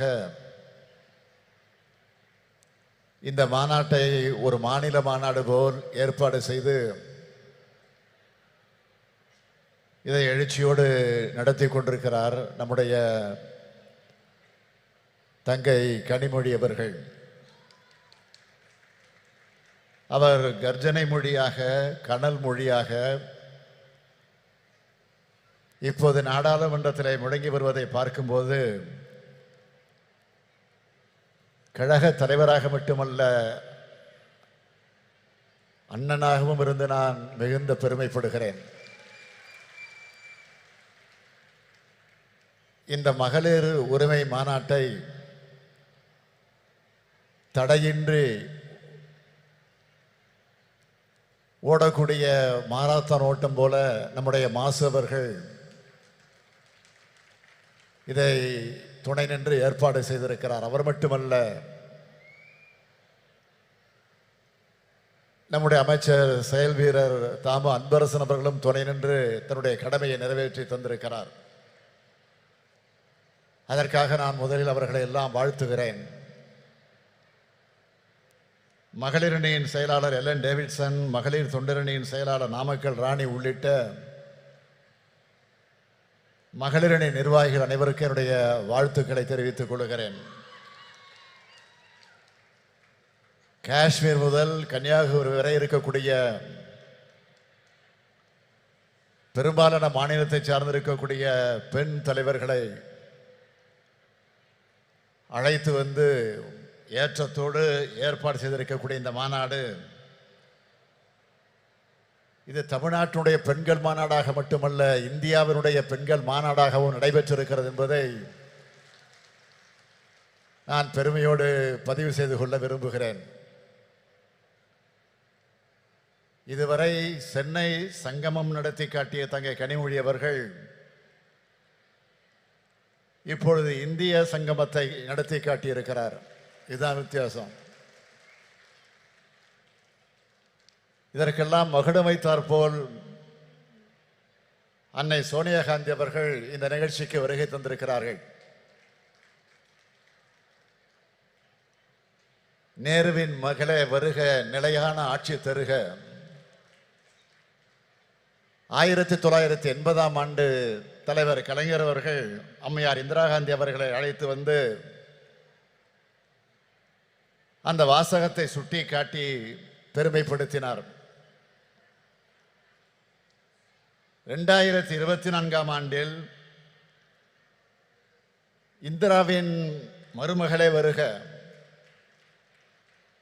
இந்தியாவின் திருமகளை வெல்க என்று வரவேற்றார்கள்.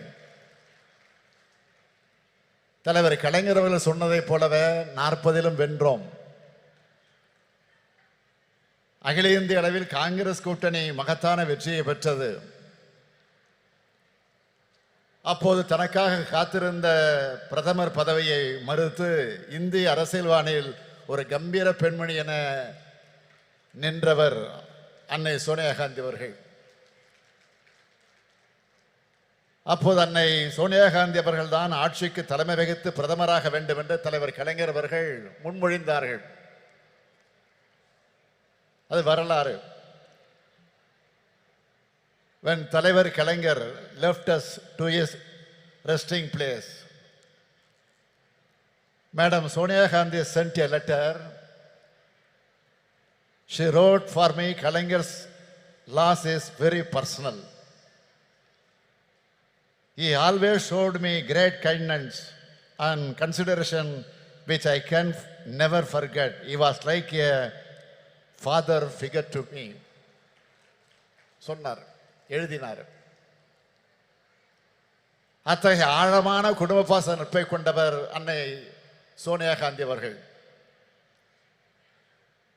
அவரும் இளம் அரசியல் ஆளுமையாக மிளர்ந்து கொண்டிருக்கக்கூடிய அருமை சகோதரி பிரியா காந்தி அவர்களும் இங்கு வந்திருப்பது நமக்கெல்லாம் மகிழ்ச்சி அளிக்கிறது. தன்னகரில்லா மெஹபூபா முஃப்தி அவர்கள் ஒரு மாநிலத்தினுடைய முன்னாள் முதலமைச்சர். சுப்ரியா சோலை எழுந்தாலே நாடாளுமன்றத்தில் பாஜகவினர் அஞ்சி நடுங்குவார்கள். பார்க்கறது தான் இப்படி இருக்கிறார். ஒரு பீகாரில் இருந்து அருமை நண்பர் நிதிஷ்குமாரின் குரலை எதிரொலிக்க லெஷி சிங் வந்திருக்கிறார். டெல்லி முதலமைச்சர் அரவிந்த் கெஜ்ரிவால் எண்ணத்தை சொல்வதற்காக டெல்லி சட்டப்பேரவையுடைய துணைத் தலைவர் ராக்கி பிட்லன் வந்திருக்கிறார். சமாஜ்வாதி கட்சியினுடைய நாடாளுமன்ற உறுப்பினரும் அருமை நண்பர் அகிலேஷ் யாதவருடைய அருமை மனைவியுமான டிம்பிள் யாதவ் அவர்கள் வந்திருக்கிறார்கள். அந்த கட்சியினுடைய மகளிர் அணியின் தேசிய தலைவர் ஜூயி சிங் வருகை தந்திருக்கிறார். மேற்கு வங்கத்தினுடைய பெண் சிங்கம் மமதா பானர்ஜியுடைய பிரதிநிதியாக சுஷ்மிதா தேவ் வருகை தந்துள்ளார். இடதுசாரி இயக்கங்களின் பிரதிநிதிகளாக சுபாஷினி அலையும் ஆனி ராஜாவும் இடம்பெற்றிருக்கிறார்கள். ஆக இந்த மேடையே இந்தியா கூட்டணியாக காட்சியளித்துக் கொண்டிருக்கிறது. I would like to request all the leaders present on the dais. The BJP can be defeated only through unity. Tamil Nadu has shown this since the 2019 elections. A united alliance like one in Tamil Nadu should be formed in every state across India. If the anti-BJP parties can unite and rise above the minor differences, we can surely defeat the BJP, which is against the interest of the people of India. I urge our sisters present here to relay this message to their party leaders. Bharatiya Janata கட்சியை தோற்கடிப்பது என்பது இந்தியாவில் இயங்கக்கூடிய அனைத்து ஜனநாயக கட்சியுடைய வரலாற்று கடமை. மகளிர் உரிமையை காப்பதற்காக இந்த மாநாடை கூட்டியிருக்கிறார் நம்முடைய கனிமொழி அவர்கள். மகளிர் உரிமை மட்டுமா? பாஜக ஆட்சியில் அனைத்து மக்களது உரிமைகளும் பறிக்கப்பட்டிருக்கிறது. இன்றைக்கு நாம் பார்க்கும் நாடாளுமன்ற அமைப்பு முறை இருக்குமா? மக்களால் தேர்ந்தெடுக்கப்படக்கூடிய மக்களாட்சி இருக்குமா என்ற கேள்வி பெரிதாக எழுந்து வருகிறது. ஒரே நாடு, ஒரே மொழி, ஒரே மதம், ஒரே பண்பாடு, ஒரே தேர்தல், ஒரே தேர்வு, ஒரே உணர்வு என்ற பெயரால் ஒற்றை கட்சி ஆட்சியை கொண்டு வருவதற்காக பிரதமர் நரேந்திர மோடி அவர்கள் இன்றைக்கு முயன்று கொண்டிருக்கிறார். அது நடந்தால் ஒரே மனிதர் என்ற எதேச்ச அதிகாரத்திற்கு அது வழிவகுக்கும். எனவேதான் வர இருக்கக்கூடிய நாடாளுமன்ற தேர்தலில் பாஜகவை முற்றிலும் தோல்வியடைய செய்ய வேண்டும். நாடாளுமன்ற தேர்தல் நெருங்கி வருவதால் பெண்களை ஏமாற்ற மகளிருக்கு நாடாளுமன்றத்தில் சட்டமன்றங்களில் 33 விழுக்காடு இடஒதுக்கீடு என்று சட்டம் கொண்டு வருவதைப் போல ஏமாற்றிக் கொண்டிருக்கிறார்கள். பேசினார்களே இங்கே உரையாற்றிய அத்தனை பேரும் மிக தெளிவாக எடுத்து சொன்னார்கள். எனவே நான் அதிகம் விளக்கம் சொல்ல விரும்பல. 33 விழுக்காடு இடஒதுக்கீடு பெண்களுக்கு கிடைத்துவிடக்கூடாது என்ற சதி எண்ணத்தோடு தான் இந்த சட்டத்தையே பாஜக கொண்டு வந்திருக்கிறது என்று நான் கருதுகிறேன். அப்படித்தான் எல்லோருக்கும் என்ன வருகிறது. நடைபெற இருக்கக்கூடிய நாடாளுமன்ற தேர்தலில், சட்டமன்ற தேர்தலில் பெண்களுக்கு 33 விழுக்காடு இடஒதுக்கீடு வழங்கப்படும் என்று இந்த சட்டம் சொல்லி இருந்தால் பிரதமர் நரேந்திர மோடியை நாமெல்லாம் பாராட்டலாம். என்ன நடந்திருக்கிறது? மக்கள் தொகை கணக்கெடுப்பு முடிந்த பிறகு அதை வைத்து தொகுதி மறுவரைக்குள்ள அந்த பிரச்சனைகள் எல்லாம் முடிந்ததற்கு பிறகு சொல்வார்களாம். பழைய சினிமா பார்த்துருப்பீங்க. பழைய சினிமாவில் தான் ஒரு காட்சி வரும். என் கையில் உள்ளதை நான் தர வேண்டுமானால் 7 மலையை சுற்றி வா, 7 கடலை சுற்றி வா என்று பூதம் சொல்வதாக கதை சொல்வார்கள் அல்லவா? அது போன்ற கப்சா சட்டத்தை மோடி ஏற்றியிருக்கிறார். பெண்களுக்கு 33 விழுக்காடு கொடுத்து விட்டதாக பிரதமர் சொல்லிக் கொள்கிறார். 2029ஆம் ஆண்டு தான் இந்த இடஒதுக்கீடு கிடைக்கும் என்றும் 2034ஆம் ஆண்டு கூட ஆகலாம் என்றும் கணக்கிட்டு சொல்கிறார்கள். எதுவாக இருந்தாலும் நான் சொல்றேன், 2024 ஆண்டுக்கு பிறகு மோடி ஆட்சி இருக்க போறதில்லை என்பதை மக்கள் முடிவு செஞ்சுட்டாங்க.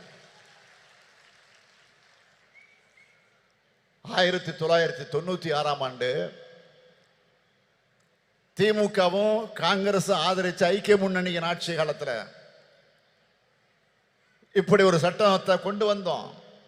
ஆனா இந்த நிபந்தனைகள் எல்லாம் நாம் அன்றைக்கு விதிக்கல. 2010ஆம் ஆண்டும் நம்முடைய கூட்டணி அரசு இப்படி ஒரு சட்டத்தை கொண்டு வந்த போது இது மாதிரியான நிபந்தனைகளை விதிக்கல. ஆனால் இப்பொழுது பாஜக நிபந்தனை போடுகிறது என்றால் அவர்கள் உண்மையான அக்கறையோடு இதை கொண்டு வரல. மகளிர் எந்த உரிமைகளையும் பெற்றுவிடக்கூடாது, வீட்டுக்குள்ள முடங்கி கிடக்க வேண்டும் என்று நினைக்கிறது பிஜேபி. பாஜக ஆட்சி அப்படி நினைக்கிறது. அன்னை சோனியா காந்தி அவர்களும் பிரியங்கா காந்தி அவர்களும் இந்த மேடையில் இருக்கிறார்கள். ஒரு விஷயத்தை நான் நினைவு கூறுவது பொருத்தமாக இருக்கும் என்று கருதுகிறேன். அவரே பேசுகிற போது சொன்னார், பிரதமர் ராஜீவ் காந்தி அவர்கள் தான் உள்ளாட்சி அமைப்புகள்ல பெண்களுக்கு இடஒதுக்கீட்டை முதலாக உறுதி செய்தார். இதன் தொடர்ச்சியாகத்தான் தமிழ்நாட்டில் உள்ளாட்சி அமைப்புகள்ல பெண்களுக்கான இடஒதுக்கீட்டை முதல்ல 1996ஆம் ஆண்டு வழங்கியவர் நம்முடைய தலைவர் கலைஞர் அவர்கள். இப்போ அந்த உள்ளாட்சி அமைப்புகள்ல 50% இடஒதுக்கீடு இப்போ பொறுப்புல இருக்கிறாங்க. இப்போ 50%க்கு மேல இருக்கிறாங்க. போற போக்க பார்த்தா ஆண்களுக்கு இடஒதுக்கீடு வேண்டும் என்று கேட்கக்கூடிய நிலை வந்தாலும் வரும். ஆத்திரத்தில் சொல்ற நினைக்காதீங்க, பெருமையா சொல்றேன். உங்களுக்கு வருகிற அந்த பெருமையோடு சொல்றேன். பாஜக கொண்டு வந்திருக்கக்கூடிய சட்டத்தில் இன்னொரு முக்கியமான விஷயம், இதர பிற்படுத்தப்பட்ட பெண்களுக்கும் சிறுபான்மையின பெண்களுக்கும் இடஒதுக்கீடு வழங்கவில்லை. அப்படி வழங்கினால்தான் ஏழை எளிய விளிம்பு நிலை மக்களுடைய நிலை, அவர்களுடைய குரல் சட்டமன்றத்திலும் நாடாளுமன்றத்திலும் ஒலிக்கும். அப்படி ஒலிக்க கூடாது என்பதற்காகத்தான் பாஜக நினைக்கிறது. இதை பாஜகவினுடைய அரசியல் தந்திரமாக மட்டுமல்ல, அரசியல் சதியாகவும் பார்க்க வேண்டியிருக்கிறது. இதனை சுட்டிக்காட்டி நாம் பேசினால் பிரதமராக இருக்கக்கூடிய மோடி என்ன பதில் சொல்லுகிறார்? அள்ளி விடுறாரு. அதாவது பெண்களை சாதி ரீதியாக பிளவுபடுத்த பார்க்கிறோமா? சாதி ரீதியாக மத ரீதியாக மக்களை பிளவுபடுத்துவது யார் என அனைவருக்கும் தெரியும். இடஒதுக்கீடு நாம் கேட்கிறோம் என்றால் சாதி ரீதியாக பிரிப்பதற்காக கேட்கிறோம் என்பதல்ல. அனைத்து மகளிரும் எல்லாவித உரிமைகளையும் பெற்றவர்களாக உயர வேண்டும் என்பதற்காகத்தான். இதை விட்டு கொடுத்துட்டா அடுத்தடுத்து சமூக நீதியை காவி வாங்கிடுவாங்க. எந்த சூழலிலும் இந்த சமூக நீதியை நாம் விட்டு கொடுக்க கூடாது. இதுதான் நமக்கு இருக்க வேண்டிய உறுதி. ராகுல் காந்தி அவர்கள் சமூக நீதி குரலைத்தான் தொடர்ந்து இப்ப எதிரொலிச்சிட்டு இருக்கிறாரு. இந்தியா கூட்டணி என்பது வெறும் தேர்தல் கூட்டணியாக மட்டுமல்ல, கொள்கை கூட்டணி. அதை மறந்துடாதீங்க. சமூக நீதி, மதச்சார்பின்மை, மாநில சுயாட்சி, கூட்டாட்சி கருத்தியல், அனைவருக்குமான அரசியல் பங்கீடு என்ற கோட்பாடுகளை கொண்டதாக இந்த கூட்டணி அமைந்திருக்கு. இந்தியா கூட்டணியை வெற்றி பெற வைப்பதன் மூலமாக மகளிர் உரிமை மட்டுமல்ல, அனைத்து உரிமைகளும் அனைவருக்கும் கிடைக்கக்கூடிய இந்தியாவாக நாம் உருவாக்க வேண்டும். சொத்துல சம உரிமை, வேலை வாய்ப்பிலே பெண்களுக்கு 30% இடஒதுக்கீடு, ஆரம்ப பள்ளிக்கூடங்களில் கட்டாயமாக பெண்களைத்தான் ஆசிரியர்களாக நியமிக்க வேண்டும் என்ற சட்டம், கர்ப்பிணி பெண்களுக்கு உதவித்தொகை, விதவைகளுக்கு மறுவாழ்வு திட்டம், ஒரு ஏழை எளிய குடும்பத்தில் பிறந்திருக்கக்கூடிய ஒரு பெண்ணுக்கு திருமணம்னா அந்த பெண்ணுக்கு உதவி செய்யக்கூடிய ஒரு அற்புதமான திட்டம். இப்போ மகளிர் உரிமை தொகை போன மாசம் 15 செப்டம்பர் 14 நைட்டே போய் சேர்ந்துருச்சு. இந்த மாசம் 15 வரப்போகுது, 14 நைட்டே வந்து சேரப்போகுது. ஆக மாதம் 1000 ரூபாய் உதவித்தொகை இல்ல, பெண்களை உங்களுக்கு இருக்கக்கூடிய உரிமை தொகை, அதை மறந்துடாதீங்க. பேருந்துகள்ல விடியல் பயணம், பெண் அர்ச்சகர்கள், ஓதுவார்கள் நியமனம், இப்படி தமிழ்நாட்டு பெண்களுக்கு பல்வேறு திட்டங்களை நாம் செயல்படுத்தி காட்டுகிறோம்னா இதுதான் திராவிட மாடல் ஆட்சியுடைய கொள்கைகள். இந்தியா முழுமைக்கும் பரவும் மகளிர் உரிமை பெற்ற நாளாக நிச்சயம் அமையும்.